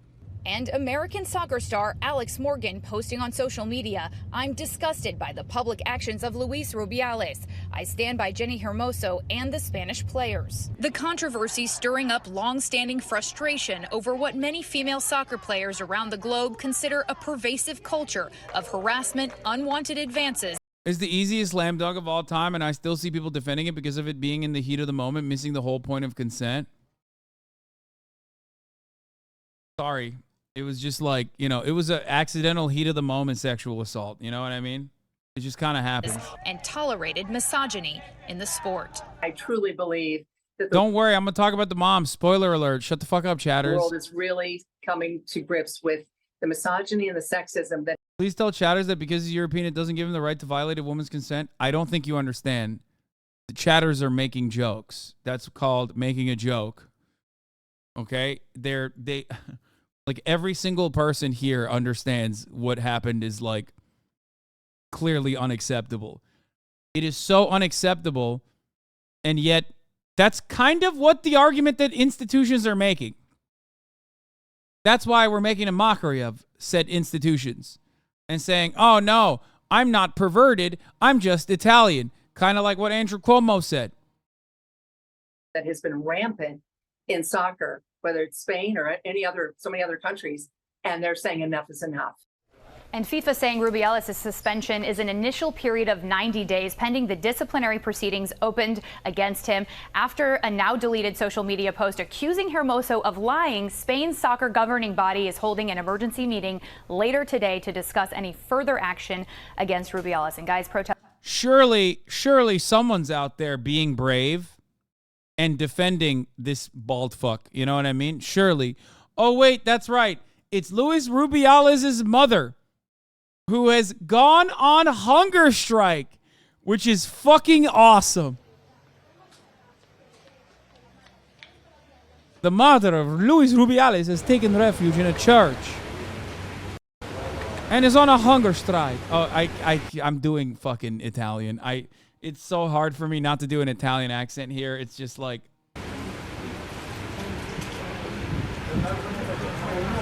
Angeles Behar says she's acting in protest.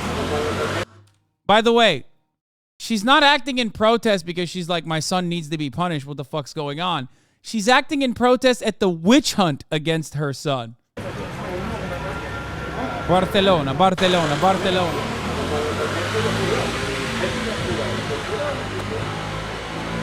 Yeah, hunger strike is extra hard when you're talking about Spanish food because Spanish food is good as fuck. So, like, it's not even... You're not even doing hunger strike in, like, England, okay? Like, imagine being, like, a British person, like a British mother of a British soccer official or something, and being like, I'm doing a hunger strike, yeah? Everyone would be like, okay, that's me when I visit London, okay? And there's no immediate Indian food that I can consume. That's like, yeah. Whereas in Spain, it's very different, okay? Oh, no, I'm not eating mushy fucking peas, yeah? Like, get the fuck out of here. Oh, sick, dude. Nice. In Spain, though, that's a whole different ball game. Porque puede quedar enferma, pero a su madre, y quien es madre y sabe que está haciendo algo injusto y que le están apaleando. She could get sick. Then eat, bitch. Nobody said stop eating. She could be sick. I love this story so much. And is being attacked, and it's normal for a mother as faithful as she is to ask God for help. Pues normal que la madre, con la fe que tiene, con la fe tan grande que tiene, pues le pide a Dios, porque es que ya llega un momento que la desesperación ya no sabes ni a dónde agarrarte. Lógico y normal. No tengo ni idea, no lo sé lo mismo que tú, es mi tía, no sé, está ahí con mi madre, no tengo ni idea cuánto se va a quedar, cuánto, no lo sé, no te puedo contestar porque no tengo ni idea. Oh, her mom went in there too. Yeah, her mom went in there too. She probably fucking brought in a little snacky for her, okay? Don't fucking give me that shit. You know her ass is eating in there too, okay? They're going to go inside. They're going to see all the fucking communion food is, you know, they went through all the wine. They went through all the fucking crackers. They ate all the Jesus's flesh. Like a little chorizo tortilla for the abuela.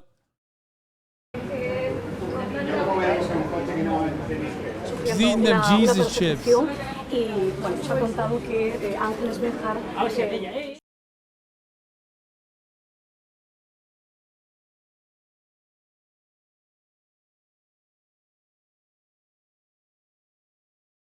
Anyway.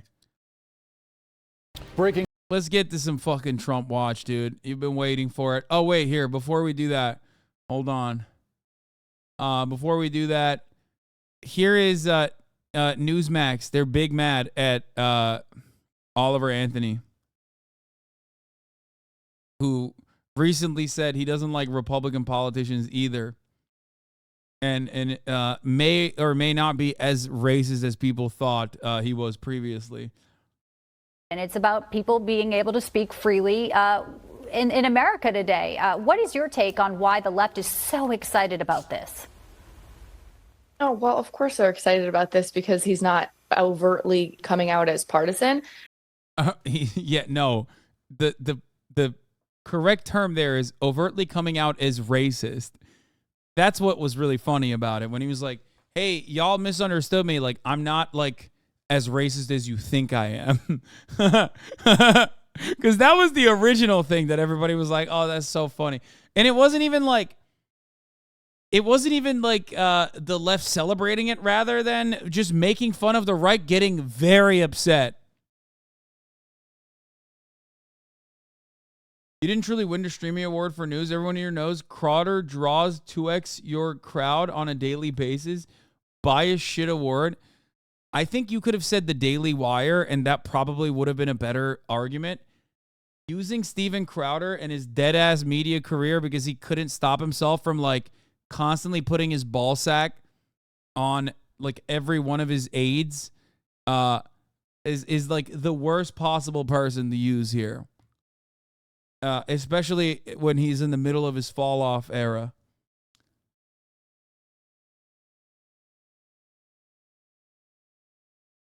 Like, imagine dick riding the guy. Just go work for him. He will show you his penis, okay? So you can ride it all day, every day.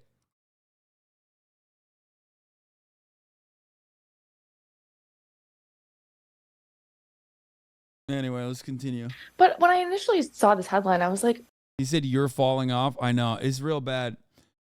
Wouldn't want this kind of fall off on my worst enemies, okay? Guys, the fall off is very real, okay? Very, very real. It's so bad. are you kidding me? Here. Like, this is a group of people that made Enjoy your only 15 minutes of fame, kiddo. Oh, you're talking to the your chat. song wildly famous, and you can't write a song that's only about politics. He's not talking about rainbows and butterflies, okay? He's talking about politics and then wondering why the political zeitgeist picks this up. It's a little odd to me that he's almost slapping in the face the people that made him famous. It's off-putting. I didn't like this. What do you think, Landon? Are you disturbed by his comments saying and it's about people being able to... I love that. I love that so much. They're like, yeah, he's slapping. This is a slap on the face of people that made him famous. It's really fucked up.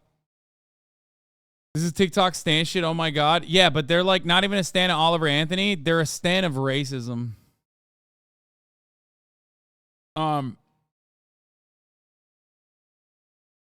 Is it boss? He dropped 7K in a second? No, it's because I ran a middle of the hour ad break.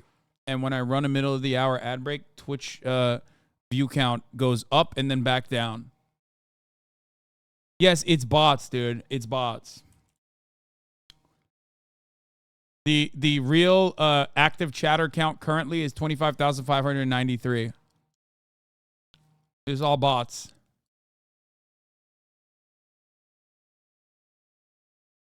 This is literally the inverse of the no-name controversy over her defending the line where Jay Electronica calls himself Jadolf Spittler. Yeah. Motherfucker thought he was in Fextra Life, dude. He was watching a Fextra Life stream.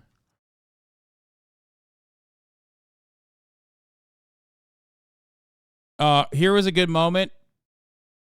Laura Loomer came after Marjorie Taylor Greene. Your side doesn't follow. It's called going along to get along. That's why Marjorie Taylor Greene. What is happening in this? This is so chaotic. God, right-wing media is so fucking bad. As I like to call her, Marjorie Taylor Greene campaigned on breaking up the establishment. Remember, she was doing all that hoorah-rah about not supporting Kevin McCarthy, and now she's Kevin McCarthy's lapdog, okay? She's on her knees in Congress every day for Kevin McCarthy as his personal cheerleader. When he screws us over, he screws us over every single day.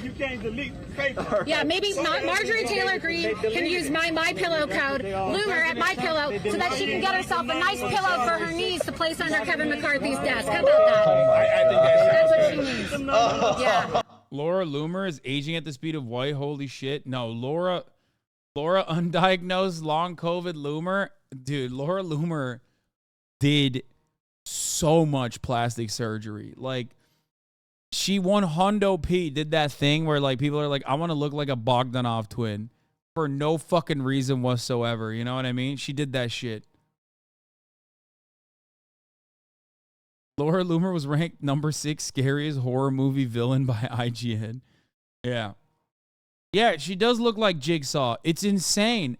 Why do you go to the plastic surgeon and go, fuck my shit up? I want to look like I have whimsical contraptions that I have placed inside of people's bodies that they have to claw out so that they can get out of the dungeon that they locked them in. Okay? I want to look like I'm driving. I want to look like I'm riding a tiny tricycle on a daily basis. It's very weird. She's younger than me, for the record. Just think about that. She's literally Marat's age. She's younger than me. She's 2 years younger than me. How fucked up is that, dude? God damn. I always remember your definition of a trap, a whimsical device, because traps are whimsical. It is a game of whimsy, okay?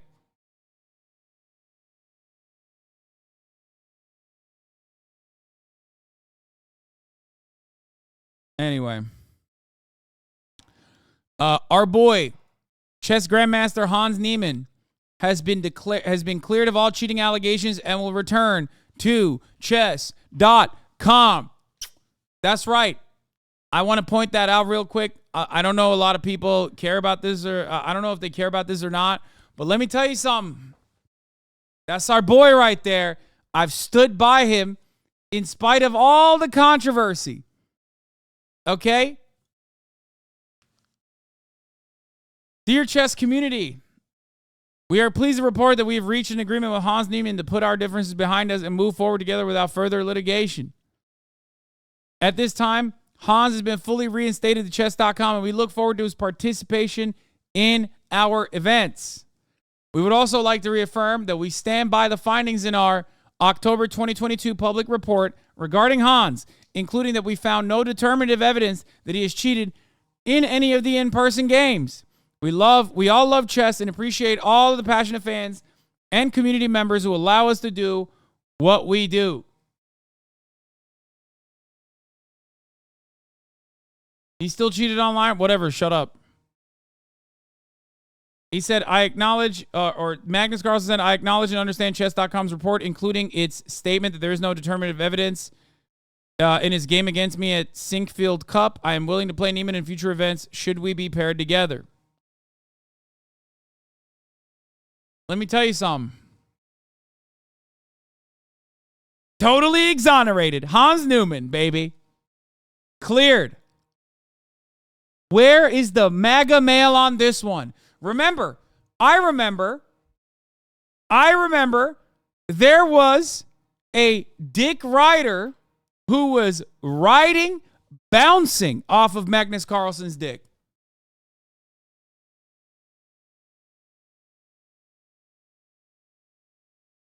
Another extremely common MAGA male L.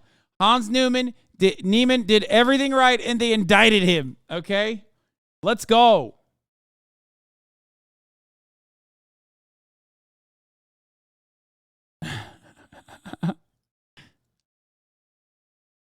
I remember there was a day you needed proof to accuse someone of using butt tech to cheat.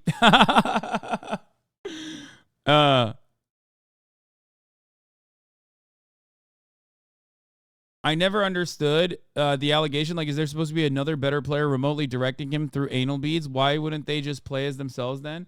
No, the anal bead thing was like what everybody hyper-focused on. They thought that he was using, like someone was giving him directives from what a computer would do, because the reality is that computers are just better than people at chess. Like, they're so much better. They make moves in anticipation of, like, 50 moves ahead that human being minds cannot comprehend. You know what I mean? Hans Niemann, last time he was here, in 2020 said, do you ever intend on running for office? Not Donowall, Lamau, haha, no Donowall. He hasn't been in here since, but we, as a previously subscribed 4-month supporter of the HasanAbi broadcast, okay, we have always stood by Hans. And here, he should make this campaign video for himself. I'm David Perdue, and I approve this message. John Ossoff believes if you repeat a lie enough, people might believe it. Magnus Carlsen believes that. But Ossoff's stock trade attacks on David Perdue are totally false. David Perdue wasn't even at that Senate briefing. Hans Niemann wasn't even at that Senate briefing. Perdue was cleared by the bipartisan Senate Ethics Committee. No butt plug, no case. And DOJ. Perdue was totally exonerated. John Ossoff. That's one of my favorite campaign ads of all time. David Perdue, totally exonerated. No wrongdoing.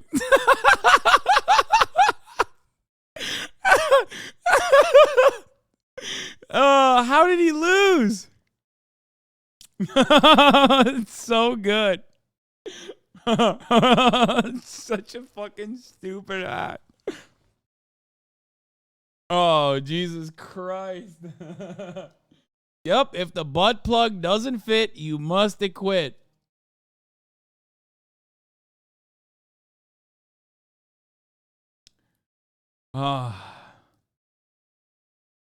That's what we call a candidate ad, something they want to run and gets produced because they have the checkbook.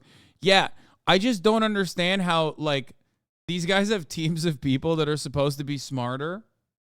Okay? And like, it got cleared.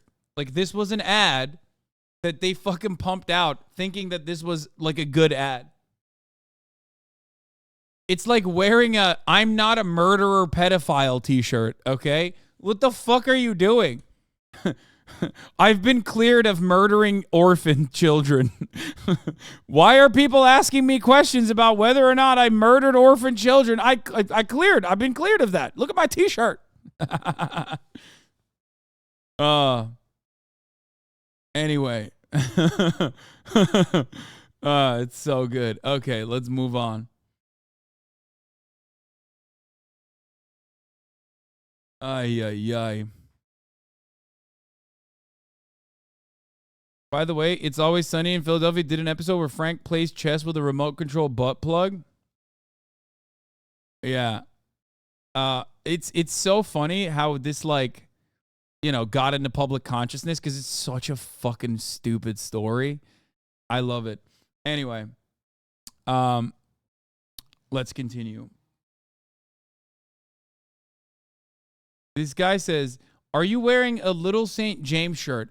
Me, when I see a tropical island shirt, immediately assuming it's Little St. James. Yes, dude. Little St. James, the only island that has ever existed in the history of islands and palm trees, okay? All right. Let's continue. Let's get to it. D.C. judges set a Trump trial for one day before Super Tuesday. News into CNN, a federal judge has just Trumpwatch, set the trial date for former Trumpwatch. President Donald Trump on charges that he tried to overturn the 2020 presidential election. March 4th, 2024. CNN's Evan Perez is outside the federal courthouse in Washington, D.C. He just sprinted out of the courtroom. Evan, take us there. How did this unfold? Well, Boris, this was quite a heated hearing from the part of the former president's lawyers who were pushing for a much later court trial date. They always said that the former president is not going to be able to get a fair trial if he is forced to go to trial in the next few months. In part, they say they're buried under millions and millions of pages of discovery from the prosecution, things that they say they have to go through. They noted that at least the lawyers don't even have their final security clearances yet to be able to review some of the classified information that they expect that they're going to be able to get. The judge pushed back very, very strongly. She said that the public has an interest or has a right in a prompt and an efficient resolution of this matter. She set March 4th for the trial to get started. Now that's right before, I believe, right before the Iowa caucuses, or I'm sorry, right before the Super Tuesday. So that obviously brings up the political question, right, for the former president, because you're looking at a period where it's a witch hunt. It's free. Could be 4 or 5 weeks of trial where he might have to spend his weekdays sitting here at the federal court while he goes on trial. In this case, the judge, Judge Tanya Chutkan, pushed back. I do appreciate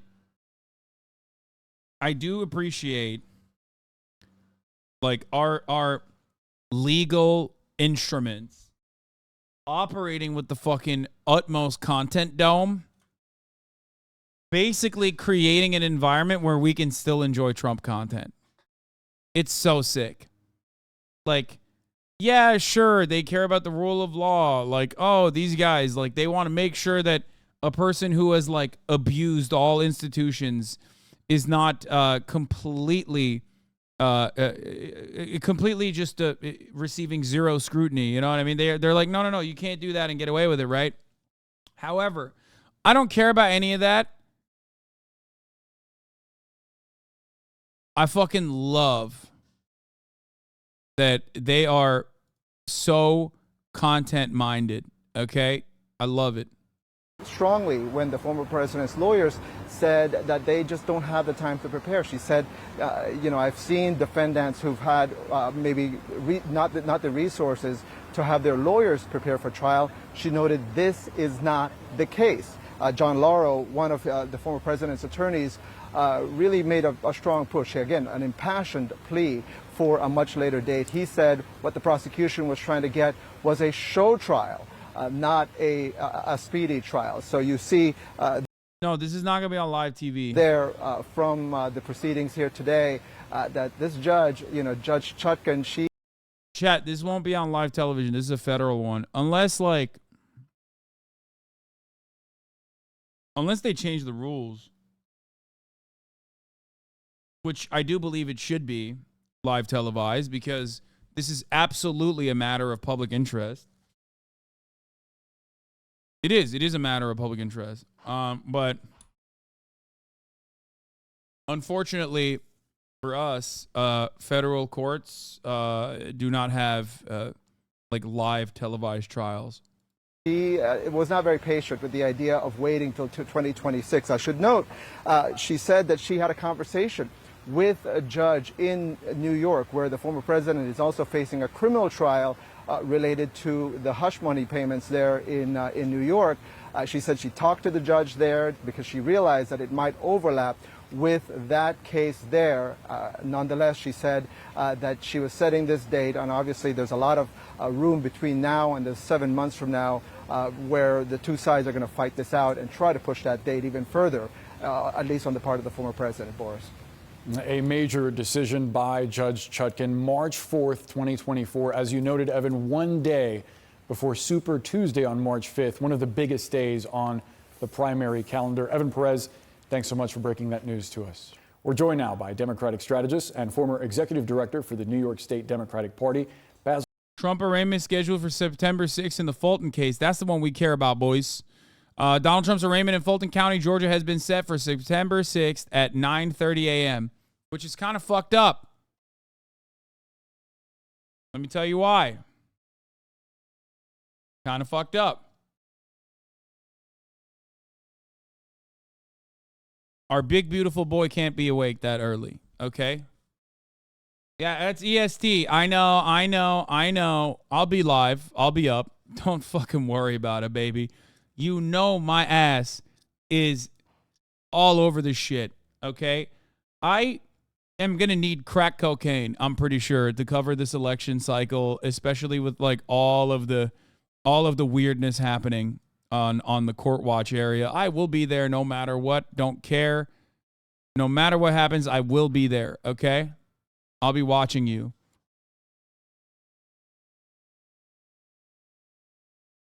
Keep it $150.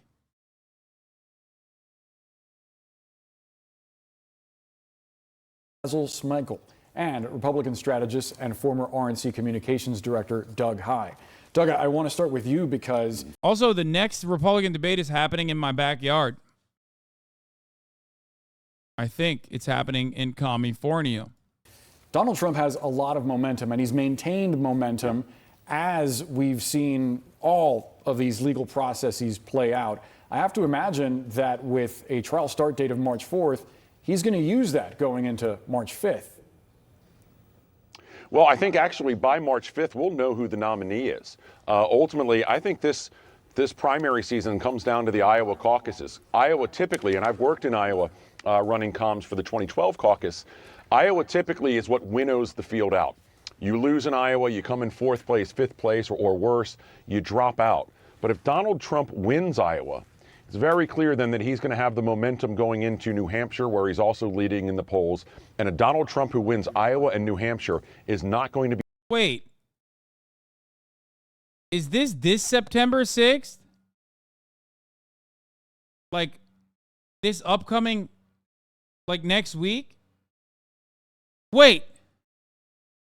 Oh, no. Oh, no. Oh, fuck no.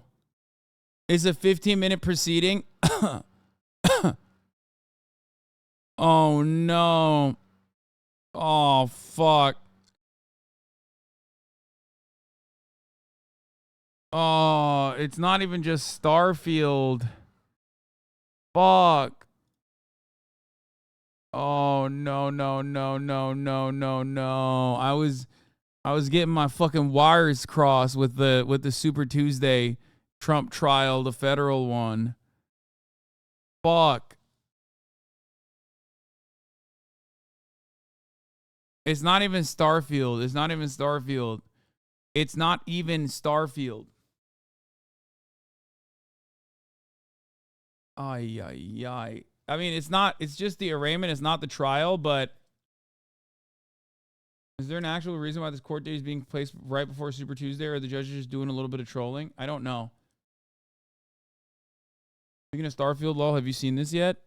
Wait, what the fuck? I don't want to show leaks, man. I don't want to get in trouble. Like, I don't know what that works, what that looks like.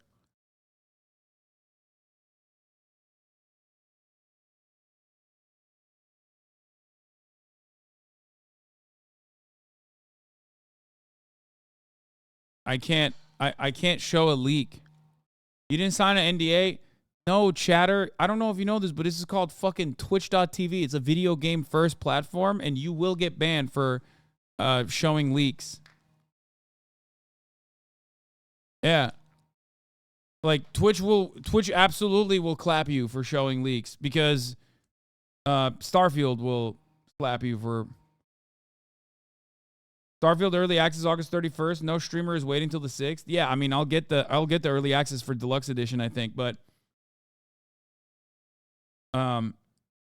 also, it's such a fucking massive game, dude. Like, one Oblivion style dumbass situation is not going to spoil it for me, okay?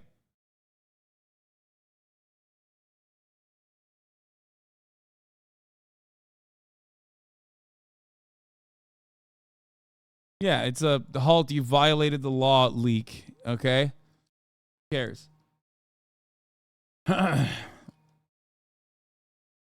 No, I might be doing something with my family on that day, like specifically that day, as a matter of fact. Like literally that day. Which is why I'm a little worried, but we'll see. We'll see what happens. All right, let's get back to this one, though. The D.C. judge sets Trump trial for one day before Super Tuesday. In the Republican primary. So, Basil, let's say that At 6:30 in the morning, though, think it through, chatter. You will recognize that it won't be just 6:30 in the morning. It's an entire thing. It would be the entire day. What? How are you guys talking to each other in the chat like this? That continues, seeing the momentum that Trump still clearly has. Are you eloping? Yeah, with your mom. I mean, is he the person that Biden and the Democrats want to face again in 2024? And I want to just show you this Quinnipiac University poll, which showed a hypothetical 2024 matchup, Biden and Trump pretty much neck and neck. Well, Biden, Trump 2.0, I'm not scared of that. I don't think the Democrats are scared of that. Frankly, if you think about and look at all of those issues that are still top of mind for voters, particularly reproductive rights, I think those are mobilizing issues. He's done well on the economy. He doesn't get the credit that he should, and I get that.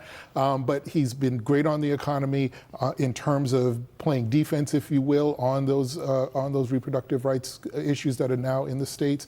I think Democrats see that as a winning issue. And frankly, when you look at the ways in which independents and disaffected Republicans came out for Democrats in 2022, I still think that's a winning coalition in 2024. But let's say the economy remains the primary issue. What would it take for him to get credit for the economy? Because you're right, he doesn't get credit, at least with Americans on polling. I think continuing to still talk about it. I don't think he should be speaking a lot about, what's happening with Donald Trump, maybe minimally. He's the best surrogate for his own record on the economy. Continue to do that. Those are, for Democrats, a lot of what we're discussing is built in. For independents and Republicans that want to vote for Democrats, continue to talk about those. Great on the economy. Centrist Dems always say comms, never we need to do anything. Home affordability is the worst it's been since 1984. Yeah. But you don't understand. That's not a part of the economy. That's a totally separate thing that has to keep going up. Because the other side of this, for the record, because the other side of this is the voters, the real voters, asset holders, people who own homes. Those people, the economy is doing all right for them. It's the idea that the economy is doing all right for them that makes this problem as big as it is. Does that make sense?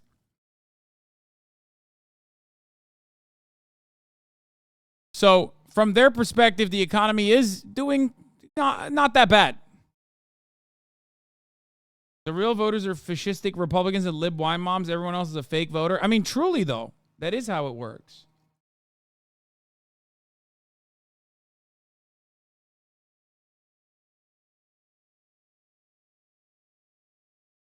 With just 8% of new vehicles costing under 30 grand, it is least affordable car market in modern history, expert says.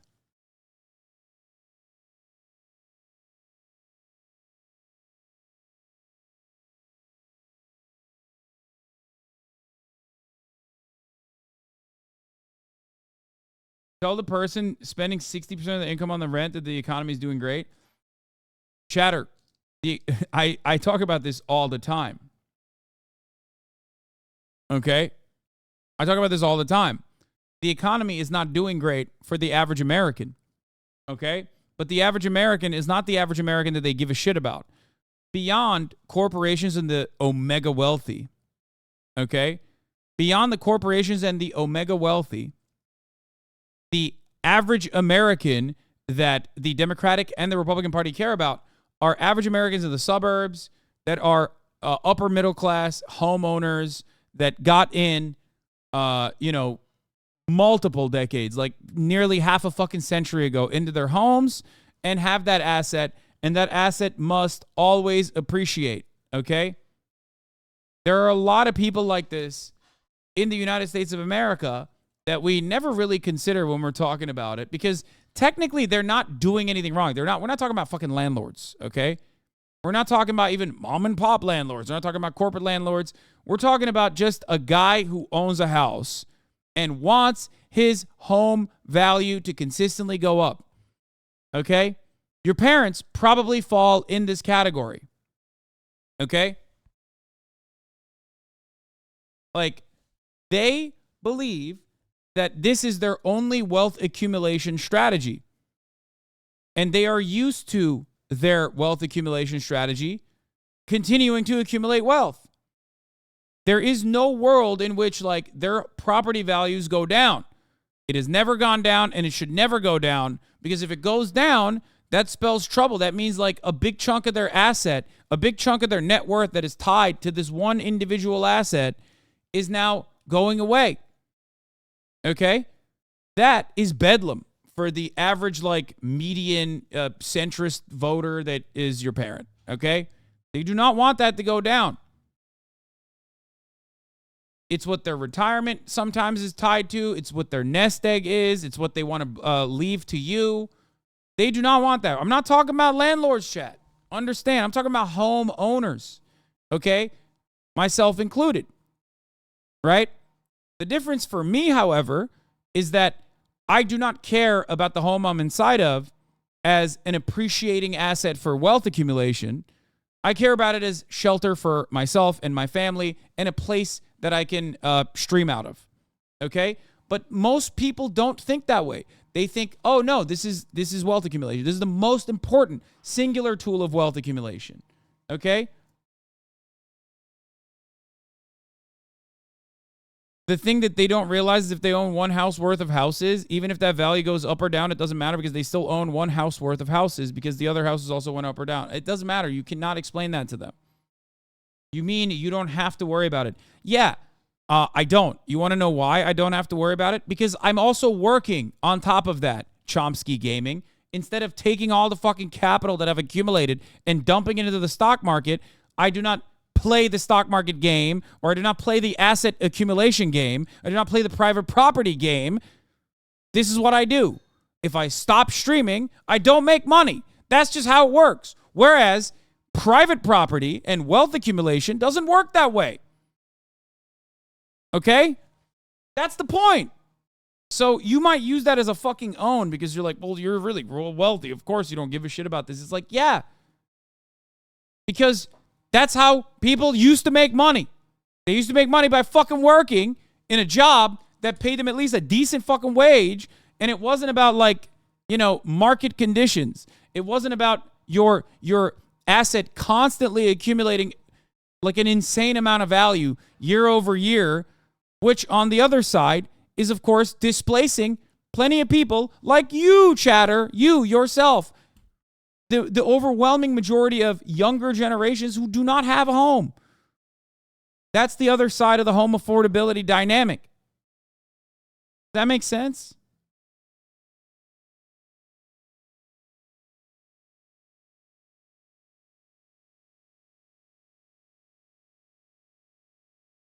Why do people pocket watch you this much? Who cares?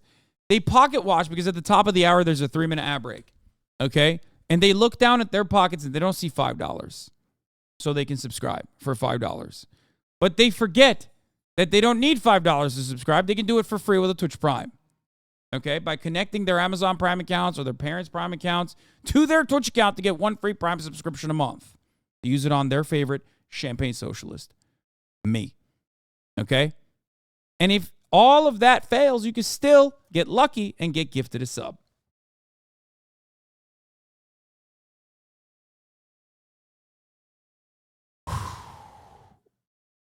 Yes, you are rating the transition. You're rating the segue. That's what the segue rates are for. Literal fucking hater, dude. That is insane. That is an insane... Dude, come on, dude. How can we have honesty and integrity in this fucking community when my mod team is doing...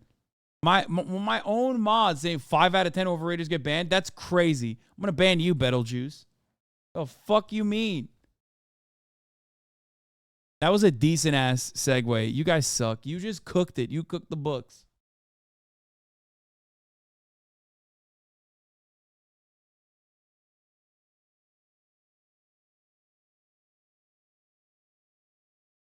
Anyway. So, let's get back to how the economy is doing great. Economic issues. I think you just keep hammering it away. They've got some really great media buys, particularly in the in swing states with voters of color. That all helps. The White House has not gone directly after former President Trump for his legal woes, and neither have a lot of Republicans, Doug. A lot of those folks on the debate stage last week raised their hands saying they would support Donald Trump even if he was... I see a lot of guys comparing this kind of asset income economy to side hustles, which even squarely middle-class people have to take on now. That's what attracts so many stuff like crypto. Risky side ventures don't feel insane in an insane economy. No, absolutely. Yeah, everyone wants a piece. And everyone wants to feel... I don't even fault people for this to some degree because Everyone wants to feel like they own capital because they look around and the only people that they see succeeding are those who own capital. So why wouldn't they want to take their meager income that is remaining after their fucking landlord took like 50%, 60% in some cases, their goddamn income, and like try to dump it into some get-rich-quick schemes because they feel like what else is there to lose? This is always these diseases of despair, whether it be alcoholism or gambling or even like, I'll even say prostitution. These things that people get addicted to, well, prostitution is not the same, but still, these things that become way more prominent have historically been in cycles. Obviously, they're always there for entertainment, and that's perfectly fine, okay? As entertainment, perfectly fine, great. Except the worse material conditions get, the more people think that is a mechanism of escape and like feeling like that is a brief moment of like realness that you can experience, a dopamine hit, you know what I mean, a rush. Or in the instance of like crypto, it's more so like the working man's way of not necessarily gambling, but like playing in the stock market.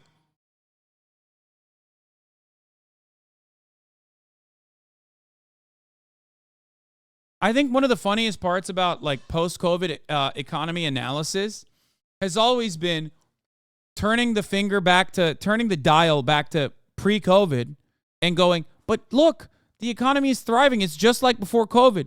And it's like, dog, it sucked for normal, everyday, average working class people before COVID too, you fucking idiots. You forgot.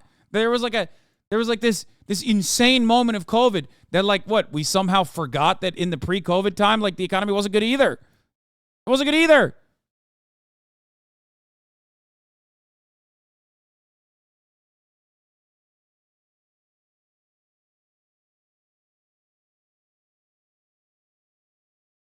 The issue is, and I tell you guys this all the fucking time, those levers that you're pulling are not going to save you. People lie all the time and make it seem like it's your salvation. It's not. Okay? There is no salvation there. There's no pathway to a better financial future there. Oh, my dad has brought me food. 1 second. Convicted. Does that change as we get closer to the primaries?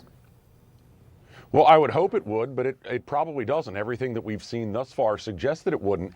And it's not just that they're not criticizing or going after or attacking Donald Trump in a way that they would any other candidate for any other race. The reality is when Donald Trump gets indicted, not only does it sort of reinforce his core message that the system's rigged and there's 2 tiers of justice and all of that, but his own opponents reinforce that language. If you're running against Donald Trump, but you back him up, you're strengthening him. You're not weakening him. You're not helping your case to become president. But I would say, I know that Democrats look at this race and think, well, we'll probably do pretty well against Donald Trump. But there's a real reality here of being careful what you wish for. That's exactly what Democrats thought in 2016. They thought there was no way that Donald Trump could beat Hillary Clinton, and he did. And we saw what the results were from that. I'd tell Democrats, be really careful of what you wish for on this. You're rhetorical. No, it's absolutely. I mean, he's right. There's a good chance that Donald Trump can win. And so for Democrats, you can't be complacent at all. I think Hakeem Jeffries, and interestingly enough, I also think Nancy Pelosi, they're in a great position to actually help make the Democrats' case down ballot. If you think about reproductive rights, for example, in many ways, the Republicans are responding in the ways they did with the Affordable Care Act. They got power, they got what they wanted, and didn't have a solution at the other end. I think, and you saw that play out on the GOP debate stage. So what that gives is an opportunity for Democrats to hit every Republican on the most draconian policies that are being put forth in states all the way down ballot. We do that, we stick to the script, then I think we have an opportunity to get more seats back, particularly in New York and California, and I think gives President Biden a boost. Doug, as we learn more about these trial dates and they're set, Ambassador Bolton made the point earlier when speaking to Boris that a conviction might change minds in a way that investigations and indictments haven't. Do you see it that way? Mm-hmm. Potentially so. Look, all those candidates who raised their hand and said they'd support Donald Trump if he were convicted, that's being convicted in theory, not convicted in practice. So certainly you could see some people peel away from that. And you could certainly bet that those voters, independent voters, soft Republicans who voted for Donald Trump in 2016 but then went to Joe Biden in 2020, indictment and certainly conviction, don't want to go in that direction. It also highlights what a lot of the conversation is going to be. Basil's telling us very specifically what Democrats want to be talking about. Donald Trump's personal and legal problems and the issue of abortion. Notice they're not talking about the economy. It's still very rocky ground for Joe Biden right now. Looks to continue for a long time. This is not the terra firma that they want to be on. Basil, quickly to you, put you on the spot. You said you were comfortable with a Donald Trump-Joe Biden rematch. Who do the Democrats not want to face? Wow, that's a great question. I can't say that they don't want to face anyone. What I would say is that with anyone on the ballot, and that includes Donald Trump, there's a chance that Democrats don't win. We saw that turnout in very key areas with key constituencies was lower than we wanted it to be in 2024. If those voters don't come out, if we can't make that case in 2024, it's going to be a problem. Doesn't matter who's on the ballot against him. So it'll be an interesting matchup regardless of who it is. Basil, Smichael, Doug High, thank you both. We appreciate it. More breaking. Wait, you don't see Trump winning at all? That's crazy. Bende var, yok geri getirdim tuzu. Burada var bende. Hep masada var, evet. Dude, things change in alarming ways, okay? You have no idea what could happen. But let me tell you something.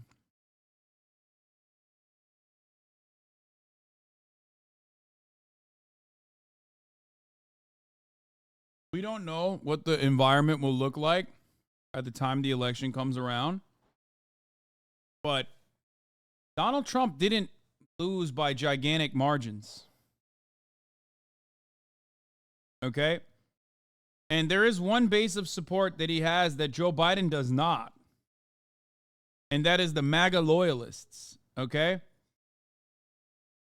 Now, if those MAGA loyalists do not go out and vote because they think their vote doesn't matter because Trump kept telling them that their Democrats are cheating, well, that's a little bit different of a story. But that's pretty significant, especially in times when there might be depressed voter turnout.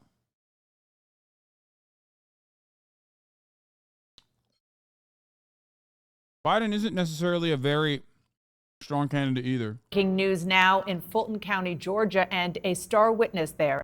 Yeah, here, 2016 Hillary lost by 80K votes in 3 states. 2020 Trump lost by 44K votes in 3 states. Attorneys are inside a courtroom as we speak, fighting it out over whether Mark Meadows should be tried in state or federal court. The evidentiary hearing also has the look and feel of a Trump trial preview, minus the red lights of cameras, of course, including, as I said, the former White House chief of staff. He's there. He is sitting in the witness chair. He is answering questions under penalty of perjury. I want to get right to Sarah Murray to give us a sense of what's happening in that courtroom right now. Well, Dana, this is remarkable for a number of reasons. I mean, one of them is Mark Meadows has kept such a low profile during these various criminal investigations into Donald Trump. Of course, now they're co-defendants in this case that's going on in Georgia. The other is it's a risky strategy to take a criminal defendant and to put them under oath, even if it's something like an evidentiary hearing. And what we are seeing, according to our colleagues who are in the courtroom who are sending us these updates, is Mark Meadows under oath giving this pretty significant recounting of what happened in the aftermath of the 2020 election and his tenure as White House chief of staff. He's talking to the court. He's saying these were challenging times, bluntly, referring to his White House tenure. He said, I would get invited to almost every meeting that the president had. He's also up for cross-examination from the prosecutor. So the prosecutors are asking him, when you were joining these calls after the election with Donald Trump, with his private personal attorney, Rudy Giuliani, what was the federal function of that? What was your White House duty in that? And he said he was a schedule manager, he was a timekeeper for the former president, that there's a federal interest in making sure elections are secure. And this is what Meadows has to argue. He has to argue that what transpired in the wake of the 2020 election was somehow related to his official duties as White House chief of staff. And what's not clear is how much longer this is going to go on, because we know that the district attorney has lined up a number of witnesses that she may call, including Georgia Secretary of State Brad Raffensperger. Sarah, a lot happening down there. Thanks for keeping us up to speed on it. Shan Wu and Carrie Cordero are back with us, and joining the discussion is former DeKalb County District Attorney J. Tom Morgan. I'll start with you because you are in Georgia, J. Tom.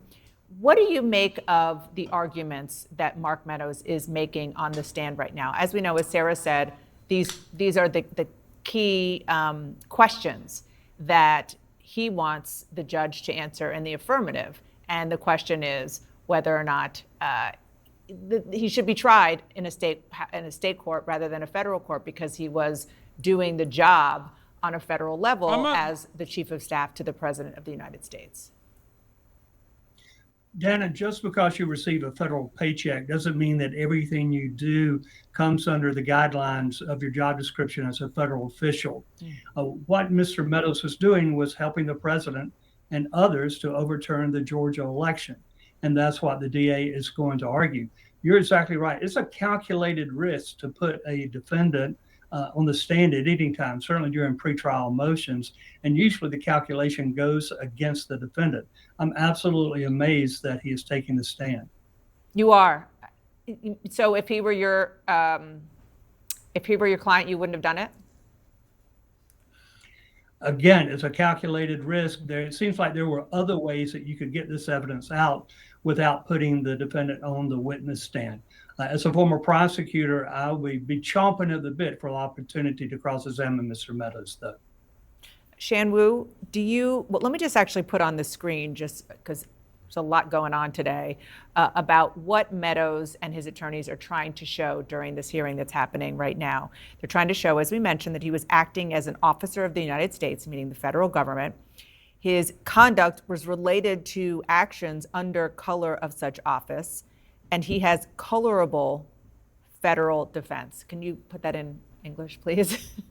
Well, what he needs to show there is that he wants to say that everything I did was within my job description as chief of staff. That's the plain English way of doing it. And the counter to that, of course, is that this is totally outside your job description.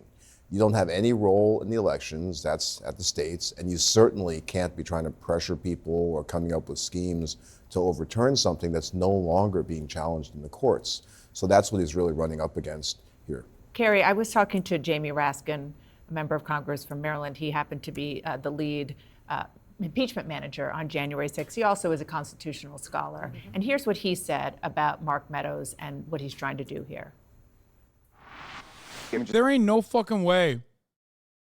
I feel like if Mark Meadows can make a case to move his trial to a federal court away from the state courts of Georgia, then this is Jamie Raskin, guys. He has cancer. That's why he has a fucking prison mic bandana on. Anyway, he's a Democrat. Before the prison mic bandana, he used to have the funniest, most like George Jebediah Washington haircut you've ever seen. But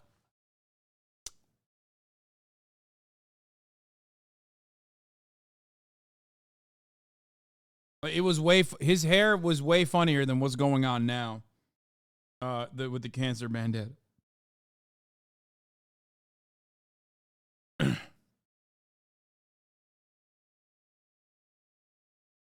Anyway.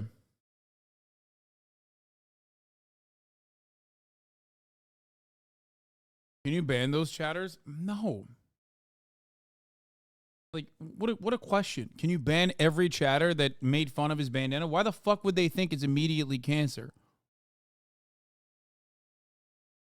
Just think about a federal official or employee who engages in a bank robbery or a murder. Obviously, the state would get to prosecute them. After 4 years of packing the courts with Federalist Society bloggers, someone like Mark Meadows is going to feel a lot more comfortable in federal court. They're trying to flee from it as quickly as possible to get into the warmer climate of the federal judiciary, which they have worked so hard to gerrymander.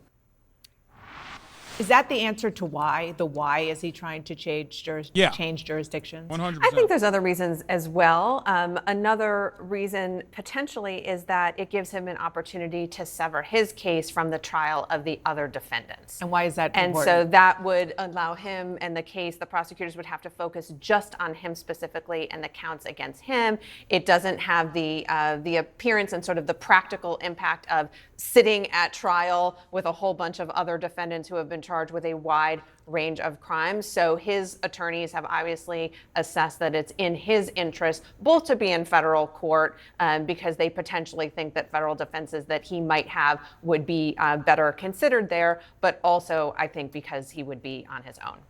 And J. Tom, you sort of alluded to this about the fact that anything can happen when you have a client on the stand. One of the things that he is being asked about, according to our reporters in the courtroom right now, is about Trump's interest in election fraud after the 2020 election.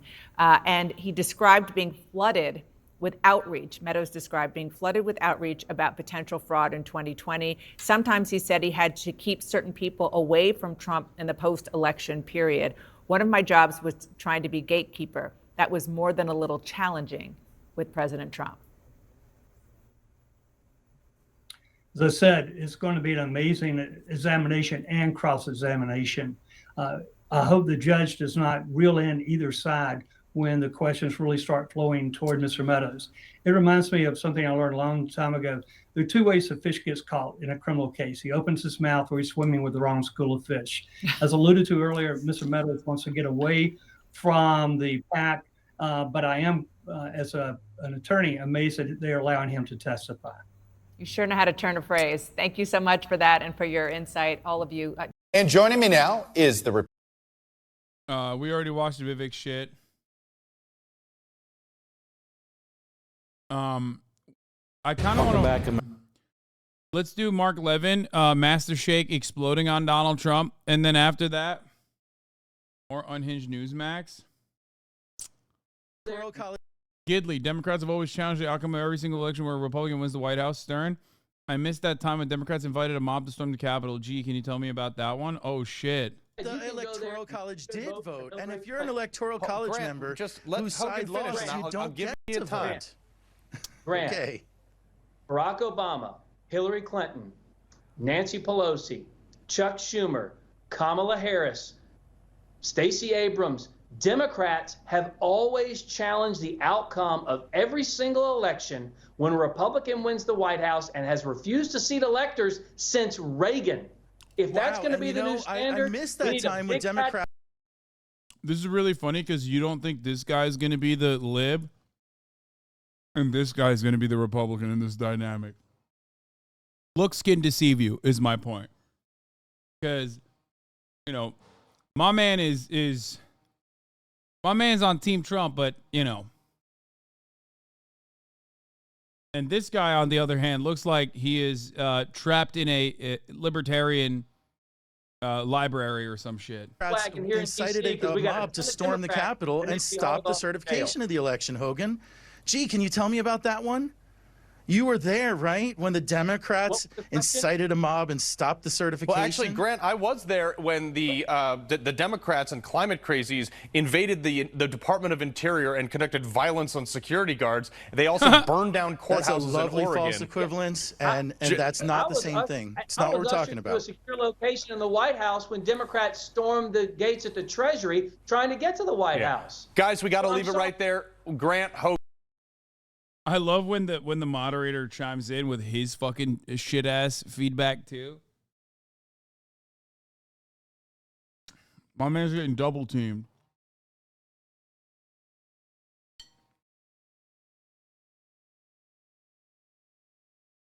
All right, let's see what Master Shake has to say about Trump. America.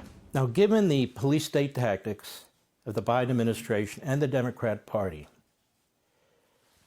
now we get to Donald Trump. Remember the Dorn report about Russia collusion? People should read it. He shot torpedoes into the side of the Department of Justice and FBI like no prosecutor's ever done in my lifetime. And I speak as a former attorney. Wait, what? Really? Is that why no one got fucking arrested? Dude, these guys are they're living in their own universe, but it's also cool because like this is supposed to be the intellectual guy on the Republican side. You know what I mean? He's the guy. Like, they have an entirely different set of stories that they play.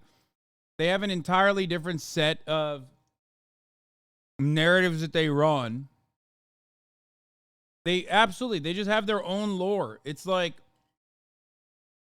watching Fox News at any given moment of the day can lead you to believing an entirely different set of values, which that much we already knew about, but also would have you thinking like, oh, there's like totally different characters in this story.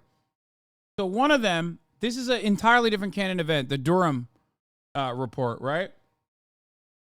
The Durham report was supposed to be this like incredible bombshell, like the FBI greatly overextending whatever their like legal setbacks were. They were fucking running around that. They were doing a whole litany of illegal shit to like spy on Trump. Barack Obama personally directed the FBI to spy on Donald Trump's campaign. All this sort of shit. And all they got was like one FISA clearance that the judge personally said was like overboard, like where someone jumped the gun on one FISA security, one FISA clearance. I think in an email. Like that's all they got. But if you were to ask the Republican Party, they like beefed this up. Like this was a fucking bombshell. What is this for, an overlay? No, I'm not gonna do that right now.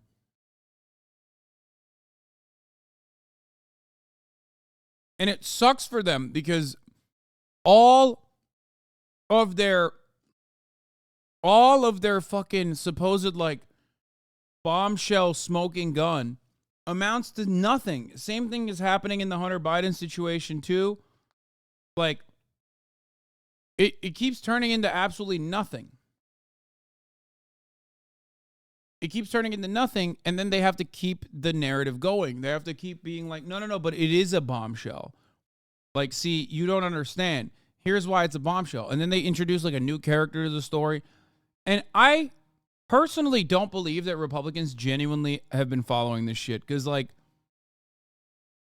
it's hard to keep up with. The characters are not that interesting. And at the end of it, like, nothing happens. You know what I mean? I guess you could say the same about like the Mueller report or whatever, but the main villain in that situation is Donald Trump, and he is an incredibly entertaining person. So that shit, regardless of how like crazy liberals got about Lebanon stuff, Blue Anon stuff, where they were like Russia, the main villain was still Trump in that situation. So it's like impossible not to keep your eyeballs on him. These guys do not have a Trumpian equivalent.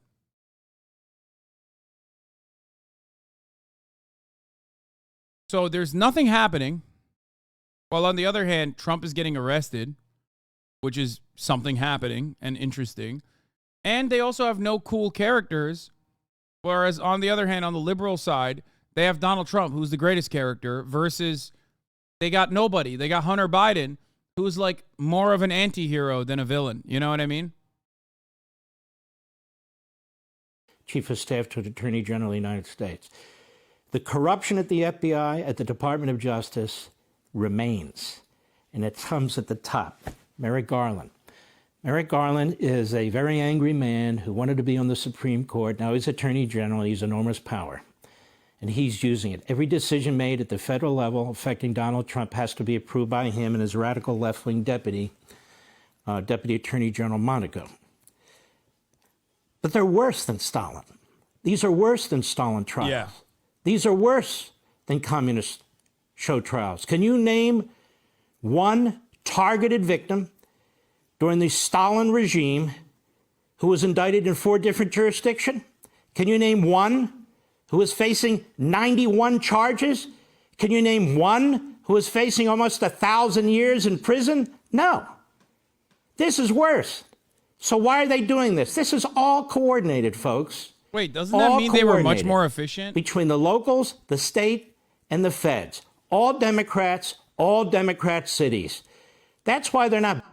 It's funny because he's like handing it to Stalin to own contemporary American DOJ.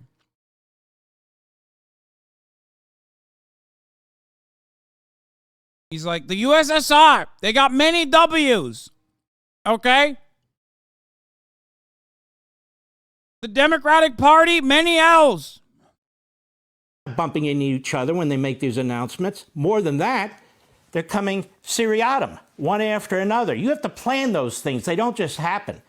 They're trying not to interfere with each other, but they're dumping all the charges, making all the publicity, draining Trump of his resources, draining Trump of the ability to campaign for president of the United States, all in the last 5 months. And they want all their trials. It's pretty funny to say Stalin's trials are not that bad when, like, is he like a MAGA communist? Like, what's going on? like my man literally said, my man is a tanky. Okay, now that's a tanky right there. No, they were totally valid counter-revolutionary trials. I love that. In the next 6 to 12 months. That's not coincidence. He's charged with crimes relating to election activity. He's charged with crimes relating to documents. He's charged with crimes relating to non-disclosure agreements. He's charged with crimes relating to campaign activity in one state. He was charged before with a phony impeachment where he turned out to be right. And they didn't even go through the normal due process, such as it is that the House of Representatives has traditionally. Then he was charged again with another impeachment. What? And he was tried when he was in Mar-a-Lago. An impeachment that accused him of insurrection and sedition, for which he's never been charged, and he never did. Then we had the Mueller criminal investigation, where he had to give testimony, written answers, and there were thousands of subpoenas. His kids were all brought in. Hundreds and hundreds of witnesses. His kids, like he's talking like they're 5, bro. He's making it seem like, yeah. Now do you understand why I call him Master Shake? The more angry he gets, the more he becomes Master Shake. His kids, his 45-year-old kids were brought in for this investigation.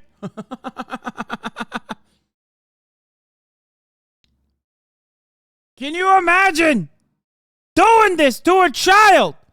A 45-year-old child? What the fuck is going on? And so forth. They had nothing. All intended to sabotage his presidency. That's a police state. And they're doing it to you. I just went through a whole long list of things. And they're doing it to you right now. Now, on top of that, look at this. They use a grand jury in Washington, D.C. to bring charges that are related to Florida. That violates, as I keep saying here, venue limitations in the Department of Justice manual for prosecutors. That is an abuse of power. What else? You're not supposed to bring actions that may have an impact on an election. That's another section of the Department of Justice regulations. Federal prosecutors and agents may never select the timing of any action, including investigative steps, criminal charges, or statements for the purpose of affecting any election or for the purpose of giving an advantage or disadvantage to any candidate or political party. The only time they can do it is when it's approved by the Attorney General of the United States. What about attorney-client privilege? Have you ever had an attorney? Have you ever had somebody you're up against? And the person you're up against goes to a judge and says, you know, I think those two are colluding to commit a crime. And she holds a secret hearing. And she says, you know what, I think you're right. So your lawyer has to testify for the other side in a grand jury and provide all the written notes of your conversations. Ladies and gentlemen, why go through the motions of justice? Just hang the guy. You know how far back attorney-client privilege goes? 1577. English common law. That's English common law. But it goes back before that, too. Ancient Rome believed in attorney-client privilege. Modern-day America does not. So here are the charges for June 8th. Documents. What are they charging him with? Well, violations of the Espionage Act of 1917. That law was created by Woodrow Wilson to imprison 2,000 of his political opponents, as I've told you, including a presidential opponent, Eugene Debs. They rounded him up, they put him in prison so he could get through the election. What else? False. What? My man is first he defended Stalin, now he's defending Eugene Debs. I'm telling you, dude. Bro. Master Shake, dude. Eugene Debs, one of the greatest this country has to offer. Also anti-war like Donald Trump.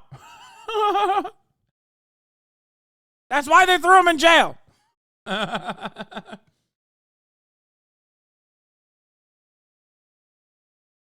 That's so good. I know I sound more like Gilbert Gottfried.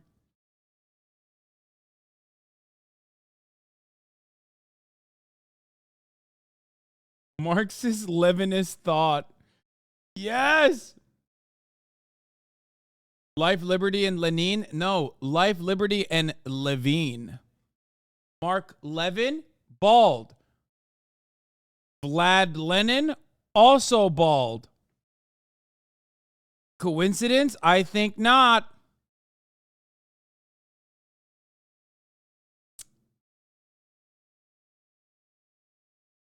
Statements. False statements? You can drive a truck through that allegation of false statements. What else? The Enron statutes.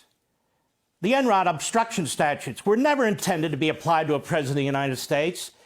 Here's the crap indictment that all the legal analysts says this is where the problem is right here. What? Not if we're... Wait. Wait, I'm sorry. What is that? Is he saying that certain legal precedents cannot be used on presidents? Like, what does he mean by that?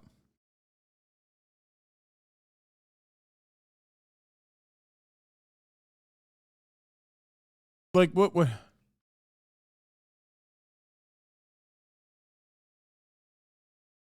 It's great. Republic with a true rule of law. That's crap. Then we have, here's another one.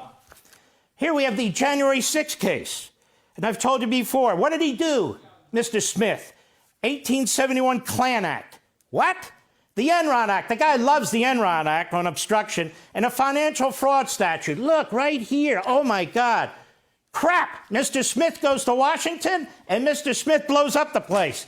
Here we have Atlanta, Georgia, by Fannie Willis. Now, look at her indictment. I don't even know if she read the damn thing.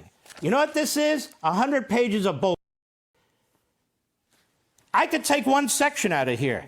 Let me ask you a question. Are you allowed to challenge a campaign in open and challenge its legitimacy? According to her, no. So put RICO aside and every other charge aside. She just charged somebody with a felony under state law for exercising their federal First Amendment free speech right. That's part of this crap. Hey, Sean Hannity here. Hey, click here to subscribe to Fox News YouTube page and catch our hottest interviews and most compelling analysis. You will not get it anywhere else. India became the world's first nation to reach the south pole of the moon on August 23rd. India is now on the moon. People are applauding. Mission Control erupted in cheers as the Chandrayaan-3 landed in a part of the moon where no country has ever landed before. For India, it's a matter of national pride. It happened just 3 days after a similar mission from Russia failed. It's a blow to the Kremlin because they are trying to show through this mission that Russia is again a superpower. The lunar South Pole is significant because the expected presence of ice could support future human settlements. Here's why Moscow and New Delhi were in a race to get there, and how their missions were not just about science, but also about politics. India's Chandrayaan-3, which means moon vehicle in Sanskrit, blasted off from Earth on July 14th. Lift off normal. Since then, the spacecraft made several maneuvers around the Earth and has been orbiting the Moon to prepare for a landing. Russia launched its Luna 25 less than a month later. It took a much faster and more direct route to the Moon and was projected to reach the surface first on August 21st. The South Pole is strategic because the expected presence of ice could provide fuel, oxygen, and drinking water, making it a potential site for mining and human settlement. But experts say a smooth landing is extremely challenging. That's because the area has much tougher terrain compared to other parts of the Moon.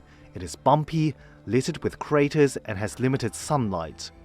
The lander module has begun its descent. India tried but failed to reach there 4 years ago and finally succeeded on August 23rd. This success belongs to all of humanity, and it will help moon missions by other countries in the future. That makes India the 4th country in the world to reach the moon after the United States, Russia and China. India is expected to get a lot of offers from other space agencies, foreign countries, to launch like commercial satellites for them, which is going to be also a revenue earner for India. A happy landing for Russia's unmanned Luna 17 spacecraft. Russia was the first country to send a rover to the Moon back in 1970, towards the end of a space race between the US and the Soviet Union during the Cold War. But Russia hasn't launched another lunar lander since the 1970s, and the stakes this time around were especially high, more than 18 months after it launched the invasion of Ukraine. Connectors. Western sanctions imposed on Russia since the war complicated its collaborations in space with Europe and the US. Because of Western sanctions, a lot of the cooperation that used to take part in terms of space projects, they have come to an end. And also because of technology export bans, Russia cannot receive a lot of the electronics and other technology that it would have in the past from European nations that supported its space program. So this is extremely significant. For India, there are political and financial reasons driving its mission to the lunar South Pole. The successful mission could boost Prime Minister Narendra Modi's election campaign early next year. These kind of missions adds to the national pride. Why India and Russia were facing raising the moon's South Pole is finally a story I've been avoiding talking about. Is one that we are finally going to talk about, okay?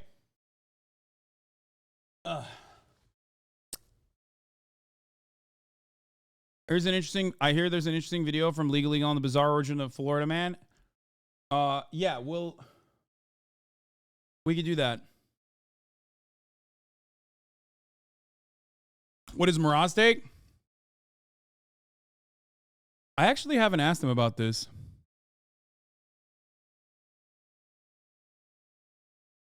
You don't like India? Wait, what? I don't like Modi, but I love that they've landed on the dark side of the moon. It's awesome. Prime Minister Modi is I don't know. going to tell his voters how the country has reached the moon, which would make to his benefit. The Indian Space Agency works on a shoestring budget. In February, the government slashed funding for the Department of Space by 8% to $1.5 billion. In comparison, NASA's budget for 2023 is more than $25 billion. India is hoping to get a lot of foreign collaborations in terms of like offers for joint venture missions to launch commercial satellites. So it relies on these foreign collaborations to support its space missions. India's successful landing on the lunar South Pole could change its standing in the global space race, especially in Asia. India's position as a global space power would definitely be reinforced. Definitely puts India ahead of countries like Japan and Korea and just behind China.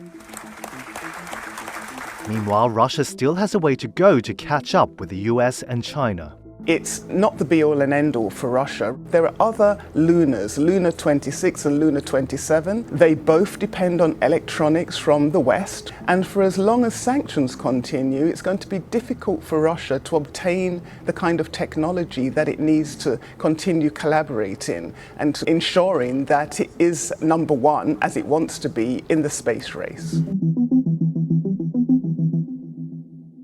Why aren't we getting this news from this video instead? So sorry. No fucking shot.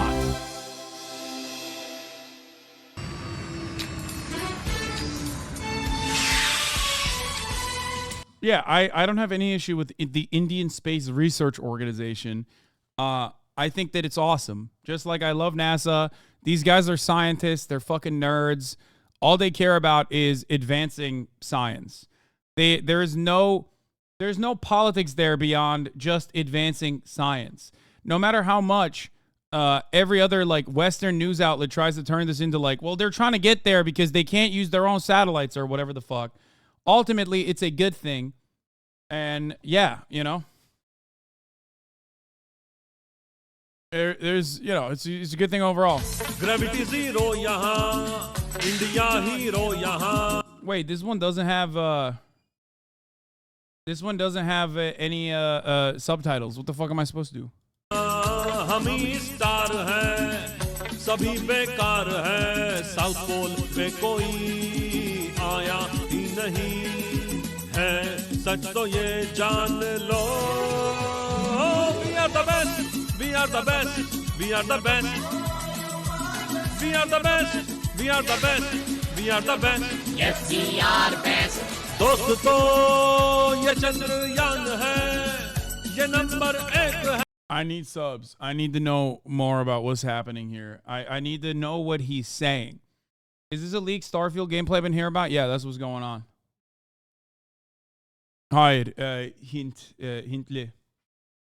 Ne oluyor? İngiliz, Türkçe nasıl söylüyorsun? Hint. Aynen. यही शान है, तेज है, बड़ा smart है, ये तो विज्ञान का बड़ा कमाल है. अरे भाई वाह, ये तो हिट है बजट कम में, ये तो फिट है. अरे भाई वाह, ये तो नंबर 1 है. कोई यहाँ लैंड किया, कोई वहाँ लैंड किया, किसी की मेहनत पे पानी फिर गया, साउथ पोल में कोई आया ही नहीं है. What did they find? They found rocks or something? Talking about how smart the rover is and how it's number 1. Helium-3. He said he's going to drill space cheeks and smash it. This is a remix of an old Indian song. He's saying India is the best, Lamau, flexing how we are the first to the South Pole of the moon and do it for super cheap. सच तो ये जान लो, we are the best, we are the best, we are the best. Yes, we are. I know what he's saying there. He's saying we are the best. I know what's happening there. You know what I mean? That's a language that I understand. We are the best, we are the best, we are the best. Yes, we are best. Land हो गया चंद्रयान, मेरा Bharat.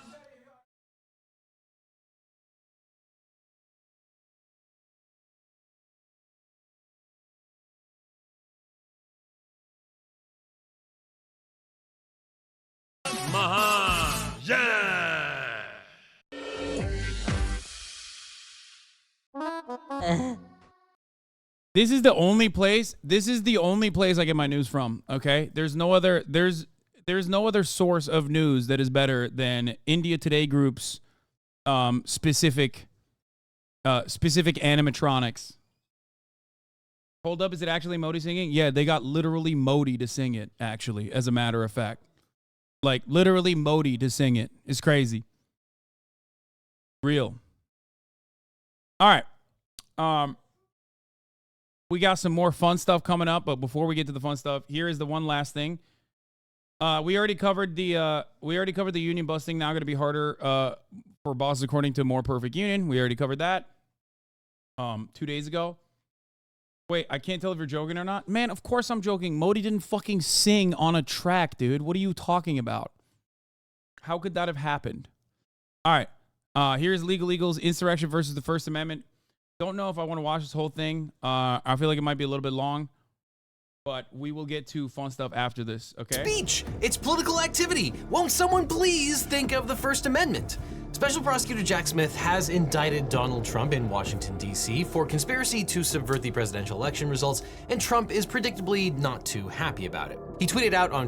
Why not invest that money in solve poverty? How ridiculous is India? That's crazy. You could fucking make that argument all the time for every single thing, every single different venture. Any dollar that goes into space exploration... rather than any dollar that goes into space exploration, rather than fucking, I don't know, military money is a good venture, okay? It's a terrible argument. On Truth Social, if you go after me, I'm coming after you. In response, the DOJ filed a motion for protective order that would prevent Trump from disclosing discovery materials to the public. Now, Trump says this motion was actually a blanket gag order that would prohibit him from exercising his free speech, and a hearing was held on August 11th. Now, in addition to all the motion practice that's happening before trial, Trump and his lawyers say that everything that Trump said in the run-up to January 6th is protected political speech and therefore can't be the basis of criminal charges. Now, Trump has said a lot of things in the context of January 6th. Does he actually have a First Amendment free speech defense? Well, to start with, speech is generally protected under the First Amendment unless it falls within one of the few categories of unprotected speech. Now, we'll get into those categories in a few minutes because when you're talking about Trump, those categories actually come up with quite a bit of frequency. But first, let's talk about why Trump says his words and actions are protected speech. The Supreme Court considers political and ideological speech to be at the core of the First Amendment, including speech concerning, quote, politics, nationalism, religion, or other matters of opinion. Now, Trump says that he's being persecuted for political speech. In the indictment, the prosecutors accused him of communicating with other people in an attempt to... They're indicting him because he did everything right, okay? Not in spite of. Because they were like, no one has ever done a perfect crime before. Sir, you've done it. You've done the perfect crime. You've done everything right. And now they've indicted you. To overturn the election. And here's how the alleged conspiracies worked. Before the general election, the political parties from each state chose their own potential electoral college electors. After the votes are in, each state prepares certificates of ascertainment that are authenticated with a government signature, and the indictment accuses Trump and his allies of conspiring to prepare fake certificates in 7 states that Trump lost: Arizona, Georgia, Michigan, Nevada, New Mexico, Pennsylvania, and Wisconsin. And Trump's plan depended on Vice President Mike Pence using those certificates to block or delay Congress from recognizing Biden's victory. Now, Trump's lawyer, John Lauro, told CNN that, quote, this is an attack on free speech and political advocacy, and there's nothing that's more protected under the First Amendment than political speech. Now, I agree with Lauro that Trump generally has a right to lie about the election results forever if he wants to. However, Lauro goes even further than that, saying that Trump had a free speech right to ask Pence and others to take action on his behalf. Lauro often defended Trump by claiming that his extra-legal demands were aspirational. That was an hold on one second. That was an aspirational ask. Now, Trump claims that there's no harm in just asking Pence to do something that might hypothetically break the law or at least be against the law. Lauro says that the Biden administration has criminalized the free speech of prior administration and that it is particularly egregious because it's happening while there is a political election happening. To Trump, it looks like the government is trying to stop him from expressing his political opinions. Now, Trump's defenders used the same defense during his second Senate impeachment trial. The House January 6th committee recommended that Trump be charged with violating the seditious conspiracy statute because of the speech he gave to the protesters at the Ellipse. The seditious conspiracy law, 18 U.S.C. 2383 and 2384, make it a crime when someone, quote, incites, sets on foot, assists, or engages in any rebellion or insurrection against the authority of the United States. Now, historically, the government has used sedition charges to shut down political dissent, especially during times of war. And Trump is right that we don't want the government to persecute people because of their political speech. But that's why today it's extremely hard to convict someone of inciting violence based on their opinions. We've covered incitement law a bunch of times on this channel. It's very difficult to prove under the Brandenburg test. And although the First Amendment does not protect speech that incites imminent lawless action, it does protect speech that advocates overthrowing the government in abstract terms. Whether the speech really does incite imminent lawless action is a hard nut to crack, which is probably why Special Prosecutor Jack Smith did not charge Trump with seditious conspiracy. Most people think that he probably did this to avoid Trump's First Amendment defense. But Smith still used Trump's words as evidence that he committed other crimes. Now, is he allowed to do that? Well, the government anticipated that Trump would make the case about free speech. So the indictment begins by making the distinction between First Amendment and criminal conduct. Quote, the defendant had a right, like every American, to speak publicly about the election and even to claim falsely that there had been outcome determinative fraud during the election and that he won. He was also entitled to formally challenge the results of the election through lawful and appropriate means, such as by seeking recounts or audits of the popular vote in states or filing lawsuits, challenging ballots and procedures. Now, this is the Justice Department, so you are allowed to take their statements of fealty to the First Amendment with a grain of salt. But Trump lost the lawsuits that he filed, and the indictment says that Trump tried to overturn the election by illegal means. Quote, shortly after Election Day, the defendant also pursued unlawful means of discounting legitimate votes and subverting the election results. Now, this is the heart of the disagreement between Trump and the Department of Justice. Trump World's argument boils down to the idea that words can't be crimes. And that definitely misunderstands the issue in most of criminal law. As former Trump Attorney General Bill Barr explains. You know, as the indictment says, you know, they're not attacking his First Amendment right. He can say whatever he wants. He can even lie. He can even tell people that the election was stolen when he knew better. But that does not protect you from entering into a conspiracy. All conspiracies involve speech, and all fraud involves speech. Now, Barr is saying that there's no First Amendment protection for speech made in service of a crime. So let's talk about that. Now, not all speech is protected by the First Amendment. For example, defamatory statements are not protected. Now, Trump knows this because, for some reason, he's always saying he wants to make it easier for people to sue for defamation. And also, he was sued for defamation and lost. And then defamed the person that he lost to, like in the same week that the trial ended and the awards were given out. And he defamed her in the exact same way, only to kickstart another defamation lawsuit. And, you know, he does actually file a fair number of defamation lawsuits. And earlier this year, he lost a defamation case after E. Jean Carroll sued him for claiming that he did not rape her. And on the other side of the coin, Trump has actually won defamation suits against people like Stormy Daniels and was successfully able to file an anti-SLAPP motion against her.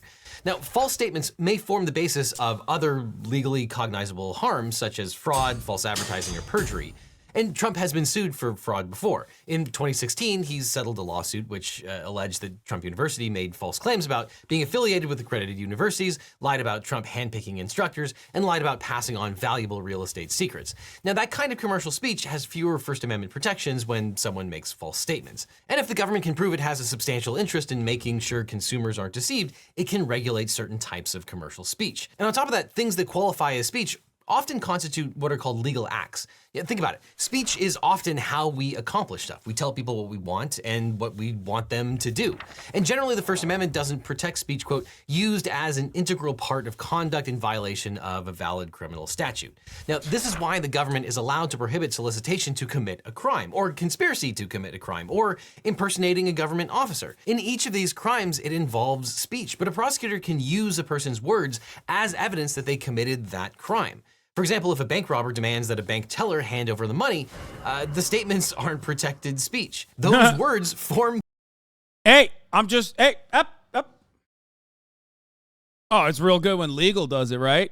When Eagle does it. Oh, love the analogy, King. Love it, right? When I do it, it's like, Hasan, you fucking nerd. It's the sexual harassment versus Riz dichotomy.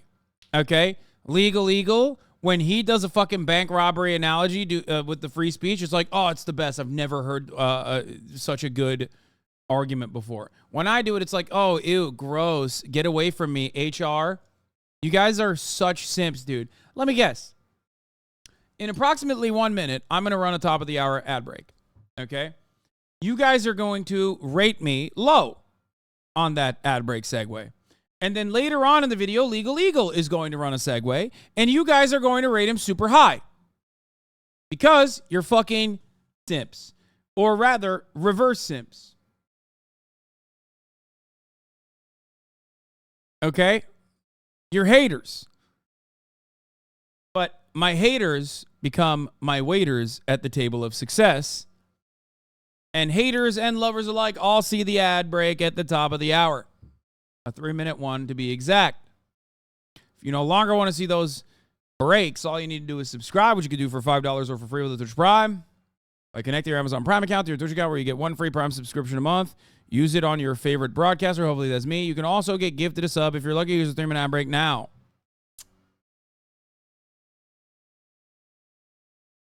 Why you got to put waiters down? My man, haters are my waiters at the table of success is an Eric Adams line. I'm making fun of Eric Adams. You know, mayor of New York, Eric Adams, who said exactly that. I can't. Why do I need an entire fucking sea of like psychotic cyber stalkers when I already have like people who are just as uncharitable to me? I feel like that's like a Keemstar tweet right there. You know what I mean? Like what that chatter did is like what Keemstar does to me. You know what I mean? The basis of the crime that's being committed. And under Trump's interpretation of the First Amendment, the bank robber could argue that when he gave the teller a note demanding money, it was merely a suggestion, aspirational, to use Laura's words. And if we accept Trump's free speech argument, it's hard to see how it would ever be legal for the government to punish perjury, which punishes a person for lying under oath, and other crimes like knowingly making a false statement to law enforcement in violation of 18 U.S.C. 1001 would also be off the books. And unfortunately for Trump, soliciting another individual to commit a crime is not protected by the First Amendment. For example, in United States versus Williams, the Supreme Court... Wait a minute. Someone's got to let Trump know about that because he thinks that's... Wait, hold up. Wait, does Trump know about this? Guys, I don't think Trump knows about this, guys. I don't think any of the... Do people at Fox News know about this? Is this new? What's going on? Wait, hold up. You can't solicit someone to do crimes? Hold up. Since when? What is this? United States v. William shit. Considered whether the PROTECT Act abridged First Amendment freedom of speech by outlawing the pandering of material that is believed to be child pornography. Justice Scalia, writing for the majority, concluded that, quote, offers to engage in illegal transactions are categorically excluded from First Amendment protection. The court observed that, quote, to be sure, there remains an important distinction between a proposal to engage in illegal activity and the abstract advocacy of illegality. Scalia concluded that the PROTECT Act was not overbroad because it, quote, does not prohibit advocacy of child pornography, but only offers to provide or request to obtain it. The opinion goes on to say that, quote, many long-established criminal prosecutions, such as laws against... That's why half the debate sphere can still do what they're doing without going to jail.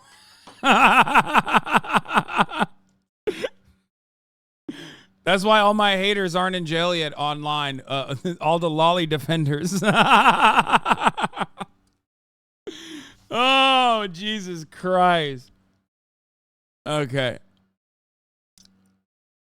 Against conspiracy, incitement, and solicitation, criminalized Sir, speech, it's just commercial or not, advocacy. that is intended to induce or commence illegal activities. And another case that's on point is the 1915 case of United States versus Mosley that dealt with a conspiracy by 2 Oklahoma County Election Board officials to omit certain legal votes from the official count. The men were charged with conspiracy under 18 U.S.C. 241, which is one of the statutes that Trump allegedly violated.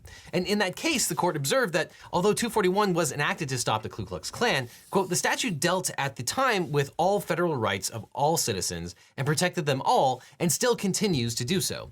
The county officials engaged in multiple conspiracies. First, they agreed not to count certain votes. Second, they met in secret without the knowledge of the third member of the Board of Elections for the purpose of carrying out the conspiracy. And third, they committed overt acts towards achieving their goals. The 2 men met and used speech to hatch their plan, but that doesn't mean that their actual conspiracy was protected by the First Amendment. And to be clear, Trump really can't be punished for saying, I think I won, and Pence should block the certification. But he can be charged for soliciting another person to commit a crime. So it would follow that if Trump solicited fake electors to submit forged certificates with the goal of stopping the certification, then it's fine to charge him with conspiracy to obstruct an official proceeding under 18 U.S.C. 1512. And the government still has to... Yeah, and as always, there's a difference between I think this election was stolen from me and someone should do something about this that you just kind of dropped out there like a tree falling in the wild and no one there to hear it. Does it still make a sound type situation? Versus him doing it directly to Michael Pence as a directive while simultaneously utilizing every other avenue where he's got people on the ground also engaging in similar acts, where he's also setting up a fucking insurrection in a direct effort to stop the regular congressional proceedings from occurring, where Michael Pence is supposed to certify the results of the last election. Prove all the elements of the case for each of those charges. Laurel suggests that a person cannot be guilty of conspiracy if their verbal acts solely consist of political speech protected by the Constitution, which has a kernel of truth, but is also kind of wrong. It relies on Hammerschmidt versus United States, where the Supreme Court overturned a conviction against Thomas Hammerschmidt and 12 others who had been handing out pamphlets urging men not to register for the Selective Service Act. Now, the act authorized the government to temporarily expand the military through conscription, and the men were convicted of conspiracy to defraud the United States in violation of what is now 18 U.S.C. 371. By the way, there are a lot of First Amendment cases that deal with very, very dubious speech-related acts. But the issue in Hammerschmidt was whether the men used trickery or deceit to encourage people to evade the draft. And the court found that their conduct did not include deceit. Handing out pamphlets was simply, quote, open defiance of the government. Yeah, no, they were arresting people for speech left and right. Straight up. Like, especially World War I. I mean, holy moly. There was a lot of that happening. Governmental purpose to enforce a law by urging persons subject to it to disobey it, which is not fraud in this sense. The case didn't refer to the First Amendment or discuss whether political speech can contribute to a criminal conspiracy. But the Hammerschmidt case referred to a 1910 case called Haas versus Henkel, which might be more analogous to Trump's situation. In that case, Moses Haas and others were charged with a conspiracy to defraud the United States by attempting to bribe a statistician in the Department of Agriculture to give them cotton crop reports before they were officially released to the public with the goal of engaging in market speculation. The statistician was going to, quote, falsify one of these official cotton crop reports, of which fact his associates were to be advised in advance. In Hammerschmidt, the men were handing out political pamphlets urging people to break the law. That was political speech. In Haas, the men conspired to secretly manipulate cotton crop reports, including by falsifying data to allow the conspirators to engage in market speculation. Now, I'm sure Jack Smith is going to argue that the fact pattern seems closer to Haas because it involves governmental officials using deceit and trickery to stop the certification of the election of the joint session of Congress on January 6th.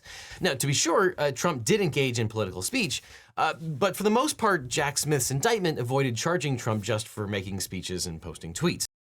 I guess would this be like false electors? Like if we're talking about Trump's speech alone, would the second case be closer to the Georgia case of like establishing a false slate of electors with an intent to defraud? I guess that could be. I don't know. I'm not a Instead, lawyer. it seems like he tried to charge speech acts that urge people, including state and federal officials, to break the law by submitting fraudulent electoral certificates to Congress and NARA. Now, the Georgia indictment, on the other hand, is more explicitly based on Trump's various speech acts, which may present a problem. And there are other cases that Trump might rely on to argue that he had no intent for anyone to commit unlawful acts. For example, in NAACP versus Claiborne Hardware, the Supreme Court ruled that an economic boycott is a form of constitutionally protected expression, even if violence is threatened as a means of achieving a group objective. The case involved an economic boycott by African Americans against white merchants operating in Claiborne County, Mississippi. And the boycott included nonviolent picketing, but there were also acts of threats of violence. And in 1969, white merchants sued the NAACP for damages. And the court held that the nonviolent elements of the protesters' activities were protected by the First Amendment. The NAACP wasn't liable for the consequences of their nonviolent activity. Effectively, the court separated out the nonviolent activity that was protected by the First Amendment and the potentially violent activity that could give rise to damages. And the court ruled that, quote, for liability to be imposed by reason of association alone, it is necessary to establish that the group itself possessed unlawful goals and that the individual held specific intent to further these illegal aims. Persuasion must be, quote, directed to inciting or producing imminent lawless action and likely to incite or produce such action in order for it to be considered a crime. Now, in the aftermath of Claiborne hardware, lower court decisions drew a line between advocacy and urging illegal action. Speech urging illegal action was unprotected by the First Amendment in some contexts. For example, in Rice versus Paladin, the Fourth Circuit ruled that a publisher of a book, Hitman, a technical manual for independent contractors, could be liable for civilly aiding and abetting a crime after a contract killer used the book to murder 3 people. The court held that the, quote, provision of instructions that aid and abet another in the commission of a criminal offense is not protected by the First Amendment. The First Amendment doesn't bar civil liability for speech that the plaintiff can demonstrate was performed with specific intent. The court drew a distinction between speech that was advocacy and speech that was aiding and abetting others by providing the means to commit the crime. And the court said that the Hitman book was not advocacy. It was an instruction manual without relevant communicative value. But the Hitman case is unusual because Paladin, for reasons that I won't go into, stipulated that it intended the book to be used by criminals and would-be criminals, and that it intended and had knowledge that the book would be used to execute the crime of murder for hire. But for procedural reasons, there was only one issue before the court, and that was whether the First Amendment acted as a complete bar to the plaintiff's claims. And of course, unlike the Paladin publisher, Trump is not going to stipulate that he had specific intent and knowledge that his co-conspirators intended to commit crimes. But the government is alleging exactly that Trump knew his speeches and interviews and phone calls and memos were in service of an objective that was against the law, overturning a legitimate election result. So whereas in Claiborne hardware, the boycotters didn't intend violence and thus were not liable for their First Amendment protected speech, Trump intended, so says the government, for others to break the law on his behalf. And I'm sure Jack Smith will use Trump's speeches to prove that he had that specific intent. And of course, Trump is going on trial. It's like a puzzle. Every single individual piece does not have to be actionable as long as they ultimately arrive at the final picture that you're trying to show. Which is why what a lot of people are doing on Fox News, that is when they actually even engage to talk about the subject matter to begin with, which is not something you usually hear from them because they're too busy talking about Hunter Biden's penis or whatever.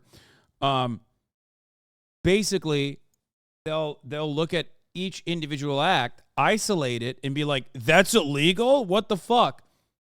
Yeah, it's not illegal for me in the context of the stream to say, hey, put the money in the bag.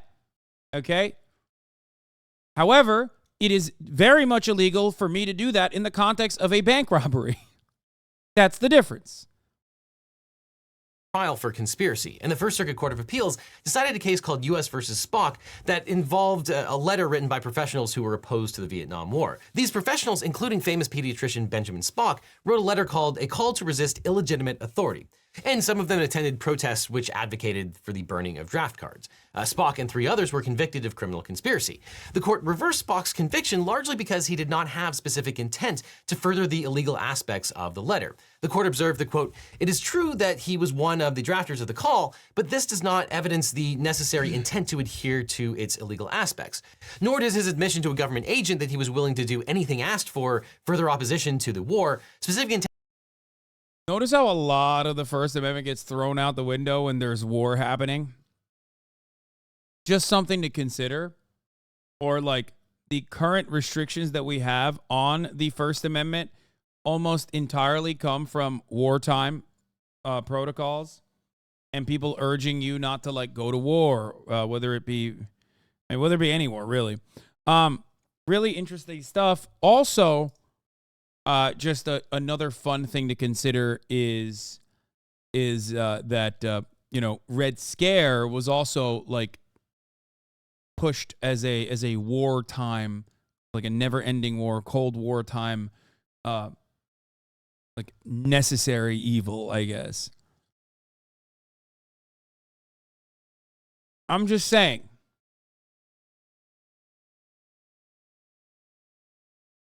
America has taken away civil liberties left and right.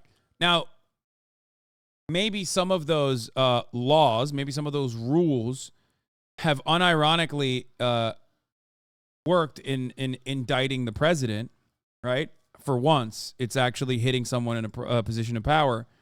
But it shouldn't be. Like, restrictions should not be placed on people who are, like, burning their draft cards or whatever, or advocating to burn their draft cards.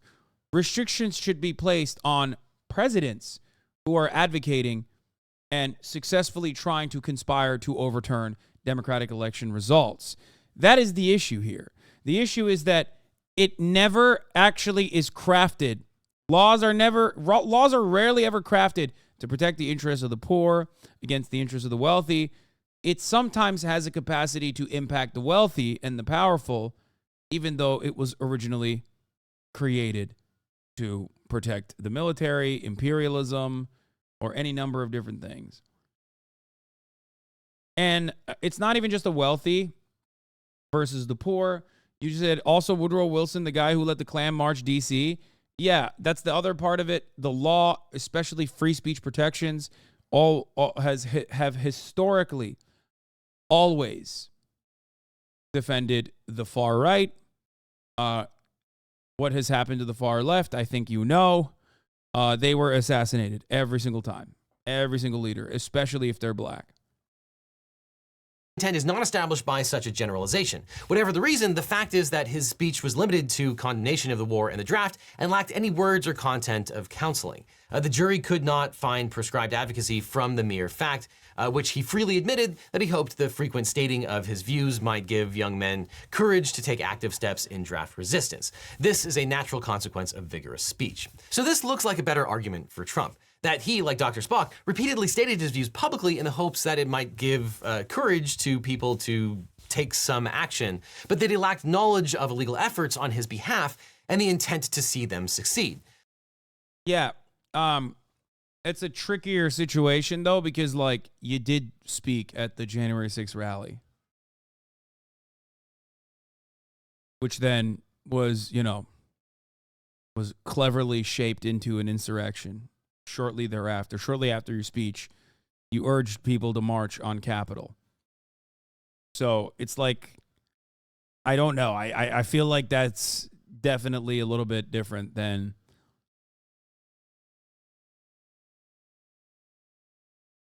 especially when you like tried to stop January 6th and not the insurrection. I mean like the stuff happening inside of the Capitol. Election certification by Michael Pence, when you tried to stop it and then you tried to physically stop it, you can't really be like, oh, well, I guess this kind of just happened to, oh, man, I talked to a hitman. First, I Googled how to kill my wife, and I talked to a hitman, and, that hitman ended up killing my wife. It's like, oh, well, that's just, I vigorously thought that, I just let those words out there and then they just ended up doing it. I didn't pay them. Shucks. It was just simply a suggestion. We got to fight like hell and let's march down there. Kind of doesn't leave much room for interpretation, I mean, we'll see. We'll see what happens. Don't kill me, please. What?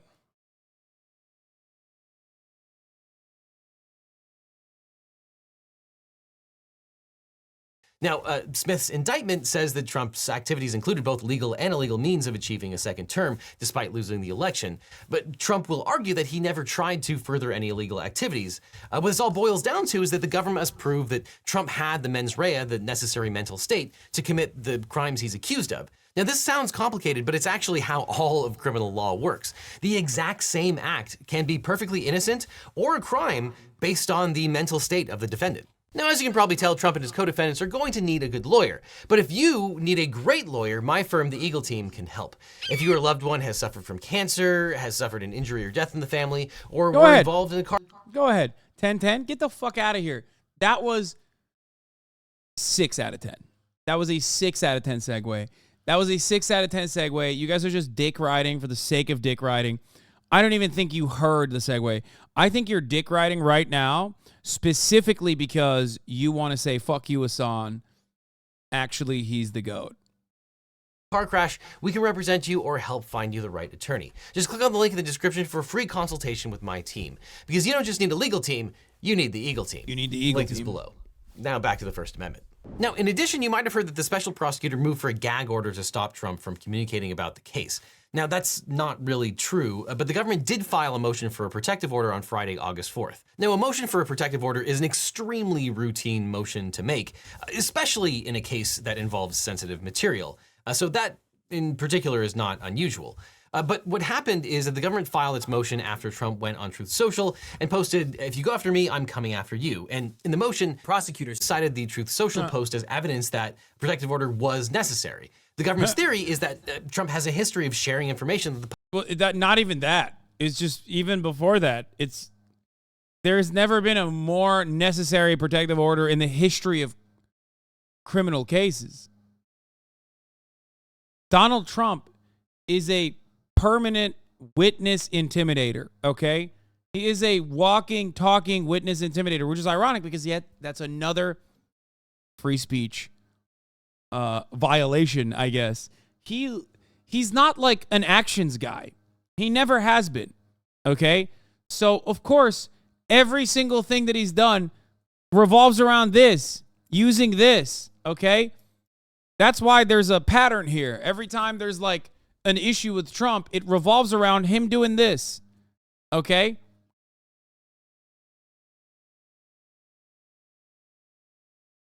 It's just so stupid.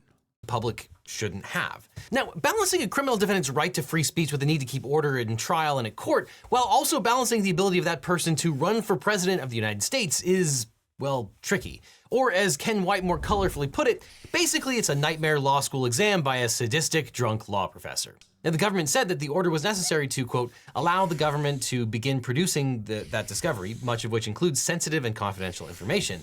The government respectfully moves the court for entry of the attached proposed protective order governing the disclosure of discovery. Now, mind you, when you have a criminal defendant, that defendant is entitled to see the evidence that's going to be presented against them. This process of turning over information is called discovery. And the point of discovery in the criminal context is to inform the defendant about the evidence that's going to be used against them. And as you might imagine, there's a lot of sensitive information here. Quote, materials containing personally identifying information as identified in Federal Rule of Criminal Procedure 49.1, Rule 6 materials including subpoena returns, witness testimony, and related exhibits presented to the grand jury, materials obtained through sealed search warrants and 2703D orders, sealed orders obtained by the government's filter team related to the case, recordings, transcripts, interview reports, and related exhibits of witness interviews, and sensitive materials obtained from other governmental entities. Seems like a lot of work for a guy who did everything right. That's all I'm going to say, okay? It just seems like a lot of work that they put in. Entities. And the idea is that the protective order, quote, allows the defendant prompt and effective use of discovery materials in connection with his defense, including by showing discovery materials to witnesses who also agree to abide by the order's terms. The idea is that the discovery would be given to Trump, but he wouldn't be allowed to share it with the public. Prosecutors said, which, by the way, like, if you think Donald Trump doesn't have a team of like interns currently looking through this, scouring this to find specific things that he can leak that he is totally not allowed to on his fucking dumbass Truth Social account, I don't know what to tell you, okay? You know his ass is looking for this shit. Quote, such a restriction is particularly important in this case because the defendant has previously issued public statements on social media regarding witnesses, judges, attorneys, and others associated with legal matters pending against him. And not surprisingly, as evidence, the government referenced Trump's Truth Social screed. They said, quote, if the defendant were to begin issuing public posts using details or, for example, grand jury transcripts obtained in discovery here, it could have a harmful chilling effect on witnesses or adversely affect the fair administration of justice in this case. In response, Trump's lawyer said, quote, the government does not explain how a post on a different topic, which does not include or describe sensitive information, suggests President Trump might disseminate such information in the future. And Trump's lawyer said that the need to protect that information does not require a blanket gag order over all documents produced by the government. And their response brief accused Jack Smith's prosecutors of leaking evidence, stating that the DOJ posed, quote, the greater risk of improper disclosure. Now, Judge Chutkan had a hearing to resolve the parties' inability to agree on the scope of the protective order. And after she issued the protective order, Trump said that he might or might not comply with the judge's order. Do you plan to comply with the judge's order regarding the latest? Damn, he's so done, dude. Like, the fact that he's not immediately saying, like, fuck that shit, I 100% am not going to have my First Amendment rights revoked, this is why I ran for president, to stop that from happening to you. Like, the fact that he's still saying, like, oh, we'll have to take a look at the order. It's like, dude, this is a genuinely different Trump. Okay? And I'm not doing the classical lib shit where it's like, oh, this is the day Trump became presidential. I mean, like, legitimately different Donald Trump, in the sense that this is a Donald Trump that at the very least recognizes how genuinely fucked he is, okay? Murad is definitely working in the garage right now? No, it's landscapers. So what were they arguing about? Well, the first big issue was whether all information the government obtained during the investigation should be covered by the protective order, as the prosecution wanted. But the judge was not persuaded that the government proved that all information gathered in the case should fall under the protective order. And the judge... Because the reality is, if Donald Trump gets clapped here, like, they could hold him in contempt of court. And the very fact that, like, Donald Trump is not trying to risk that is really interesting to me. Because... it's very interesting to me because, like, an earlier Donald Trump who feels like he has more popular support would definitely try to abuse the boundaries. You know what I mean?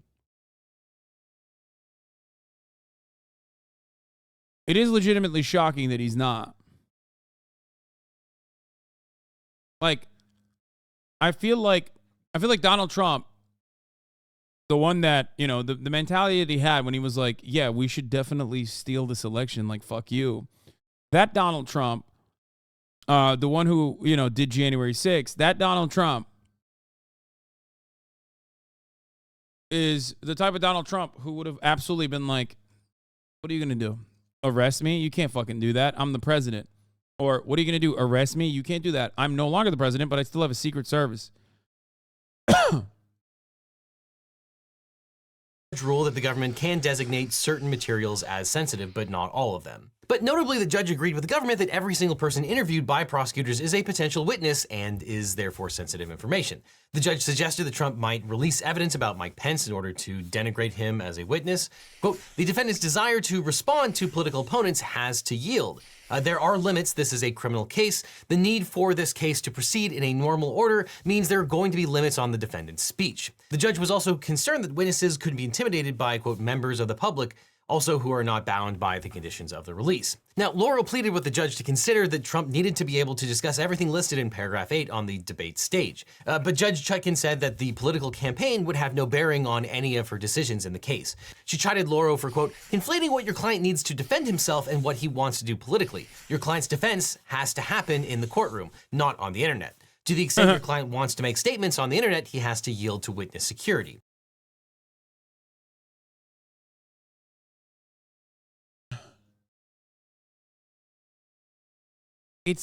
I know Twitter's down, chat. Chill, okay?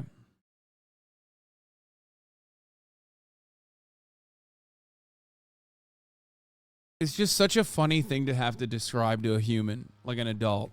Now, the second major issue was whether Trump would be allowed to see all the discovery in the case and what he'd be allowed to do with that material. And here, Judge Chutkan fashioned a compromise. Trump is allowed to review sensitive information without his legal team present in the room, but the team must be present to retrieve the materials as soon as Trump exits the room. If Trump takes notes, his lawyers must review them to assure that he did not write down sensitive personal information. Trump is also not permitted to have an electronic device with him that would allow him to take a picture or photocopy the document. Quote, if the defendant takes notes regarding sensitive materials, defense counsel must inspect those notes to ensure that the defendant has not copied down personally identifying information. Now, this puts a lot of pressure on the lawyers to make sure that their client is complying with the order. Now, with normal clients, this isn't such a big deal, but this is obviously Donald Trump that we're dealing with here. And things are getting especially interesting because in the wake of the protective order, Trump has arguably directed speech at a witness in Georgia saying, quote, I am reading reports that failed former Lieutenant Governor of Georgia, Jeff Duncan, will be testifying before the Fulton County grand jury. He shouldn't, and then goes on even further. Now, that's not great. Now, while that's what his lawyers said, too. He must have gotten the Eagle team. He didn't just get a legal team. He got the Eagle team. That's not great. Not good.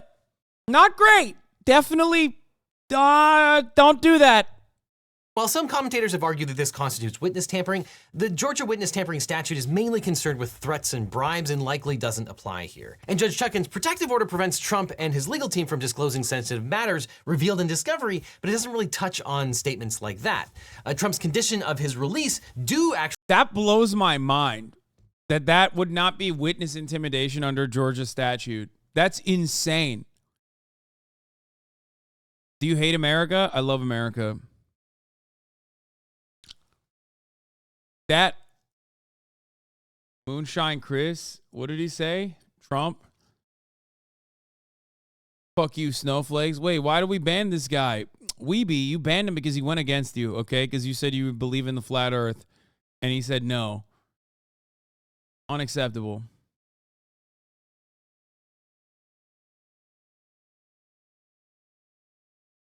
Yeah, I saw that. I saw that little conversation. I see everything in my chat. Actually bar him from harassing or intimidating witnesses, but that would likely only apply to witnesses in his DC case. So given all the gray areas here, I wouldn't expect any of the judges here to be the first to rush to jail Trump or hold Trump in contempt over his social media posts. But right after the Duncan-related post— No, I think judges are not doing that. They are doing the opposite. And I think Trump is also not really giving them too much. Like, he has been way more tempered if you compare him to the performance of a past Trump. You know what I mean?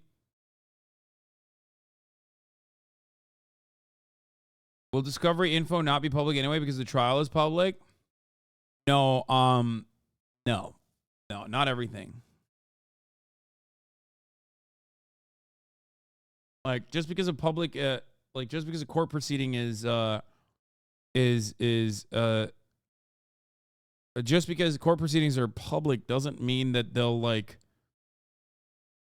release. That doesn't mean that they'll publicly, like, you don't know what. Here, I'll tell you this much. This is a civil case, right? But it was televised. Just because the court proceedings were public doesn't mean you have access to like Johnny Depp's personal home address and his fucking entire text message conversations that might be in discovery. Like, what is in discovery is not everything that ends up making it to trial. You know what I mean? Whereas what is in discovery, Donald Trump might make public, and that would be unacceptable.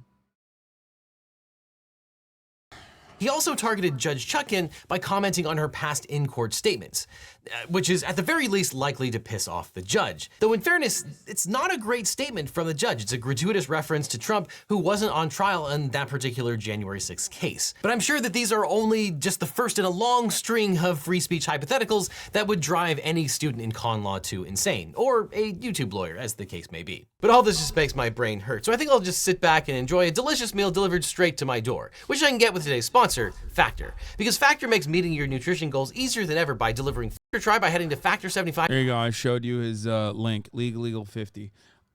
Okay, so new CoffeeZilla just dropped. I don't know if we're gonna do that. I don't know if I have time for that. I don't know if I have that dog in me. I know he actually worked with Friendly Jordies on an Australian one too. Fucking hell. Hold on one second. Gotta talk to the landscapers real quick. Here, watch this. Here.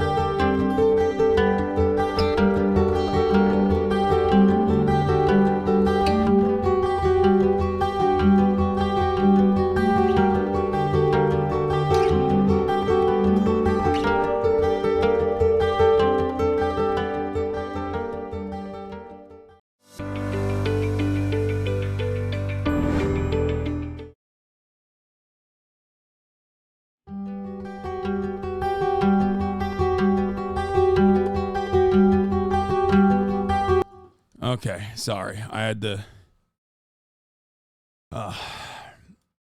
close my gate for the landscapers. Is this some kind of abstract performance art?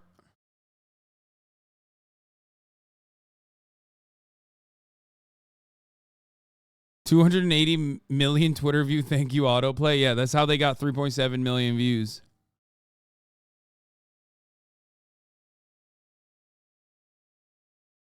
That sucked. I'm making YouTube hate videos about you now. Go ahead, dude. Fuck it. YOLO. You know what I mean? I get enough of that shit for no fucking reason anytime I like win an award or some shit. This is going to get clipped. They're going to clip me and be like, wow, I can't believe Hasan left the fucking screen as he played the Indian ISRO's like promotional materials on loop. Wow, I can't believe I took the publicly funded Indian Space Research Government Agency and showed them the materials that they want you to see.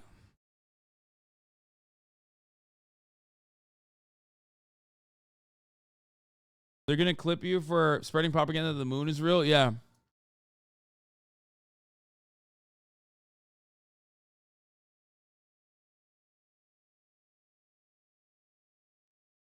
Anyway. Stealing from the hardworking Indian government content creators. Is that one presidential candidate freak coming on Leftovers? Maybe. I hope so.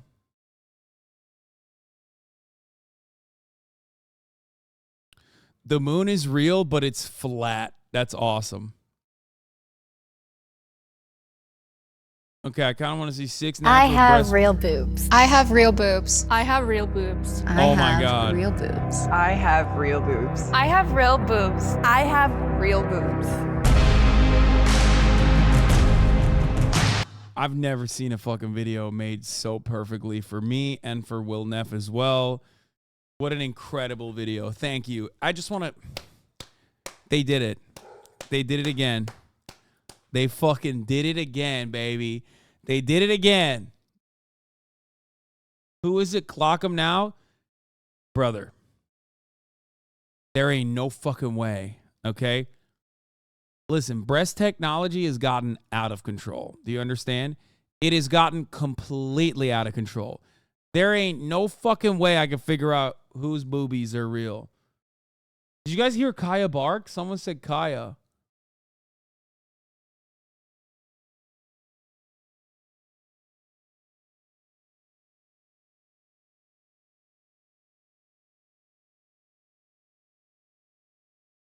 This is tough because all women are liars. Listen.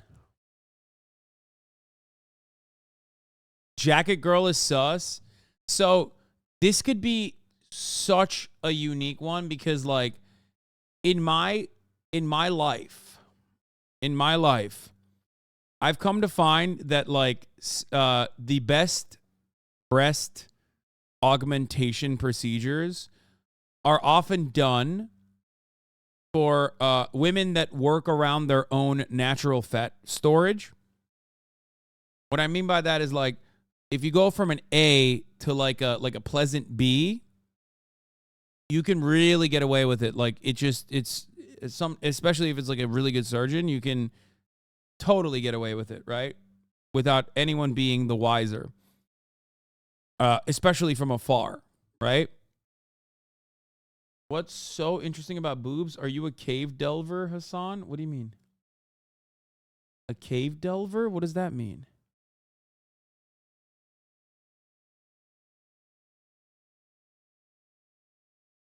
So, 6 natural breasts versus 1 fake. The other thing could be, this is misogynistic as fuck. I'm out. Okay. Bye, I guess. You don't want to look in and appreciate some boobs. That's fine, you know. So fake breast doesn't always mean bigger breasts. It could be breast augmentation.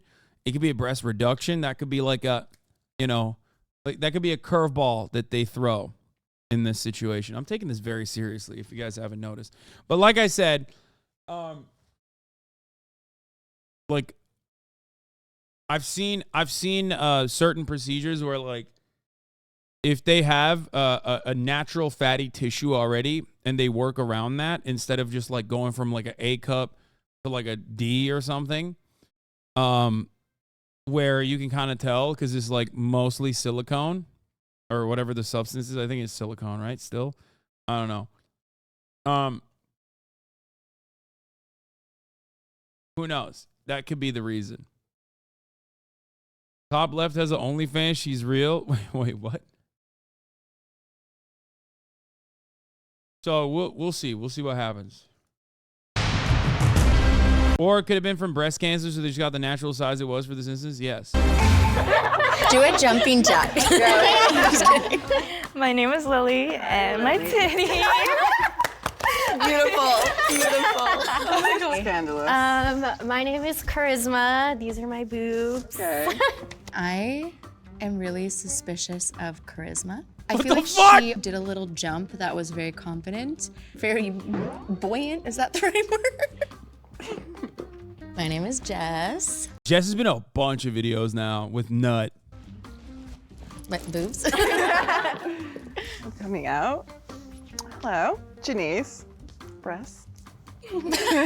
I think Janice is the misdirection where you think that she has fake boobs because they land a certain way. You know what I mean? Can you change it from 180? Can you change? Dude, don't worry. 180p premium, dog. Okay. 180p premium, homie. But I do think Janice is real.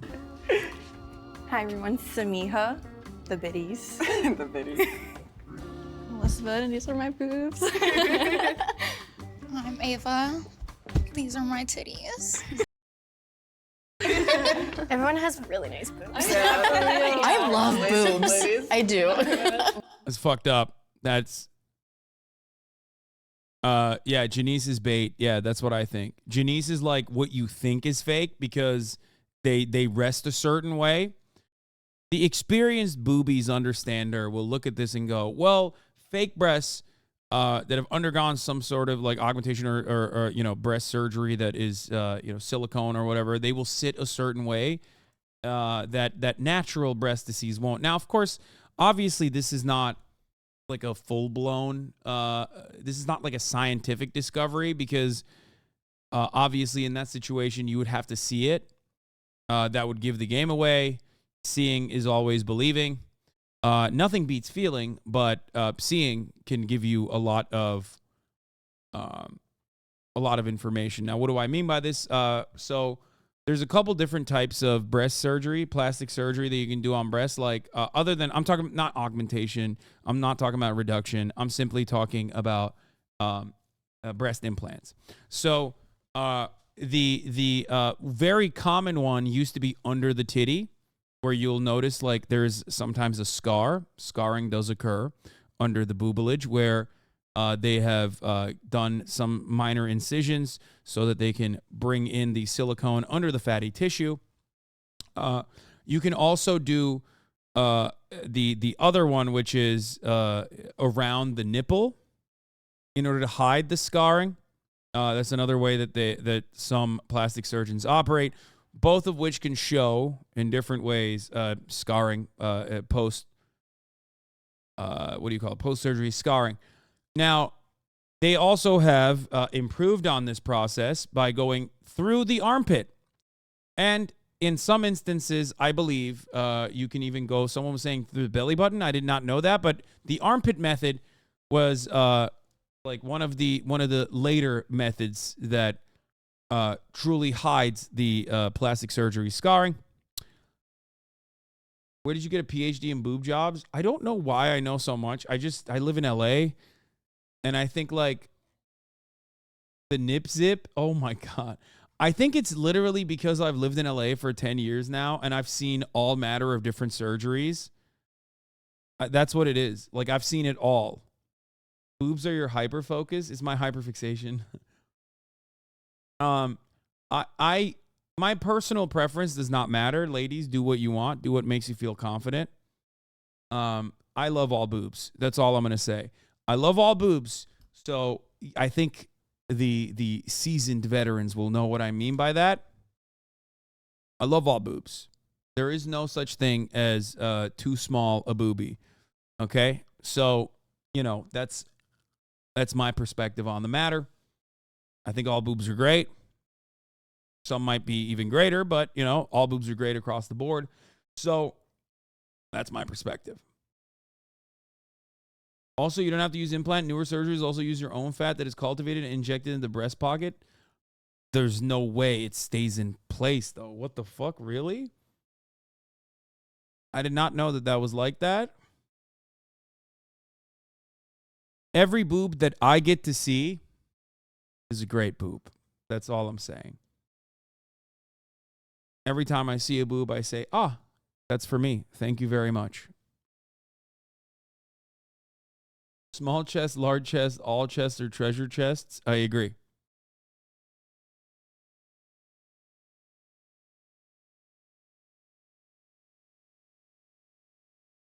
I have never heard of the fat being dumped into the titty thing. Here you go. Learn to live inside of your body. You are all unique. You are all beautiful. Okay. It doesn't matter. I'm always going to be excited to see a titty. Okay. That's just not going to change. Doesn't matter how big or small it is. I'm always going to be excited to see a titty. That's just facts. So just remember that. And I've seen a lot of titties. This is why I say, what do I always say? Because I always say the same things over the course of my career in media. And it still excites me. Like it's the first one I've ever seen. So I'm pretty sure a lot of guys feel the same way. Now, this is a very heteronormative point of view, from the point of view of a cishet guy. But overall, titties are great. All titties. Savannah Bond level boobies humor. Okay, all titties are great. You don't have to get surgery done. It doesn't matter. It doesn't even matter if I can't put a fucking whole hand on it. If it doesn't even fit in my hand, it's still great. It's still very exciting to see a titty. So, don't do anything. Don't do anything crazy. Yeah.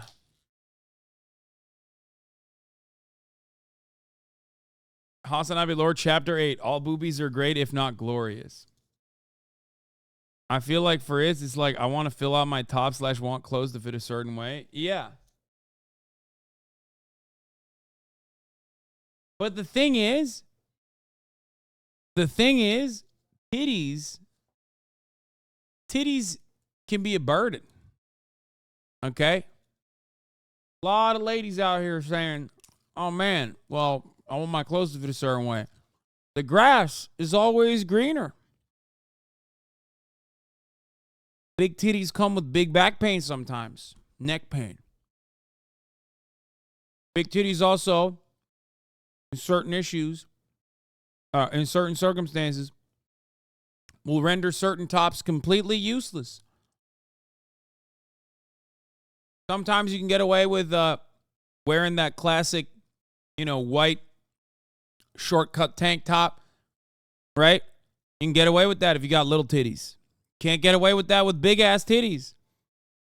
In a lot of situations, for example, if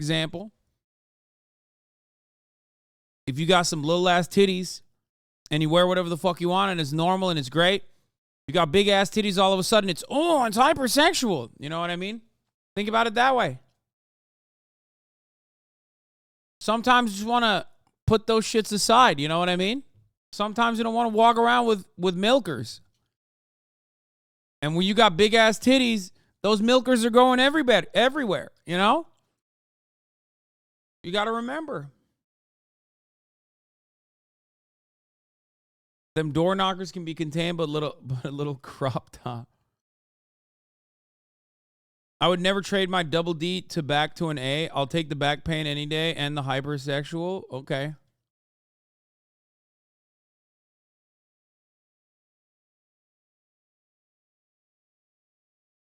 Just saying. Is that why you have back pain? Dude, my titties are out of control. I might be the reason why I got back pain. Or how fucking yoked my upper back is. That could be a reason too. Constantly flexing my upper back. Anyway, let's keep going. Learn to live inside. Okay. What does everybody do for work? I'm a photographer and model. I work in tech. Okay. I don't work right now. Okay. I'm a content creator. Nice. Okay, cool. Actor. Cocktail and bottle service. I'm a freelance entrepreneur. Wow. Okay, Cool. Okay. That's the next line of progression after bottle service. Boss ladies. I'm really suspicious of Ava right now because she said that she's a content creator, and on my TikTok, I've been seeing a lot of like Filipino people just get a lot of boob jobs recently. I feel like she's the most. I'm curious. Dude, that is like TikTok brain to a T. She said, this lady's Filipina, and I've seen a lot of TikToks about Filipino ladies just getting titties done. You know what I mean? That's wild to just... My source? Oh, my source is my TikTok For You page. Curious how everyone's back pain is usually. Terrible. My lower back pain. I don't really have a lot to carry, but like what I've noticed is that I would slouch no matter what. Yeah. Just because like, I don't know, I'm shy. But honestly, like when people talk about back pain, I'm like, because maybe I'm just dead inside and I've always had it. How do you feel about sports bras? I don't know. They make my boobs look. This is such a funny take because, like, not everyone on that stage has got some big-ass titties. If everybody there had some tig old bitties right now, then, like, you know, ladies, let's talk about our back pain. But, like, you can't find the fucking mole in that situation when you got some ladies in there working with B-cups and shit. You know what I mean? What's the goal here, Lamau? Is this just horny Hasan hours? Dude, sometimes we like to have fun. Can we have fun? Is that not allowed? I feel like a big chunk of new leftists are just like, oh no, it means like no titty discourse whatsoever, no fun whatsoever. I'm a no fun guy. Impressed? Yeah. I kind of like it. Yeah, I was gonna say I weirdly like it. I grew up Muslim, so we were kind of told to hide our boobs, unfortunately. So I'm actually used to sports bras. Yeah, so. I grew up doing sports a lot, soccer, and you don't want them to like jump up and down. It's like I needed something tight to kind of hold them. Yes. So I steer clear from the hoppy workout. Yeah. Oh yeah, we've been walking up and down the stairs. Like it's like, oh my god, it hurts. Everybody knows the booby struggles. This is hard. Yeah. I've shot a lot of girls that have had like breast augmentations. Even with bras on, they tend to have like a little separation between their cleavage. That is why I'm a little suspect of Ava and Charisma. They both. Not gonna lie, that's a clock right there. She's not wrong. She's not wrong. I think it's Ava too. I don't know. It could be Charisma, but I think it's Ava. Both have great boobs though. What age would you guys say you were when you first noticed the male gaze? Oh. Was that too deep? Young. Yeah, I was like in middle school. I grew up in Norway, and I feel like it was a little different there because I don't know. I felt it more when I moved to the U.S. I was like, Yeah, I was gonna say same. Yeah, I definitely feel like it was like puberty, like when my body started developing and like when I started growing boobs. To be like Charisma. Okay, listen. Charisma is throwing out the vibes of a person who did get breast implants, because like she brought it to school. You know what I mean? Like this is the new lunchbox you got, and you want to show your friends. Let's be real. This is not. I'm not saying this in like a misogynistic way. Like she's very proud of her titties, and she wants to show them, which is oftentimes like at least common trait in people that got some kind of breast augmentation. Well, not breast augmentation, but like implants. You know what I mean? But having said that, I do think that maybe, yeah, but surely they knew what they were filming. Yes, I know, but like, look at everybody else. Look at everybody else. Also, nobody talks about titties in as clinical as a way that I do. I can't believe you guys had the audacity to hit me with the "you're horny" line.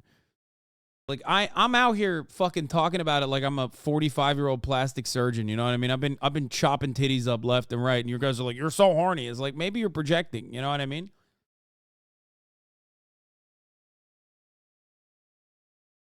Hasan, you keep saying milkers. Yeah, I mean that's okay. You got me there. Boobs. Going into high school, kind of. Like, that's when I realized. I was just gonna ask, when did your guys' boobs start growing? Going into freshman year. I literally, all middle school, I had nothing, got my period that summer, and then my boobs appeared.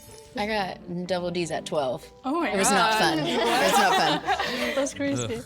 Definitely like the 7th grade. I was like crop top queen at that point. I was like, ooh.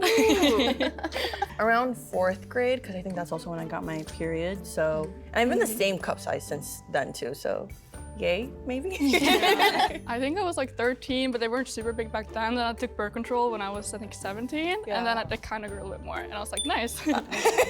Around 12, 13 as well. But yeah, it's been the same. I think it's fucked up that they just say fake, because like that leaves room for interpretation of like, are we thinking augmentation? Are we thinking like breast reduction? Like that's supremely important. You know what I mean? Because like if you mean breast reduction, then this could go in any direction. You know what I mean? Like if we're thinking breast reduction, it could be the Muslim girl. You know what I mean? Like she might have gotten a breast reduction like that. That's. I hate that. I hate that they debated us like this. It's like maybe my birth control. Do you consider reductions fake? No, absolutely not. But I don't know if they do. Do you see what I'm saying? Do you see what I mean? Or just hormones that sometimes, they're a little bit voluptuous, but most of the time, they're a little tiny and just need a lot of push-upping. Yeah. For sure. I have a question. Oh no, this light change is scary. I want to know, when was the last time you showed yourself some true self-care? Well. Perfect. Oh shit. Sorry. What is this 90s pop I used music? to act, so I'm like, girl, you are delivering lines right now. It's the look, and also she was a little too quiet. They're just perfect. They're perfect boobies. Bye. I wasn't really talking too much, and probably my job maybe made people suspicious. That's messed but, up. They did our take it girl as a compliment. charisma dirty. They did our girl charisma I was gonna dirty. ask you guys, like, how is your boob pain like when your period is about to come on? I'm tender. I'm tender. Yeah, like it hurts if I bump into. Okay, that's like, they're not great questions. Like, what if you have fake titties? Do you not get fucking boob pain? Ladies in the chat with fake titties, do you not get fucking boob pain during periods? Not as much? Wait, really?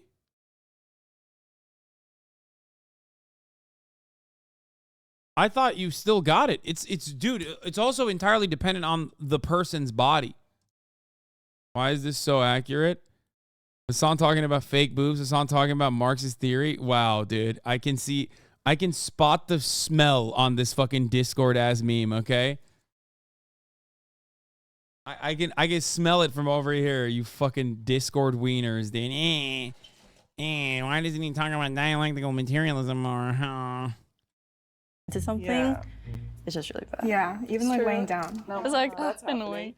Elizabeth was really quiet, and I noticed she also waited till other people answered, but so did Ava. Yeah, it's swollen, like the nipples, like no matter how easy I touch my nipples, I'm just like, no.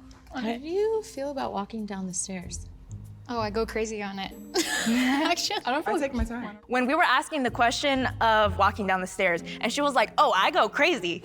Girl, that didn't make sense, so I definitely think. Yo, Lily just wants her out, okay? Let's keep it at $150. She just wants her out of the game. It's her. I take my time, and if I'm running down, like I'm obviously that tight hug, you're just or like holding it just while I'm walking down. My building has an elevator, so. I usually wear like tops like this. This is like kind of supportive. So and I don't have like the biggest boobs that would jump. Yeah. Do you think there's a stigma about? Bro, I was showing my parents the broadcast today. What do you mean? They will be appreciative that you have a shepherd leading the flock through treacherous waters. Like, what are you talking about? They're going to be like, wow, this man has it all. This man does it all. You're watching an expert in the field, okay? You're watching an expert in the field discuss a very important subject matter with the utmost courtesy that it deserves. Not even serving you a top of the hour ad break in this entire process, except, yes, I am. I lied to you. Yes, I'm paywalling the boobs, okay?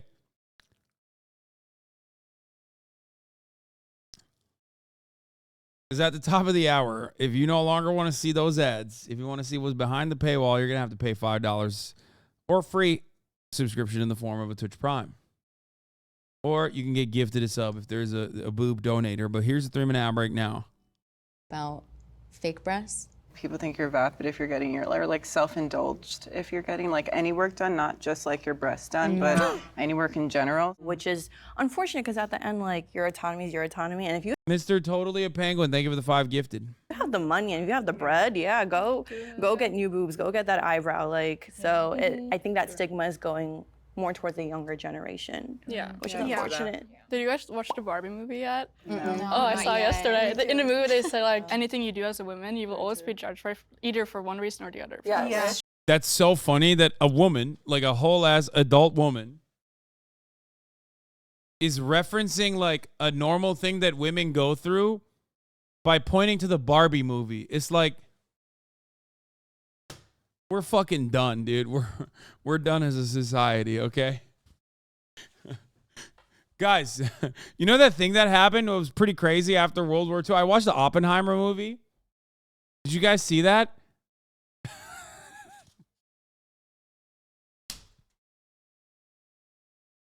Yo, I had no idea it was like that.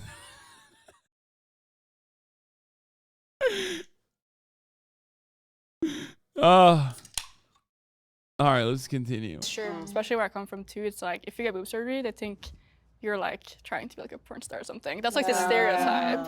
And like people get it, like you can have cancer and want to get it. Like there's a lot of reasons. Does anyone know anyone who's gotten their boobs done in like your friend groups? Or? So many. Really? I don't know anyone. As a photographer, like I've met so many girls, so like. Does everyone have a boob that's bigger than the other? Yes. Yeah. I think just the areola, but I don't think I've noticed my titties different. Maybe I just don't look at it like that. But yeah, I don't Which know. boob is it? My left. My right. My left. Left. My left areola is a little bigger. Do you guys have a favorite boob? The left. My left. I just recently started loving my boobs, so I'm paying more attention to them now, not really like. I still think Ava got like reduction. Or maybe even like a little bit of like a B cup. Back then, so I don't know if I have a favorite yet. Do you guys get asked if they're fake a lot? No. I've never gotten asked that. I definitely get asked in the modeling industry, like getting changed. Like I was like 16. People are like, your boob's fake. I'm like, do I have money to get a boob job at 16? No, absolutely not. No, these are mine. I think Janice might be the mole because she said that people have suspected her of having plastic. No, I think that's real. It's very. I think Janice is real. I don't think she has fake tits. Surgery done in the past, so she might have fake boobs. So I got boobs really young, and I think in my experience that people do feel like they can approach you. It made me feel like my body wasn't mine. People going 16 question mark. Yeah, brother. Before this trans shit, who do you think was getting fucking titty surgery, and still do? And get a shit ton of work done before 18. Like, I feel like people forget. And no, it's not even just the LA thing, man. Listen, upper middle class daughters of wealthy people exist all around the country. Okay? Popular girl in your fucking local ass high school, 100p got some work done probably at the age of 16. A lot of people do that. Tons of people fucking do work before they get to 18. It's just, no, we're not even talking about South Korea. I'm talking specifically in America. South Korea is an entirely different category on its own. So, you know, that is it's ironically extremely popular in Utah. It's not that surprising that it is. Nose jobs are really popular. Boob jobs are really popular. Like, people get all manner of different kinds of surgeries. Half of the criticisms of the Kardashians revolve around how much they've gotten young girls to like get work done. You know what I mean? It's so funny to me that it's so funny to me that like we act like the only top surgery that's happening in the country is like trans teenagers. It's like not even, it's like 1% maximum.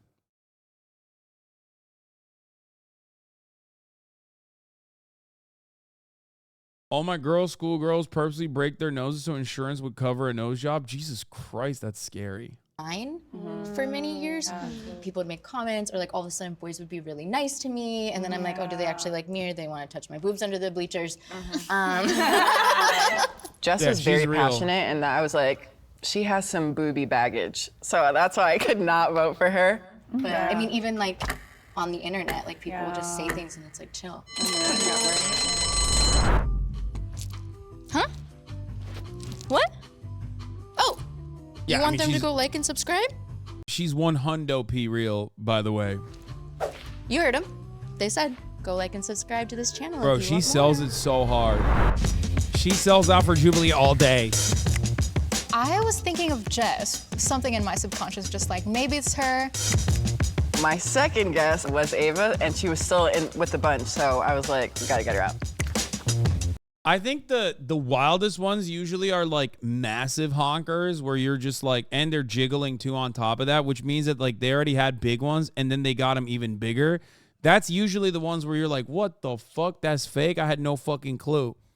You know what I mean? Is Janice for sure confirmed? I don't think so. Sorry, I think I'm she's really like suspicious. I think it's Ava too. Thanks. It's a compliment. I mean, this top that I wore today definitely made them push up a little bit more and made them look good a lot more than normal, so maybe that's why. If you want to keep playing because you're still sus, raise your hand on 3, okay? 1, 2, 3. I knew it. We don't have to. Only one person that's willing to keep playing. 2. That is not the majority, so that means the game is over. If the box turns green, the 5 of you have correctly voted the mole out. If the box turns red, the mole is still among the 5 of you. And the mole Oh my god. wins. Oh my god. What is it? 2. If it turns red, I'm gonna lose my mind. No shot. It's her. It's the Muslim girl. Who's the mole? Reveal yourself. I knew it. I knew it. So now the mole may step forward and reveal herself. 1, 2, 3.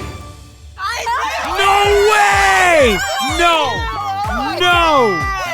Bro, I had no idea. She was Norwegian too. I was like, Norwegian girls never get fucking titties done. No way. I'll admit, I had no fucking... I did not even... Called it 1 second. Chatters are such liars, dude. Why do you lie so much? Dude, no shot. I had no fucking clue. Straight up. Damn it! Thank you. First guess. That's why I raised my hand. No, that's why I raised it. I was baffled. I was bamboozled. Trust issues. Why did I not ask her if she was wearing a bra? Why didn't I ask her to jump? Oh, I wish some of us raised our hands more.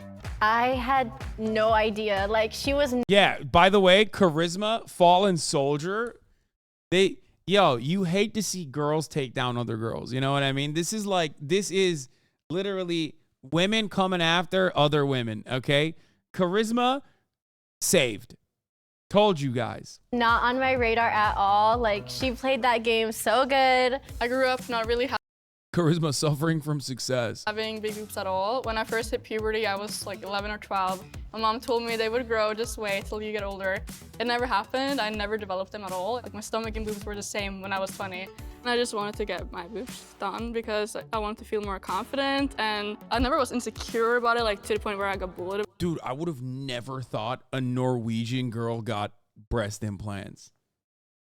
Like it actually blows my mind. That is a cultural blind spot that I had, okay? Straight up. Because like Norwegian women are so like large to begin with that I just automatically assumed them things were thangin' naturally. You know what I mean? Norwegian girls, especially with their body type, have fairly small boobs. I have no idea. I do not know that many Norwegian women's. Maybe that's why.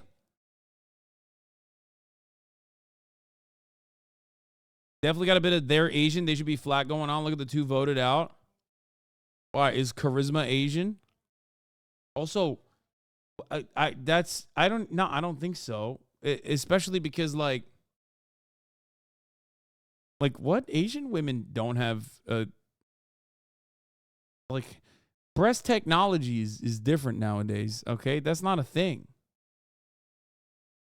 Stop Asian titty hate. Don't overthink it. I'm overthinking it.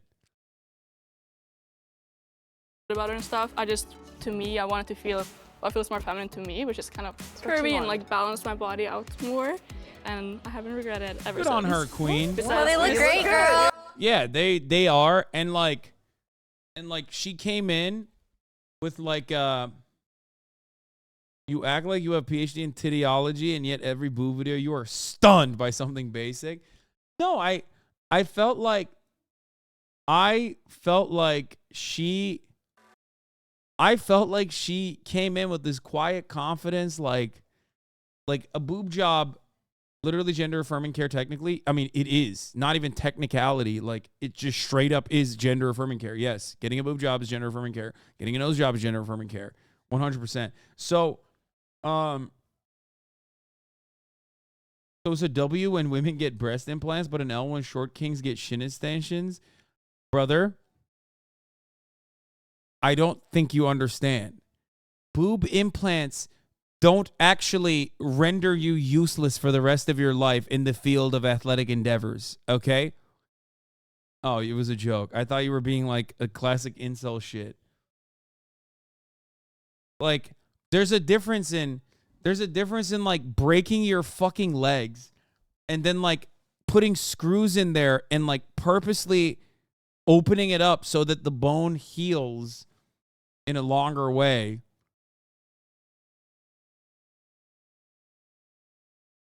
You can't literally be that dumb. What the fuck? How did you think that was that serious? Brother, have you been online? Have you been in my chat?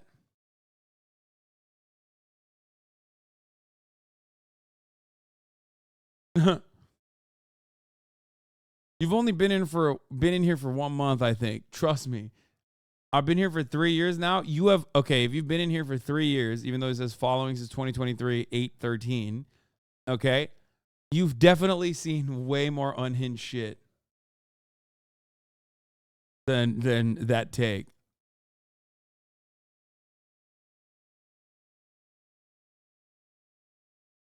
It's not showing his 6'3", 250-pound height privilege.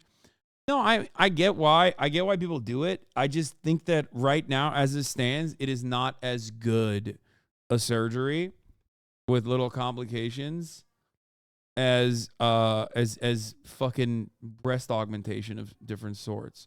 So that's what it is. If it was easy, if it was as easy as a breast implant, then fuck yeah, dude. Are you kidding me? Dudes would be out here like 6'10", like it's nobody's business. Height surgery is so incredibly painful.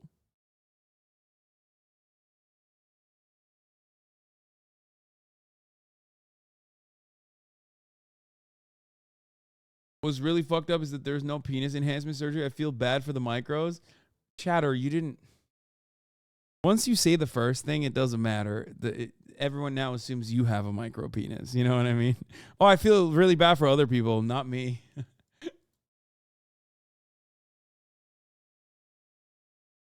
I am I am a believer that it's, I think, good for mankind that there is no penis enlargement surgery that is viable. Here's why. Okay? And like, a lot of chatters will say, I've seen your dick, shut the fuck up. Okay? And to them I say, there's no such thing. From the point of a man, from the standpoint of a man, there's no such thing as too big. I think men are the biggest size queens. I don't think women are that big size queens as men are, okay? That's what I'm going to say.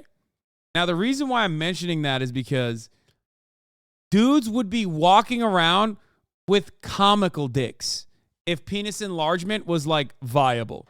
Like, comical dicks. People would go way overboard, okay? Like, you'd go into a fucking boardroom and dudes' dicks would be falling out of their pants, okay? They'd be like, oh, shit. They'd be like, Hank, pull your penis back into your fucking pants. Like, the tip of your dick would literally fall to the ground. It would hit the ground, okay? People would never stop. They would never stop. There's no way. There's no way you would stop. People be walking around with whale cocks, okay? Like, people would look at a 14-incher and go, that's tiny. What are you doing? Like, what's happening with your little old 14-inch ass dick, bro? Get that shit out of here. We got big boys in the room. We're rocking 30s, okay? Think about how different life would be. Think about how different life would be. It would be an endless endeavor to continue enlarging your fucking penis, okay?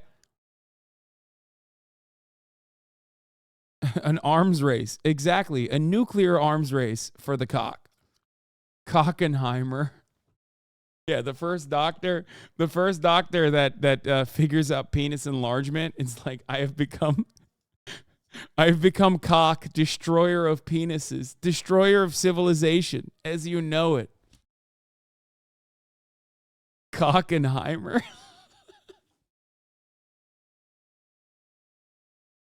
Also, that's another really good take. You would destroy entire economies. No more gun sales. No more big pickup trucks. Like, things would be so different. Like, society would be dramatically different. In many respects, I think dudes would probably stop. They would just stop. They would only be getting penis extension over and over again. Penis extension recovery. Penis extension recovery. They would let go of, like, positions that they held in society. I guess it would be utopian in that regard.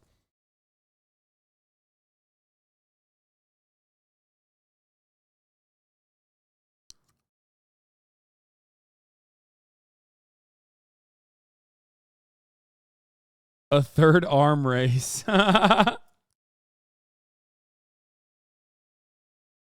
You would have people that prefer natural over fake, though. My friend, I already explained this to you. This has nothing to do with women. Okay? I don't think you understand. Penis enlargement has nothing to do with women.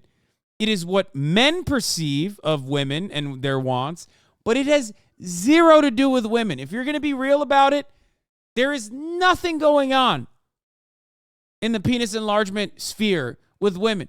Do you know how deep a vagina is? Do you understand? Like, vaginas have the capability of pushing out a child and also taking your little ass baby dick at the same time.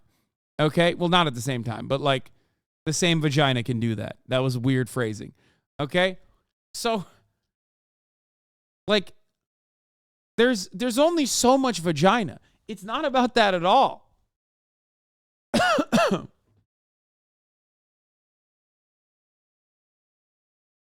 There would be one country that does it really good, and you see a whole plane of dudes with their cones in their laps or something, just like those pic of bald dudes leaving Turkish planes. Yeah. 3 to 4 inches, but they can expand when aroused. I know, but there's only so much expansion that can occur. You understand that, right?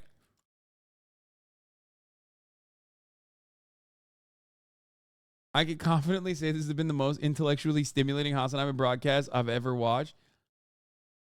It's just like it doesn't. I don't know how to describe it. Like I don't know how to explain it any further than I already have. Like, dudes care more about dick size than women do, I think. Especially beyond a certain point. 100%.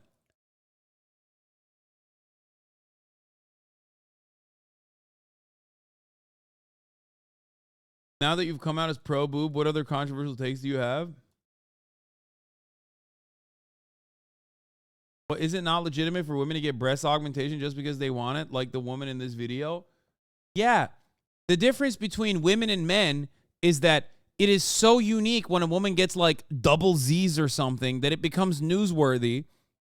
Every man would get penis extensions beyond, like every man would get the double Z titty expansion would look like child's play in comparison to what dudes would do to their dicks if penis extension and enlargement was like a viable surgery, okay? That's what I'm trying to explain to you. I don't think you understand. Ab implants are a thing and not many people get them, to be honest. Yeah, because that shit looks ridiculous. The guy with the largest cock ever, Jonah Falcon, used to have a call-in radio show called Talking Yankees, but during the off-season, the show was about Xbox gaming. So during the Yankees version, callers would call and ask Xbox questions and vice versa during the off-season, or they would just ask about his giant cock. Some cock lore for everyone.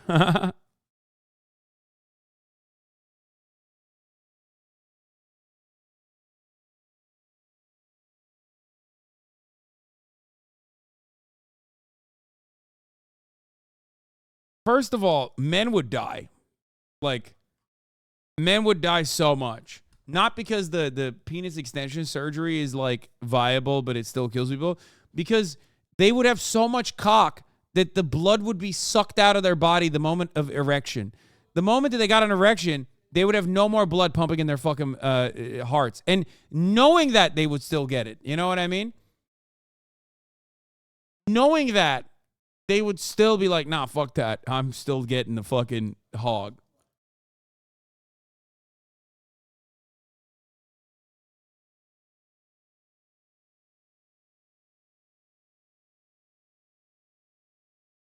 I am a, what? You have to read this. I am a request for someone who has, ask me anything request for someone who has undergone penis enlargement surgery. I have the misfortune of not being very well endowed. And I was wondering if anyone has undergone enhancement surgery. I've been considering making the leap and going under the knife. How much did it cost? Where'd you get it done? What gains have you made from the surgery? Are you happy with the results? Thanks a bunch. Edit. I'm not looking to be huge. I'm around 4.5 inches erect, or give or take, or 3 inches or so flaccid. I've been told I'm small to my face. Aw. Also, I'm in the military, so people see my junk frequently. Immediately, I was sad, and then I was like, oh, there it is. I'm tired of disappointed looks from my fellow soldiers in the shower.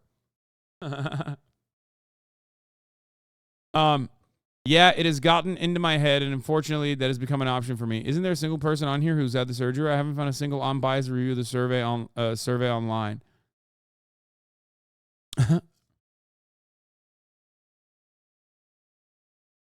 I'm a urology resident. I've never seen the procedure because no respectable urologist would do. Yeah, I mean, even now, 13 years later,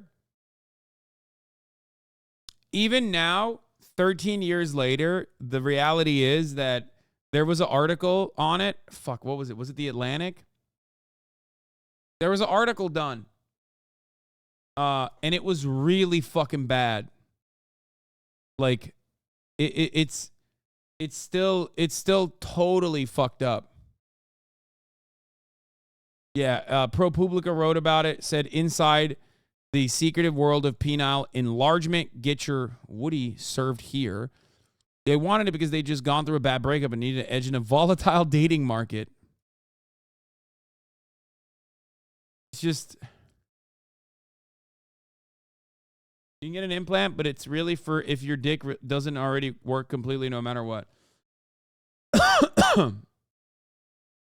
You get implants stuffed in your dick, but you can't get erect. It's a permanent chubby. Like, that's such a monkey's paw situation. Like, why the fuck?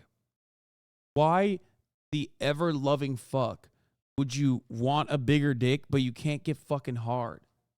You know what I mean? Like, that's awful. Are people just slinging dong on a first date left and right? Like, why would you need that for dating? Remember, it turned out he was like 6.5 before and then got implants and his dick didn't work. Yeah, there was the one guy that they covered that had a 6.5 incher and he got a fucking implant. And it's like, what are you doing? What the fuck are you doing? What are you doing? Learn how to fucking eat pussy, man. Like, what the fuck is wrong with you?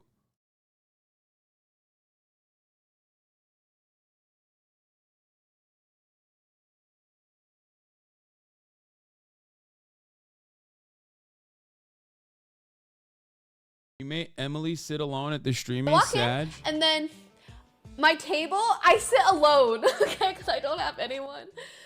To my left was no one, all right? No one.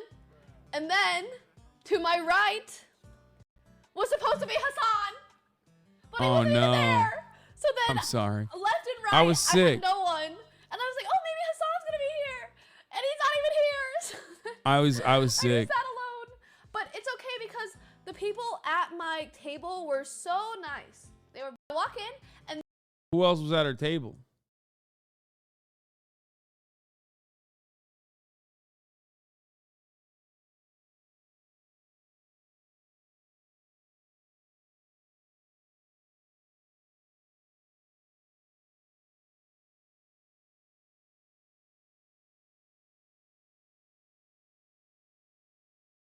Cutting the suspensory ligament, the most widely used surgical procedure to lengthen the penis, involves cutting the suspensory ligament that attaches the penis to the pubic bone. Also, skin is moved to the abdomen to the penis shaft. When this ligament is cut, the penis appears longer because more of it hangs down. What the fuck?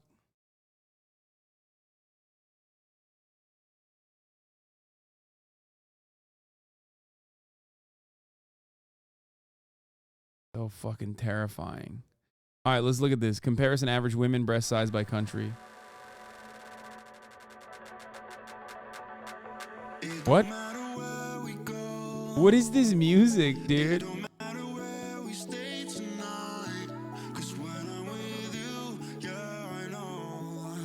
Wait, what is this? Is it millimeters? What's happening? Like, what is the average breast size? What is MI?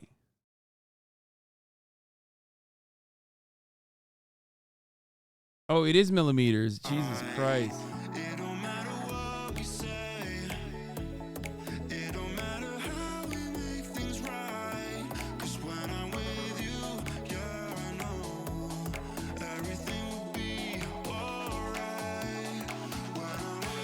Whoa! Big ass jump from Italy to Slovenia.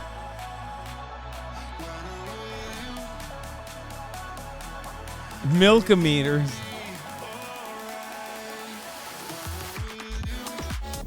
God damn. Okay, India, what the fuck?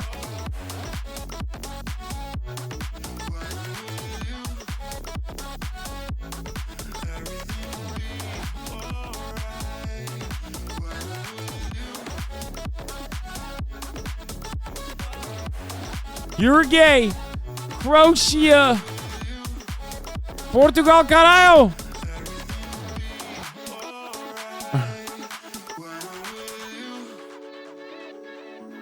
Damn. Ukrainian titties are wait, did they say Russia already? Did we pass? Yeah. Ukrainian titties, they're way above Russian titties. That another massive jump. What the fuck? That's a big ass dude. It's so funny every time it jumps like crazy. It's so funny. It's just like, well, here's the Ukrainian titties, and then you're like, what the fuck? Okay, Spain. Yeah, now you know why U.S. is a dog in the fight in Ukraine. You know what I mean? It's not. We knew it wasn't because they love democracy or whatever. It's because they got bigger titties, dog. Shit. Now we know. They thought they were fucking slick. Also, what is happening here? Oh, okay.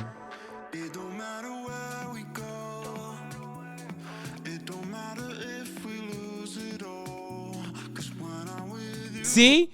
Fuck you guys for saying Norway. What? Norway's not like known for being big titted. What are you talking about, dude? Also, number one's probably America, for the record. But yeah, that's why I was shocked. Bro, they need that shit in the cold, except what the fuck? What about New Zealand? What? Australia? What is happening? Oh, England is going to be another big titty nation. Yo, what? Turkey's up here? What?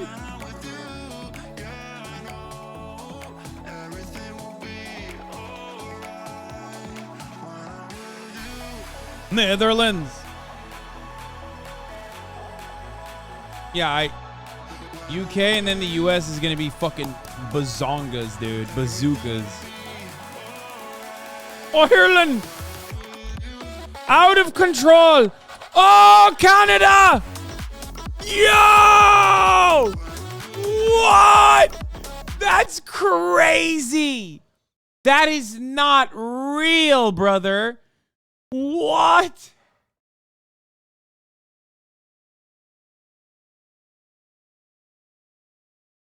Bro, we are looking at the rest of the planet from the titty ivory tower, okay? We are on an ivory tower looking down upon the rest of nations, okay? We have the biggest bazookas, dude. For the U.S., it strongly correlates with obesity, unfortunately. Brother, it strongly correlates with obesity in every country, okay? Let's be very real. What do you mean? Like, now do dicks law? I mean, fucking, I'm down. I don't give a shit. You think I'll be like, no, I'm not going to do dicks. I actually do want to do dicks. Let's see. This is so stupid. All-time best-selling video games. Comparison richest YouTubers 2023. I commented on the song's music after I watched it from my sock. Heard the song on the breast video. Woot. Please clarify which video you're talking about. Duh, the breast video. Dummy. Oh my God, what is this? Countries with average working hours.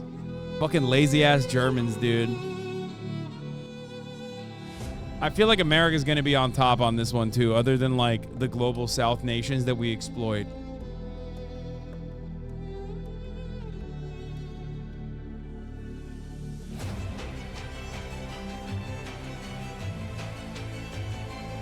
We'll do the penis after this. We'll do the penis after this.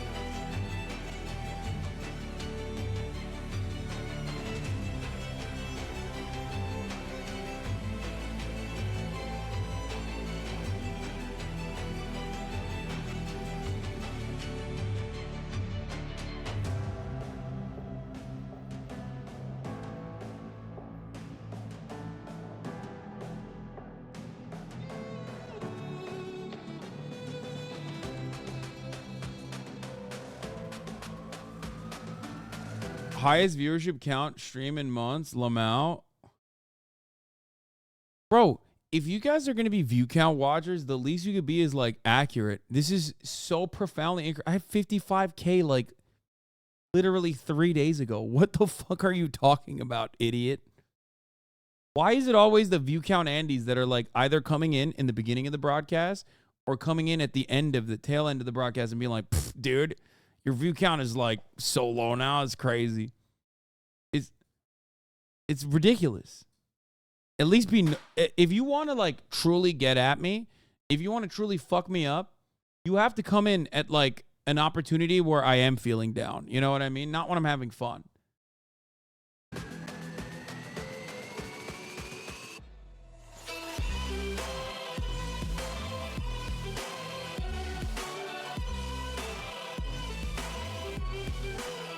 43 working hours? Or no, not 43. 1,000. Fuck. What am I saying?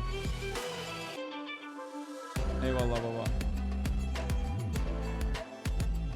The fuck? Cyprus? Romania? No, it was the rank. I read the rank. Sorry. Damn, Turkey's kicking America's ass, dude. What the fuck? I saw the U.S. I can't believe we passed it. Portugal, not so carajo. What? Okay, now I don't believe these fucking, this is like, I feel like this is this is like, the metrics gotta be a little skewed or something.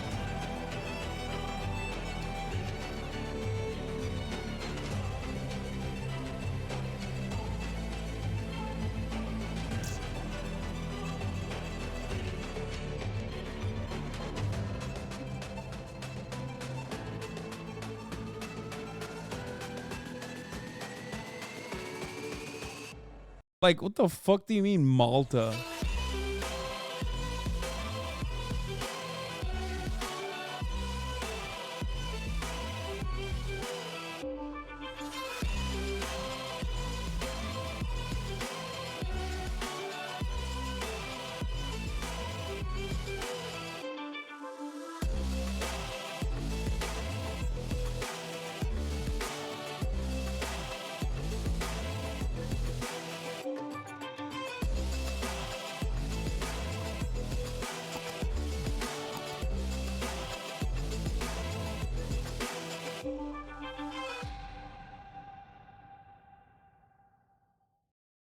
Kapının içinde olması lazım yanında.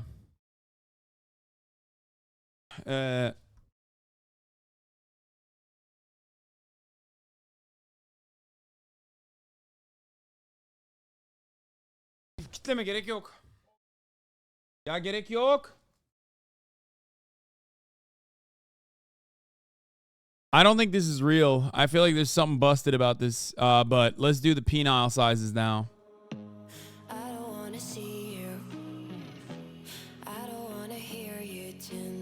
The music is so good.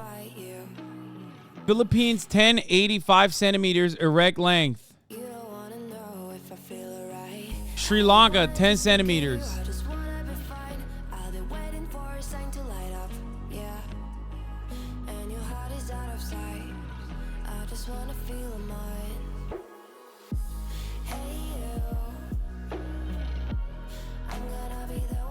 I can't believe they didn't do penis music for this.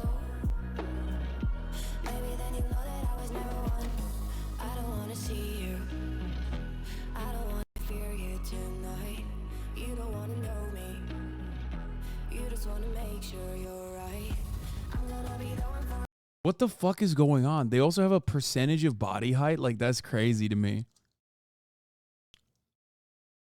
Also, am I crazy? I don't know.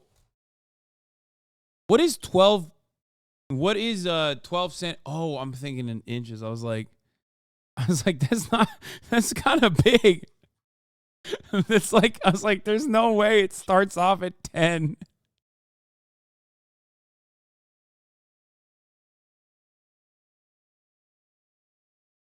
Okay, Cambodia got the longest working hours and the smallest dicks. No way. Dude, Henry Kissinger will pay for his crimes. It's under 5 inches.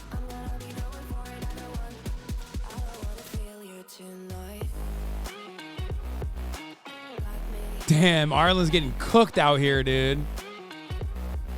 Oh! No! No! This is not a list you want to be represented early on. No! No! Oh, no. 5.1 inches. Bro, China's got bigger penises. They're laughing at us with their bigger dicks in China.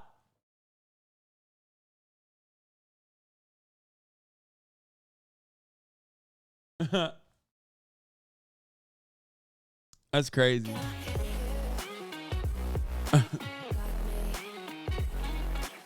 So you're an outlier? I mean, I don't fucking know. I don't give a shit. Sure. Okay, this is, dude, they put Armenia above Turkey. They put Greece above Turkey. This is a list that's cooked, okay? They're doing this for the crimes. They're doing this. They're literally getting back at Turkey for its crimes, okay? I'm telling you how it is, okay? You know what's really funny? There isn't like a big ass jump like with the titty one. Like there is no like massive jump from one nation's dick to the next where you're like, what the fuck happened?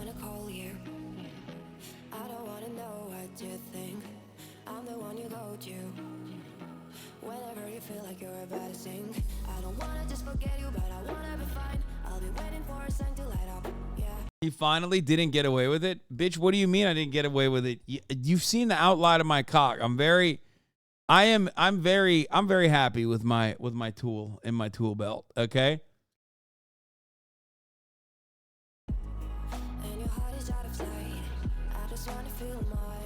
Damn, US dicks are barely bigger than Japanese dicks. Not if you look at porn though. US porn, dicks galore, okay? US porn, everyone's rocking like a 12er. Not really, but you know, it looks like you would expect it to be 12 inches. You look at Japanese porn, dudes are working with millimeter Peters, okay? What the fuck's going on with their porn? If you're bragging, you ain't pagging, buddy. I'm not bragging at all, but I'm not pagging either. I have a very normal penis. Obesity rate should make US smaller, to be honest. AmeriFat's got to do the upside down Star Trek salute, pushing back the fat to buy an inch. Hey, listen, it's still there.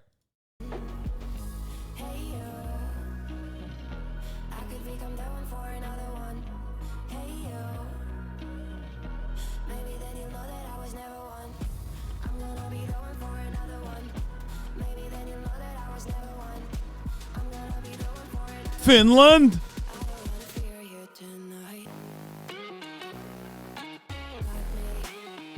Ukraine, North Macedonia. Wait, Ukraine before Russia this time?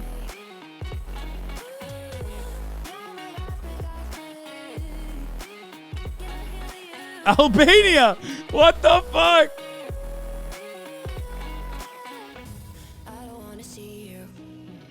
Norway. A lot of Turks out here. Wait, what? Dude, what is up with Australia? Like, Australia's got the biggest titties and like comparably larger penises too on the list. I feel like, wait, what is 14 centimeters? 14.4 centimeters. What is that in like freedom units? 5.7 inches average? Like, that's not bad. For average, it's like, if that is your average, like you're half of that's bigger than that, that's wild. It's all the Vegemite they eat. They were sent to a penile colony. So is the United States. And that didn't work on their peepees. You know what I mean?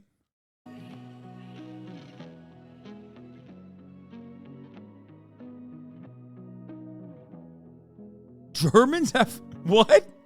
Wait, what? That's so weird. What? Out of nowhere, Germany's just like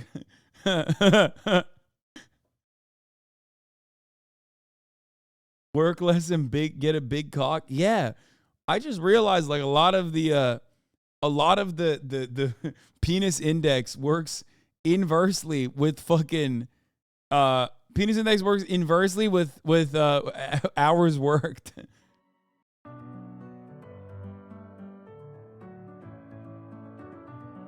Okay, Chile.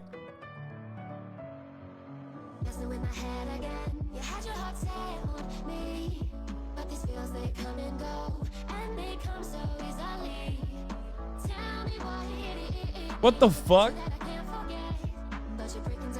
Oh, dude, come on. Wait, dude, that's this portrait you use for El Salvador? Oh my God, this is the most cooked ass dog. Are you serious? Bro, for El Salvador, they use MS-13. That is insane. That is so fucked, dude.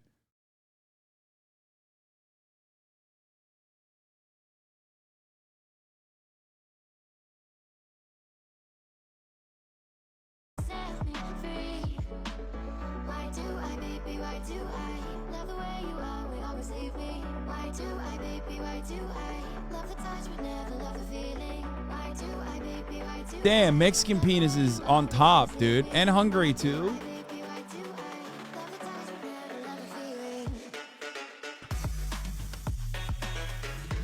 I gotta pee. Fuck. I'm gonna miss out on this.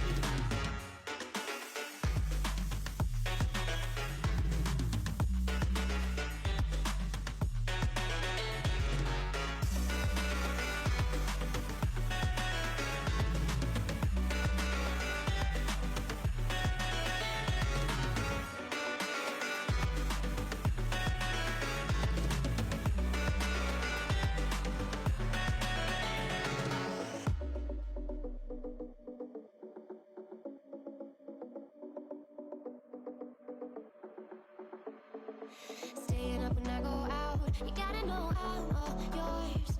But when I say what's that about, you start slurring your words. Tell me why you have to seem so distant when I'm holding you. Your fingertips are drifting away, and I fucking love how it hurts. Why do I, baby, why do I love the way you always leave me? Why do I, baby, why do I love the touch but never love the feeling? Why do I, baby, why do I love the way you always leave me? Why do I, baby, why do I love the touch but never love the feeling? Bro, this is... Dude, this is insane. Oh, shit.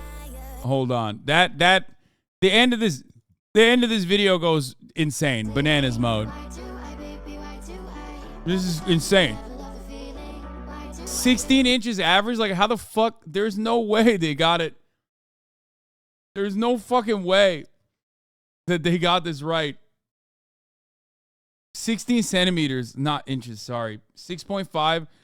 It's 6.5 inches average, dude. Average. Like,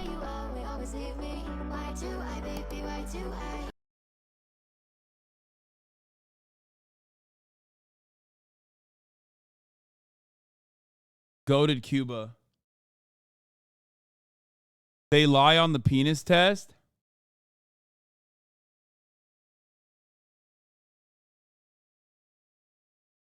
Canada was 13th, and I'm satisfied with that. Get the fuck out of here. No shot.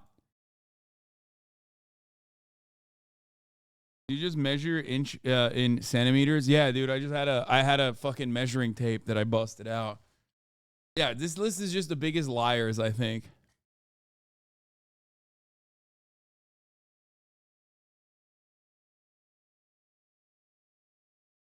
Is there a vagina depth comparison by country video? No, they don't have it. I don't think this is a new game called Parasocial. Please play that.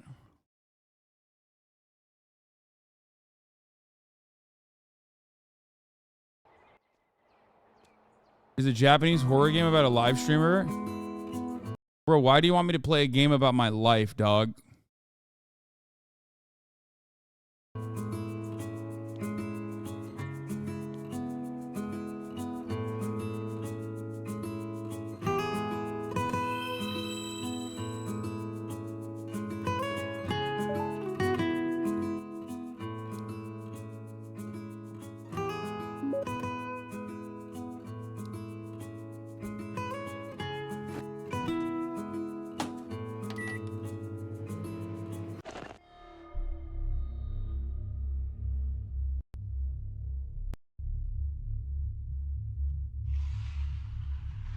Wow, he figures it out. Were you happy because yours is more than that supposed to average, weren't you? Wait, what?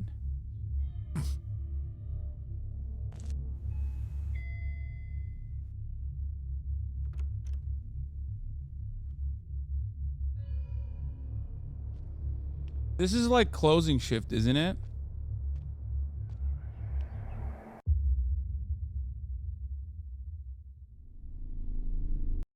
Guys, we moved on. We moved on. We moved on. We moved on. We moved on from the Chad penis, okay, and the image that they used. Okay, please stop.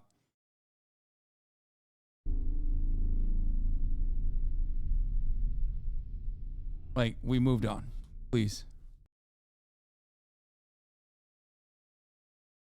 Hasan only plays games if you get sponsored. I mean, the fact that you're saying that when I've logged in, let's see how many fucking hours on Steam.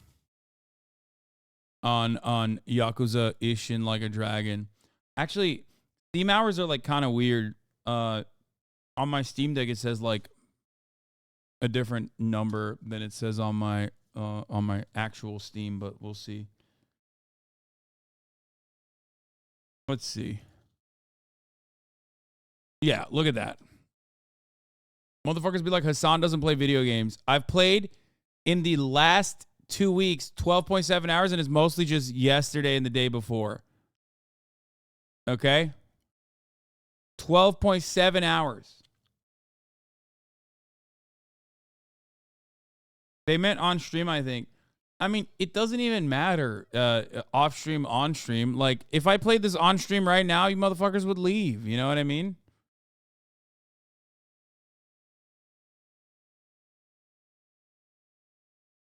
Ne oldu?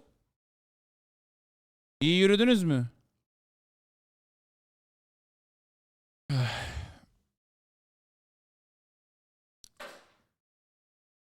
What do you think of Immortals of Avium? It's actually pretty sick.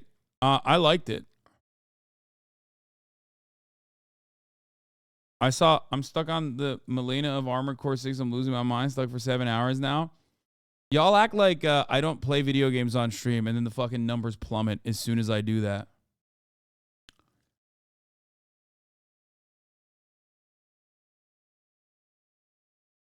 You know what I mean? You should update Fortnite and play the new season with me and Rainbolt sometime soon. No, I refuse to play Fortnite. I did a thing funny as fuck. What did he do?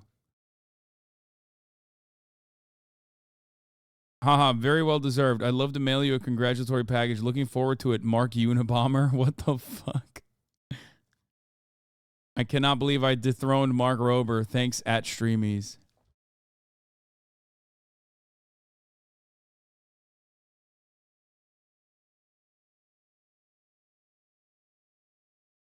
Are you gonna play Starfield on stream first night at least?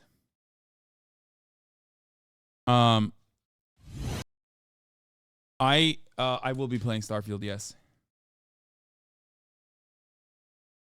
Starfield is one of those games that I will play regardless. Like, I'll play into the fucking ground. Here, let's watch this. Eiichiro Oda meets Inaki Godoy. Hey guys, my name is Iñaki and I play this one guy called Monkey D. Notice how it says previously recorded on there, because he can't be in any new promotional materials, so that Netflix has to be like, yeah, we did this before I promise we did this before the strike. Luffy from One Piece. Right now I'm currently in Tokyo, and the reason why I'm here is that I'm gonna go meet Eiichiro Oda. That's crazy. The creator of One Piece. It's like meeting Batman. I get to meet the secret identity, and it's gonna be a secret between him and me. I am really looking forward to it. I'm a little bit nervous. Fucking living the goddamn dream, you know? You hate to see others living your dream, living your fantasy out in the real world.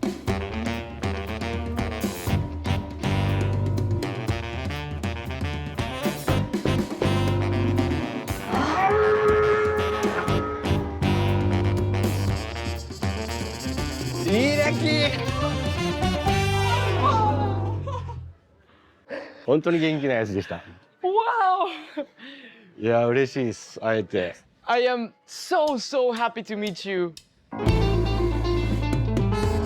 Wait, what the fuck? Why are they hiding his face? I don't understand.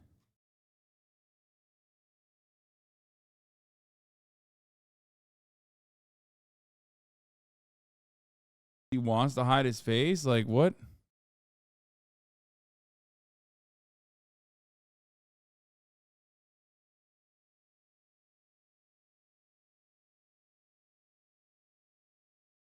Bro, there's photos of him. Why do... Look at that. What is that? Oh no! Nani? Nani? What's that? What's my mouse cursor looking at?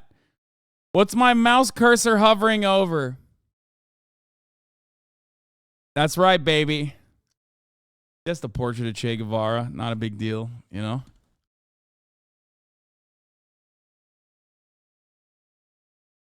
Do a live action of One Piece.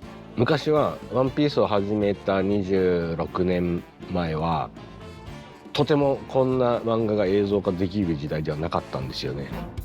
だけど The One Piece sub was twisting itself into a pretzel trying to deny it. Dude, that is so funny. Yeah, no, definitely. One Piece is not political, famously. Yeah, he probably just, you know, he just...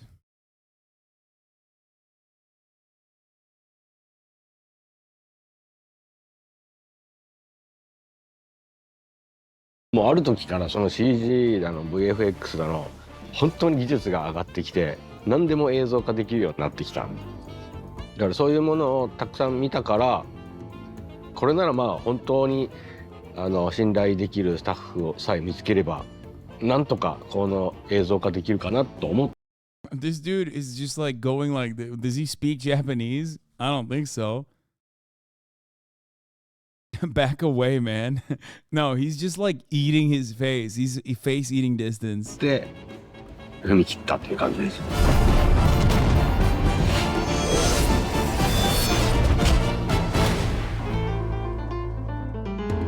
でも本当に実写化で一番 Dude, I suspect the Reddit, like the subreddit scoured over each individual detail. Right? I assume they like picked apart every part of this room. You know what I mean? I kind of want to look at it a little bit too, but でも本当に実写化で一番 Bro, what the fuck? He's touching him. He's touching his knee. What? Dude, what's going on?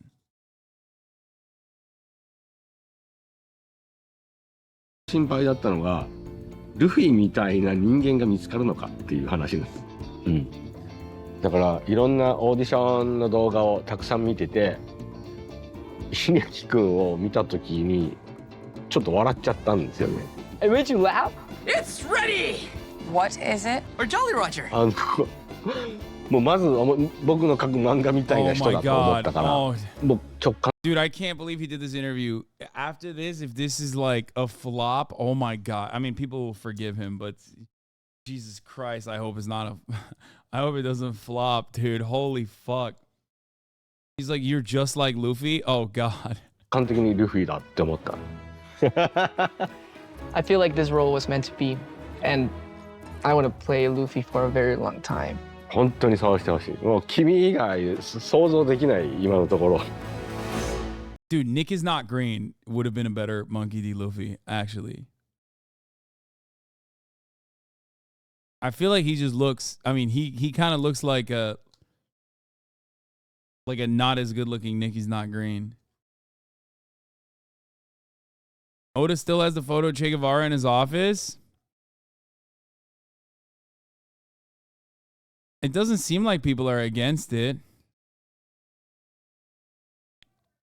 Great Japanese storytellers must love Che Guevara. First Kojima, now Oda. Man, no wonder Metal Gear Solid One Piece are so awesome. I think a lot of Americans don't understand that Che Guevara and Fidel Castro have different reputations in other parts of the world than they do have here. Respectfully, not generally. Americans hate anything besides capitalism. Oda pretty much gave the game away with Aramaki's little speech about how the lives of non-WG world government affiliated countries don't matter because it's the same as how Western society wouldn't function without sweatshops, child.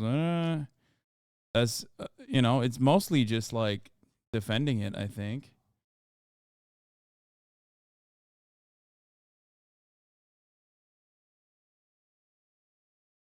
The Zorro actor said One Piece is better / bigger than the Bible. They don't give a fuck.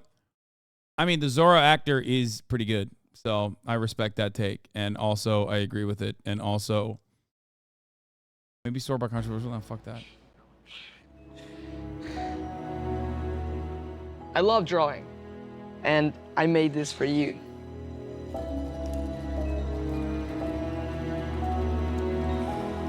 Dear Mr. Oda, thank you for creating One Piece and making so many people around the world happy. Playing Luffy is a dream come true, and I will always do my best to bring him to live action. Luffy is a friend for the world who teaches us about... Wait, I sorted by controversial. After HasanAbi started watching One Piece, this sub has been just a big circle jerk for communism. American kids now know nothing about communism. Lefties in general claiming that One Piece is supporting their ideology and beliefs is the cringiest thing I've ever seen on this sub. Yeah, him and his fans are some of the most closed-minded people I've ever met. The literal definition of here's a ton of proof showing you're wrong. Hasan fans, nuh-uh. Whether there's socialist, communist undertones in OP is a conversation that's interesting to have, but some people are so set in seeing things they want to see and ignore all the things that counter it. OP is a complex series saying different things. Oda has shown opinions that could be comparable to left or right-leaning. What could you ever say that is right-leaning in any of One Piece? Like, I don't think that, like, Oda is literally a fucking communist or whatever. I don't think that. But I do think he's fascinated by left-wing revolutionaries. Very clearly has added that into his work. And also, yeah, he's like, there's a lot of right-leaning things in there. Yeah, the villains. You mean the fucking police? Are you talking about the motherfucking world government and the police? Is that what you're talking about?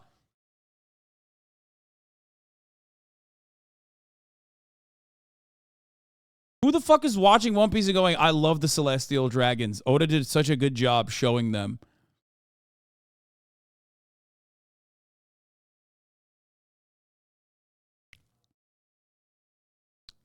One Piece is debatably communist. I personally disagree with that take, but I see why people have it. But it absolutely is liberal leaning with its themes and messages. I agree with that more than other takes, by the way. No, it's not leaning in any direction. It's simply good versus bad guy. Yeah, guy, you're saying that because you deep down inside intrinsically understand that, like, yeah, it's good. It's good to have, like, left-leaning positions. That's what it is.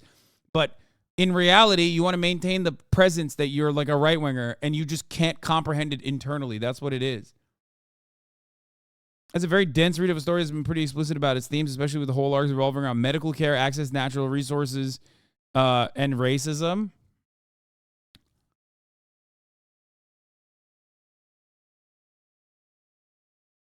The cross-section of hogs and OP lovers is full of people who wish they could own slaves like the dragons.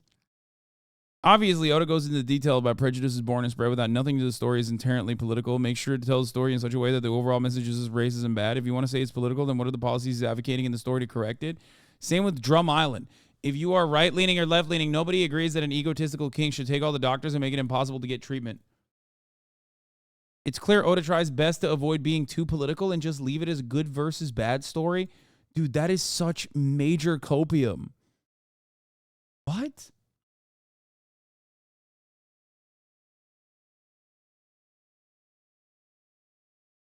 Politics are not the same as public policy. It's about sharing a perspective through the work, not giving a step-by-step guide on how to fix the world problems. Regarding Drum Island, by the way, you can tell that this is a right-winger who wrote this. You want to know why? Because they have no fucking, like, they have no time or no brain processing power for any kind of, like, undertones, no subtext whatsoever. It's all got to be text, okay?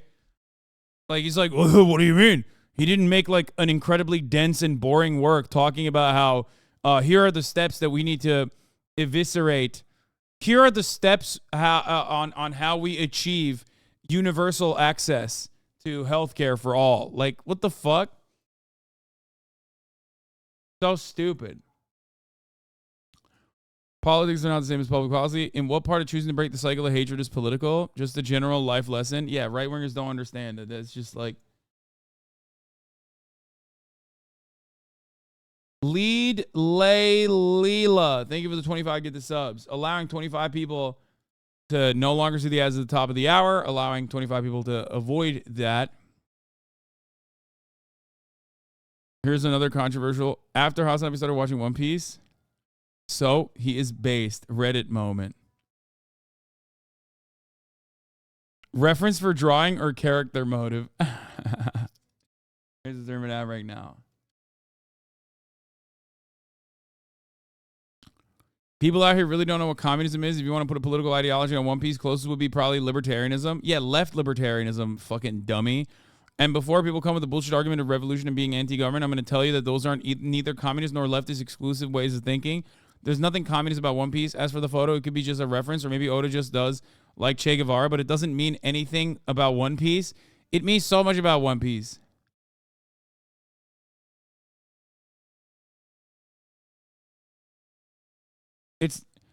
It's so much more than just like a photo of Che in his office. I don't know why people just try to do that thing. It's just unadulterated copium.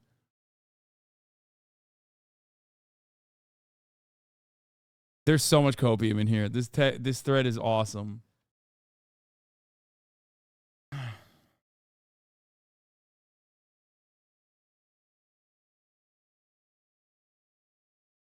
Meg Noob 614, thank you for the 5 gifted.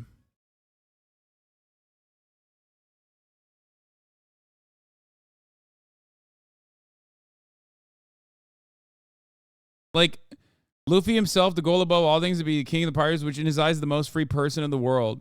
I like that they automatically assume that they associate that with like right-leaning perspectives, right? Which is really funny because it's like, what do you think socialism is? Like, do you think socialism is the least free? Like, oh, socialism is when no freedom. Capitalism, on the other hand, is when all the freedom. It's like, what the fuck are you talking about? You're so stupid.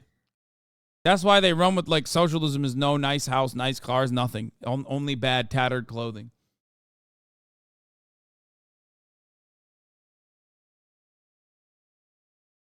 Anyway, all right, let's finish the rest About of this. courage, dreams, and family. I am beyond honored to be a part of this story, and me and the entire live action team admire you so much.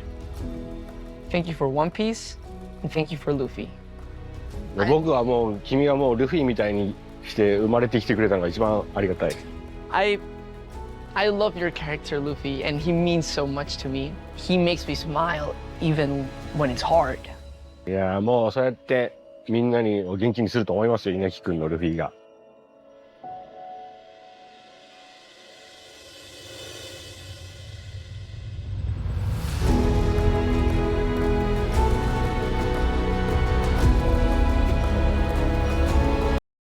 Read the caption of that cover story.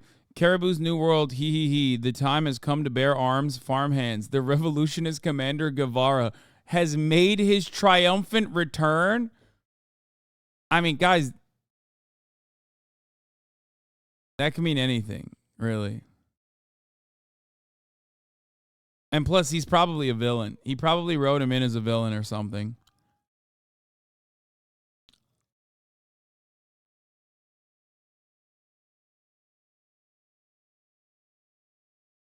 Apparently, Oda never left a set to make sure the adaptation was so good. Fingers crossed.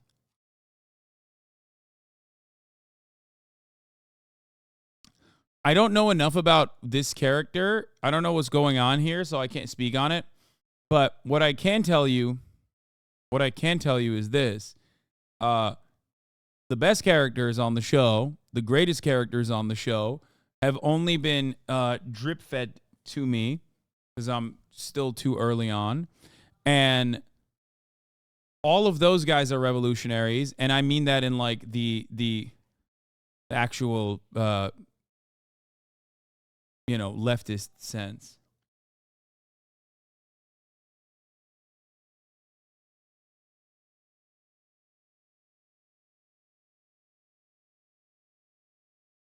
Yeah, Caribou was the Mud Logia fruit guy from Fishman Island. Yeah, it looks like him, the weird, creepy one.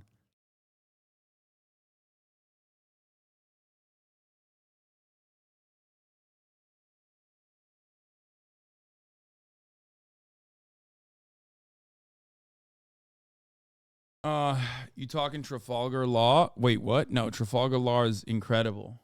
I love Trafalgar Law. I'm also excited that finally, like, there's a little bit more of a Doflamingo involvement overall. But some of his, I remember Caribou, yes. Some of Oda's villains fucking annoyed the shit out of me. And Punk Hazard, like, the gas guy is so fucking unbearable, dude. I mean, he's better than some of the other villains. He's better than some of the other villains, but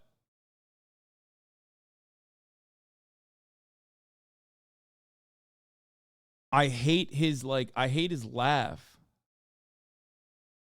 I love that you guys are saying he has the best laugh. I disagree vehemently with you. But I think Doflamingo is going to be sick. Yeah, I hated Moria too, and Caesar is giving Moria vibes.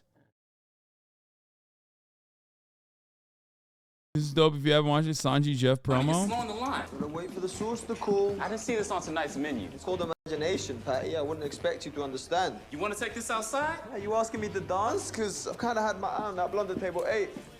Hey, you better keep your eye on the menu. Whatever What the hell the that fuck? is, boss man ain't gonna like it. Wait, isn't he supposed to be French? What's happening? Order up. Hey. What the hell is this? I call it true bluefin sauté. It's elephant tuna, seared asparagus, and a sweet soy reduction. Is that so? Yeah. Well, I call it crap.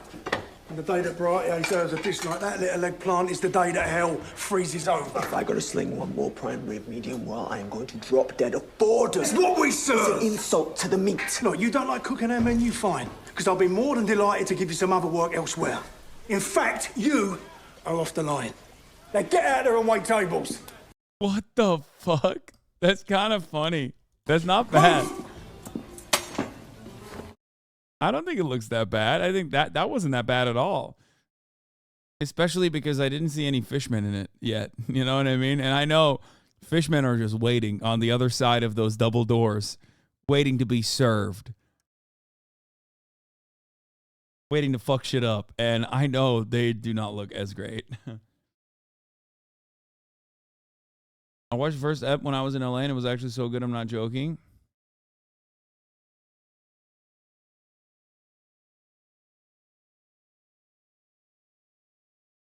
I was not expecting Sanji to have a British accent. That kind of fucked me up a little bit. Don't know why he doesn't have a French accent, but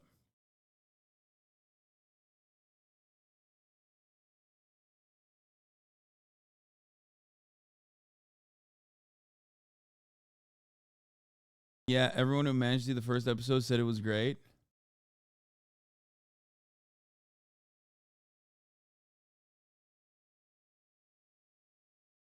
He has a French accent. Well, he doesn't have any accent, chatter. In the English one, he's just American. In the dub, everyone is. And in the Japanese one, he's just Japanese. But he is French in the canon. His kicks, and a lot of them are like French cooking terms. He's French.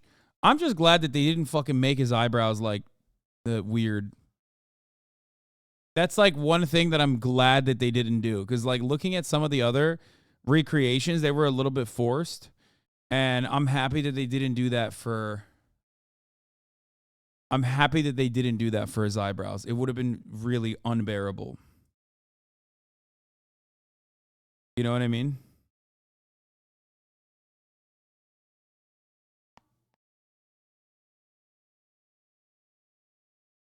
He's a French-trained chef, but is he French? Those are not necessarily the same thing. Yes, he is French. According to Oda, he is canonically French. Zoro is Japanese.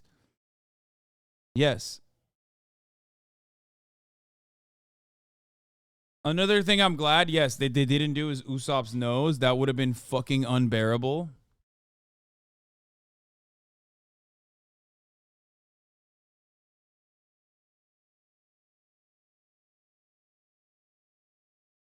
Well, that's true. One can be French but not have the accent. I mean, he didn't grow up in France. Okay, dude.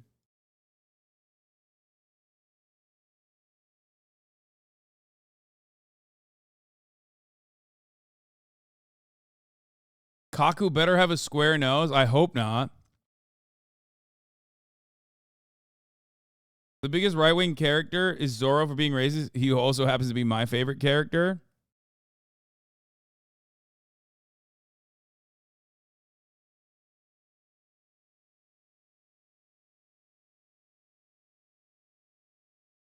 Zoro is a racist, yes, but the best racist.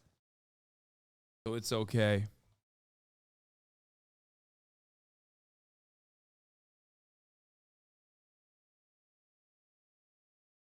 You saw his background story. He was raised by Zeph from a child, and Zeph has the British accent. Makes sense. Nah.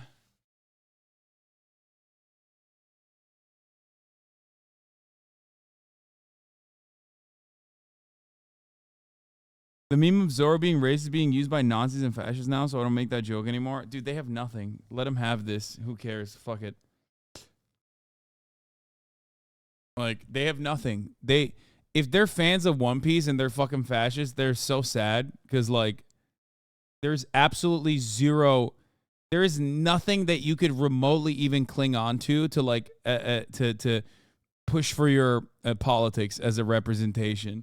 And that's the funniest part about it is that, like, Zoro is awesome. He's great. He's not, like, actually racist. It's just a fucking meme.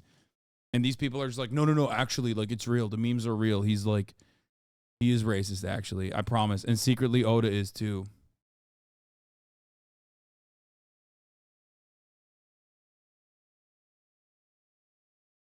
Wait, Zoro is racist since when? They are hardcore fans of admirals. It's insane. Wait, really? They unironically watch One Piece and root for the fucking admirals? What the fuck? Bro, that is so fucking sad. What?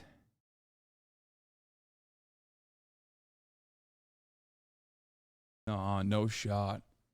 Also, which admirals? That's also important.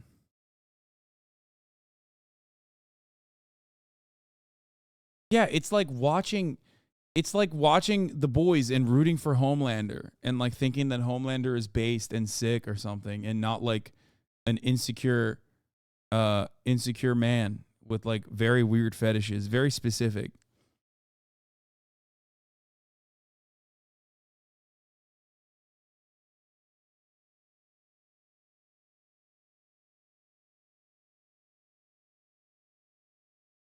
The only cop I tolerate is Smoker because he doesn't really follow the Navy's laws. No, Smoker's fucking annoying too. Even Smoker is annoying. I like him. I like them more pre-time skip. I get annoyed. I get annoyed at his behavior even during fucking so far during Punk Hazard. I'm like, hopefully there will be a turn, but like, he's supposed to be the one guy that fucking gets that Luffy is actually not as bad as you would think he is. There's a trans man way later in the show. Whether you go into the comments of Crunchyroll is littered with transphobic freaks coping. You know what's really funny about that? There are multiple trans people in the fucking show in the early seasons, but these fucking idiots, I know what you're talking about. I heard this meme. I heard this. I actually literally talked to I think I talked to Matt Owens about this. But you know what's really funny? There's hella trans people pre-time skip. There's so many fucking trans people. One of the, like, major villains turned friends is trans. One of the major revolutionary leaders is trans. And not only is she trans, but she also, her power is the trans fruit, pretty much, okay? Where she can transmogrify people. So the idea that, like that's the funniest fucking part about it is that, like, these dumbasses, it's a perfect representation that these fucking idiots are geared towards, like, anti-trans shit now when they didn't recognize it or care about it 20 years in the past. Okay? 20 years ago, there's trans people, everyone's fine with it. Who gives a shit? Because no one is telling you to get mad. No one's telling you and pointing you to get mad at it. And now you're fucking mad at, like, a possible trans person later on.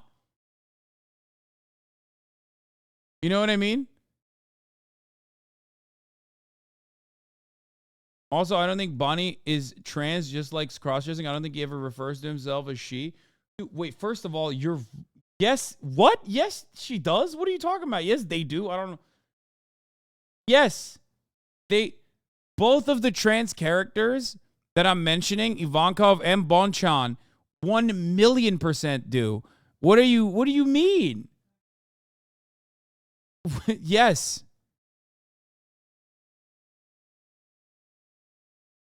There is no more non-binary and trans representation. Like, that, you can't get more than that. You can't get more non-binary than that. Chan is female suffix in Japanese. Yeah, Ivanka was literally called a queen. Like, what the fuck are we talking about?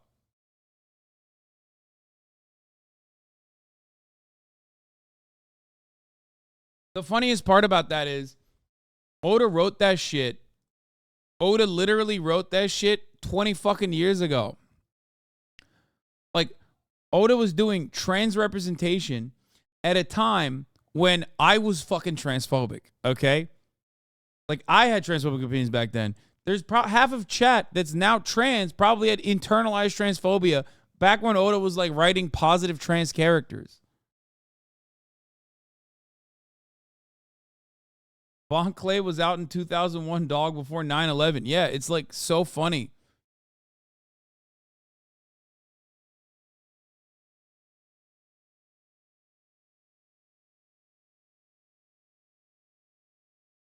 So,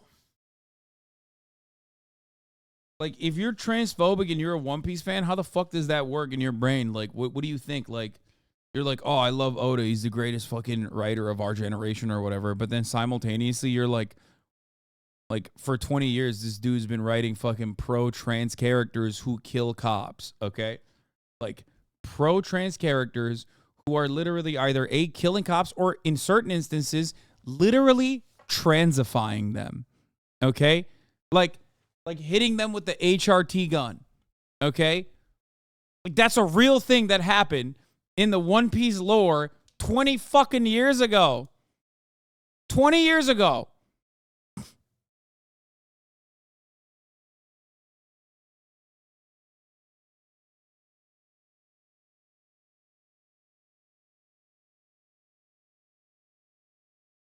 It just doesn't make sense.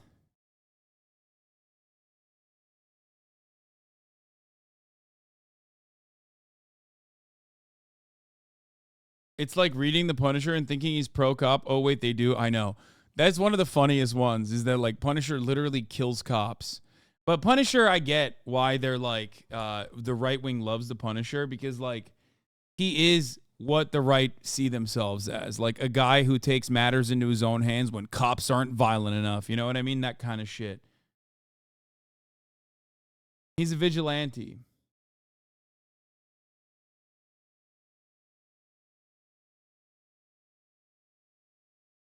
I thought One Piece was transphobic like the rest of the animes. I think animes are very unique in that sense because, like, I was watching Samurai Champloo, and I don't know how true this is, but, like, Watanabe was talking about how, like, pro-gay Japan was in, like, during the Edo period, where, like, there's, like, gay characters, obviously, in Samurai Champloo, and, like, it's interesting to think about that, like, the Western culture and its influence caused Japan to be less, I guess, hedonistic. But I don't mean that in a negative way. I mean hedonism is in a positive way. Yeah, they were like Greek levels of homosexuality. Talking about how, like, samurais are gay as fuck. So they were pro-gay but super racist against foreigners, lol. Yeah, it's ironic.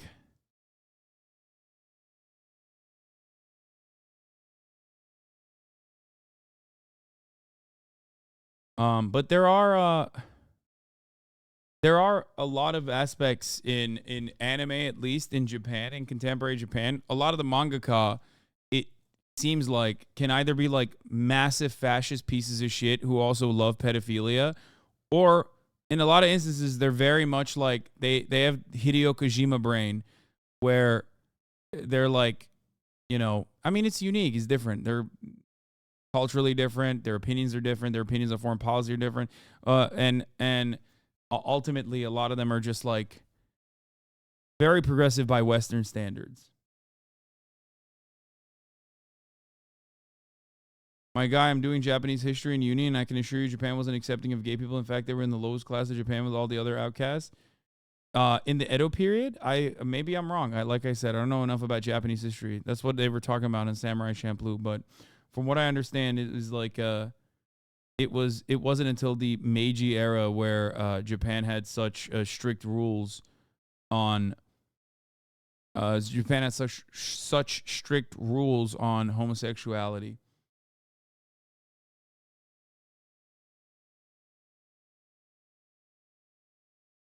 But it does feel like, at least in the samurai, it's pretty well known. There's even art of it at the time. Yeah, like there was some boirovu art. Yeah, it was tolerated but not illegal, which is better.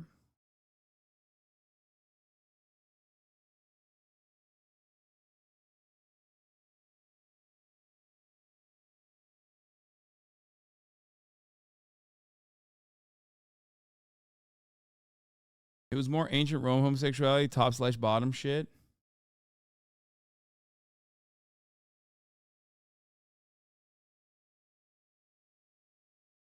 There's a manga trope since the 80s of a trans or drag bar lady who plays a motherly role to the story protagonist that exists in Yakuza as well. The earliest I can think of is in 3x3 Eyes, where the main character Yakumo is literally raised by a trans woman he calls Mama. Yeah. There's always, yeah, it's like a guidance trope, like a older trans lady that will offer guidance. But what is this, bro? Quick YouTube search. Can you imagine living as a gay samurai during pre-modern Japan? We all know as a country, Japan is usually represented with good food, amazing technology, anime, and of course, samurais. During the early days, samurai were required to follow very strict rules that were heavily influenced by Confucianism. Because of this, these warriors were expected to stay loyal to one master, respect their superiors, and uphold an ethical life, which is why anything... Bro, this is an AI video, isn't it? I don't want to watch this.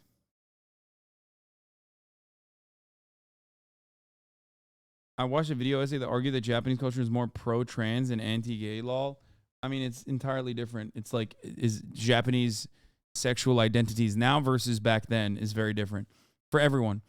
The Great Mirror of Male Love by Ihara Saikaku was the definitive work on the subject of male love in Tokugawa-era Japan.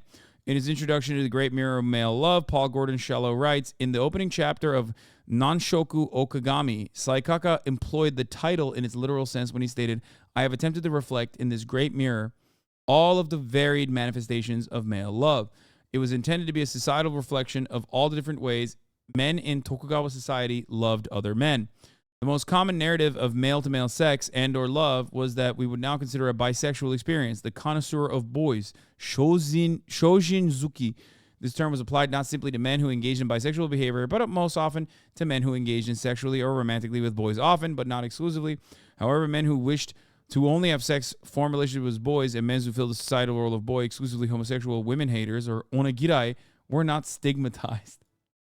Woman haters. Dude, what the fuck?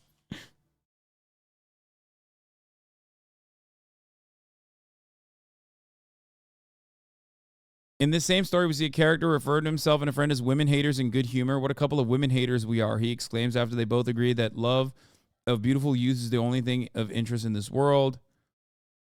There were wakashu who would now be considered homosexual, wakashu who would now be considered bisexual, and now they would be considered heterosexual, as well as many who could easily be sorted into these categories. References to wakashu exclusively interested in men were relatively common. As an example of the popular actor described in the story Wine Cup Overflowing, who was sent many love letters from women, but who ignored them completely, not out of cold-heartedness, but because he was devoted to the way of male love.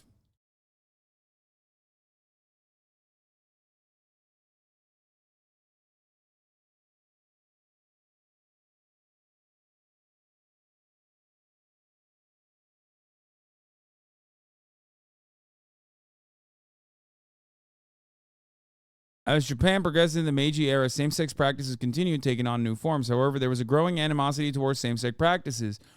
So I wasn't wrong.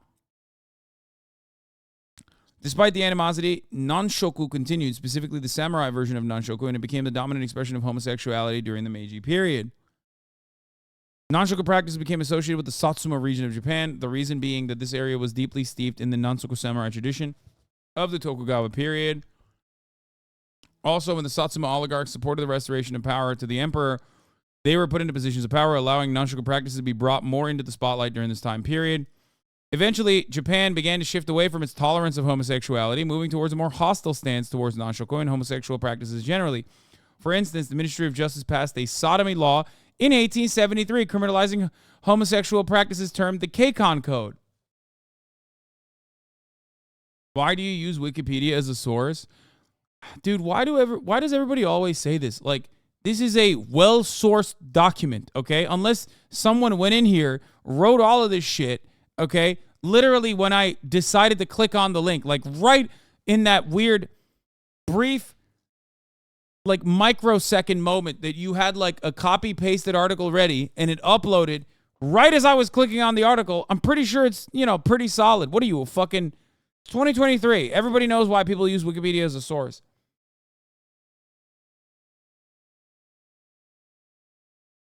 Motherfuckers are like, you're using Wikipedia as a source? It's already sourced. All of these documents, you can, Rutgers Education. Dude, you are insane if you look at a summarization of numerous different fucking, like, scholarly articles on Wikipedia and go, that's so stupid. Why would you do that? What are you, a fucking boomer? Do you go to the source material? Did you fucking travel to Japan and conduct anthropological studies or something? Like, what do you mean? What are you, Andrew Tate? You're like, I don't believe anything I read. I only have to engage in the act of observation. Like, it shows you references, dumbass. Here, do you know what this is? Do you know what this is? It's called a reference.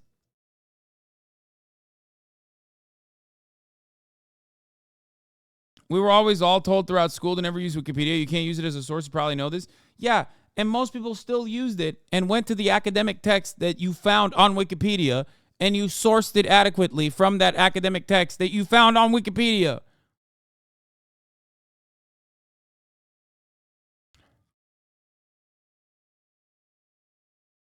Why are we acting like we didn't do that? You can use it to find a source. If you want to dive deeper into the actual texts, you can do that.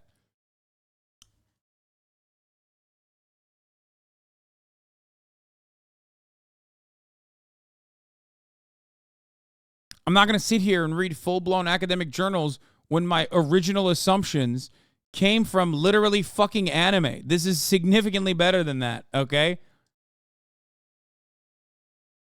I'm so confused, like...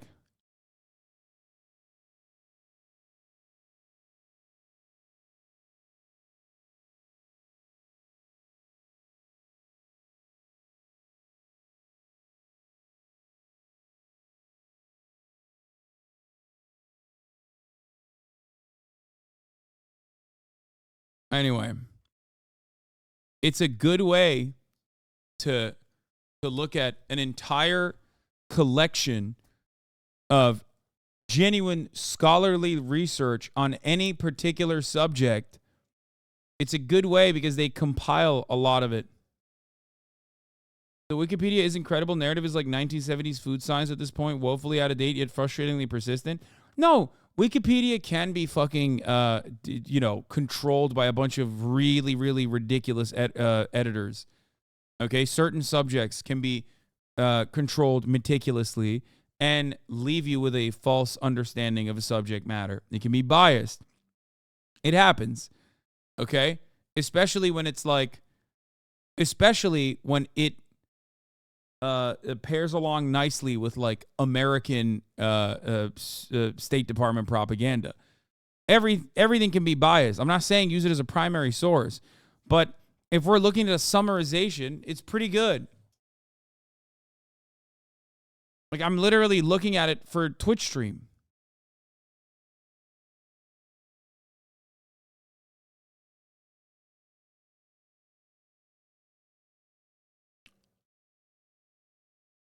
Dudes were okay with dick measurements data on a random YouTube 3D model video, but now scream when pressed with well-documented info from Wikipedia. Just move on. Yeah.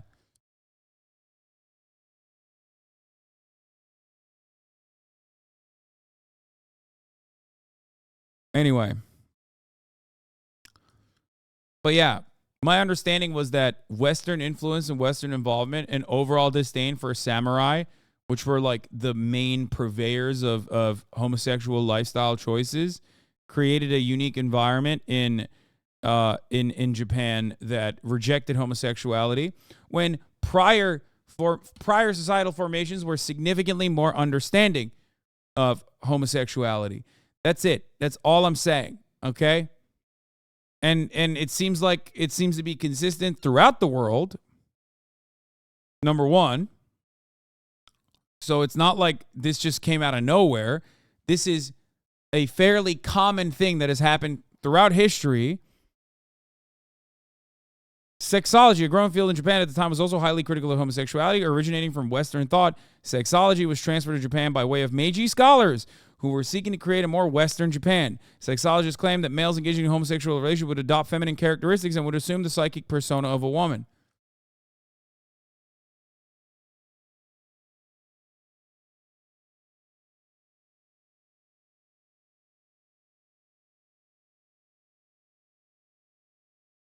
Yes, I was talking about it because of Samurai Champloo with the gay dude from Holland.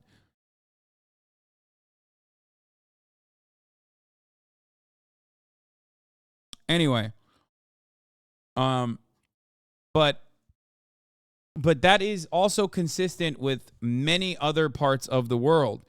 Turkey being another example, okay? The Ottoman Empire being a great example of this, something that I've talked about quite a bit. Homosexuality in the Islamic world, especially in the arts, was pretty decently represented. I mean, the Islamic Caliphate was held by the Ottoman Empire for centuries, and they were gay as fuck. And it was not illegal. It was not even thought about like that, as though it was a unique, out of the norm thing to do. And in the 18th century, in the Tanzimat era, as a answer to reformations that were slated to happen, the Ottoman Empire decided to decriminalize homosexuality.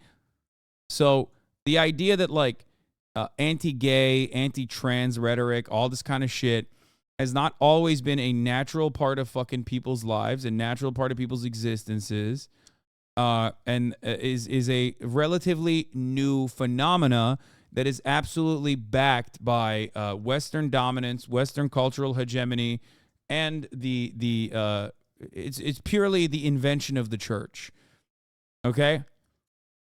How do we get here from One Piece? Is because I was talking about how Oda is like pro-trans, or how Oda has written pro-trans characters 20 years in the past, and how those very same fans within the One Piece fandom don't recognize those trans characters as bad, but now get mad at a new possible trans character that Oda might have written.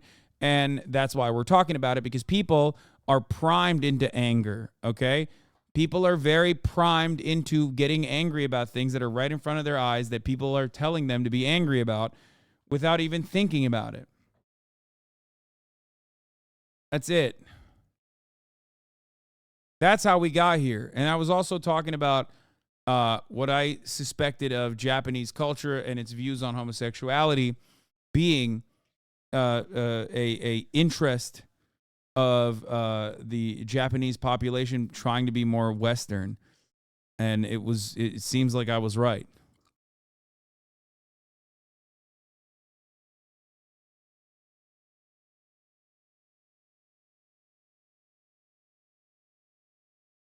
Anyway. In Japan, gay laws are not federal anyway. There's no federal gay marriage, for the record. I worked at Amazon for 2 years as a driver. Ain't no way I'm getting Prime. Okay. I don't know where you got that from.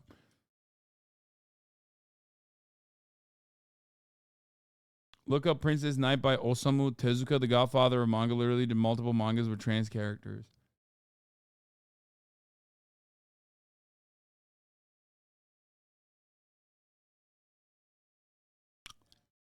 So, in the Wano arc, one of the really pretty trans characters is introduced. You won't even tell she's trans. Yeah, that's the one we're talking about that everyone's very mad at. Chat is being pedantic as fuck about Yamato. but have nothing to say about Kiku. I don't even know. I don't know if, which character it is. I thought that one of them was like a trans woman or something, and everyone's like really mad about a possible trans character being possibly trans or something. Anyway, just stop spoiling it. It's a new arc for me. I haven't gotten there yet. Okay, don't give me that shit. I'm not supposed to know about these characters, no matter how much the One Piece fandom wants to spoil it. One of them is a trans woman, the other is a trans man who hasn't transitioned. Anyway, I am going to end it here early without watching Beauty and the Geek today, but we'll do it tomorrow, I promise. Okay? Okay?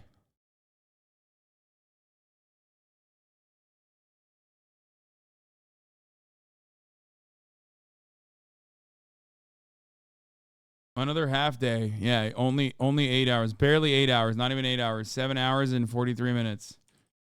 But yeah. Hardcore World of Warcraft stream when? It's not happening.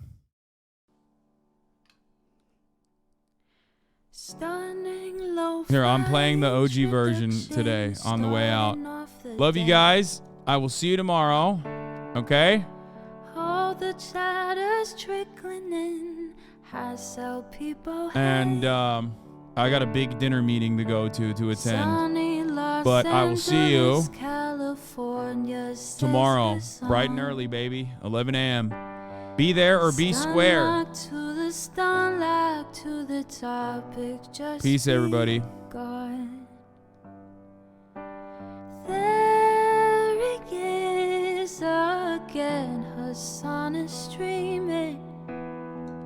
Hasan is streaming. There he is again. Hasan is streaming. Hasan is streaming.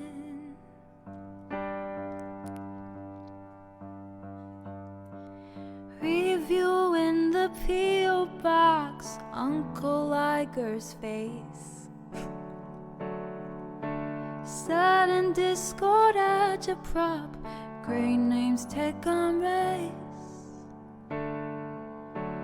Tiny Bernie Sanders, LGBTQ Air Force.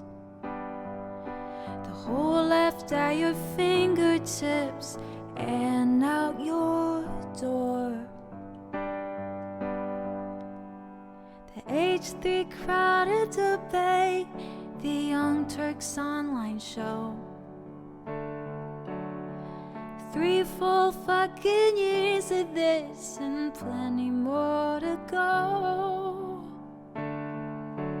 90-day fiance talks of champagne bourgeoisie. I can't say that word. A Trump rally live reaction, a mass riot in DC.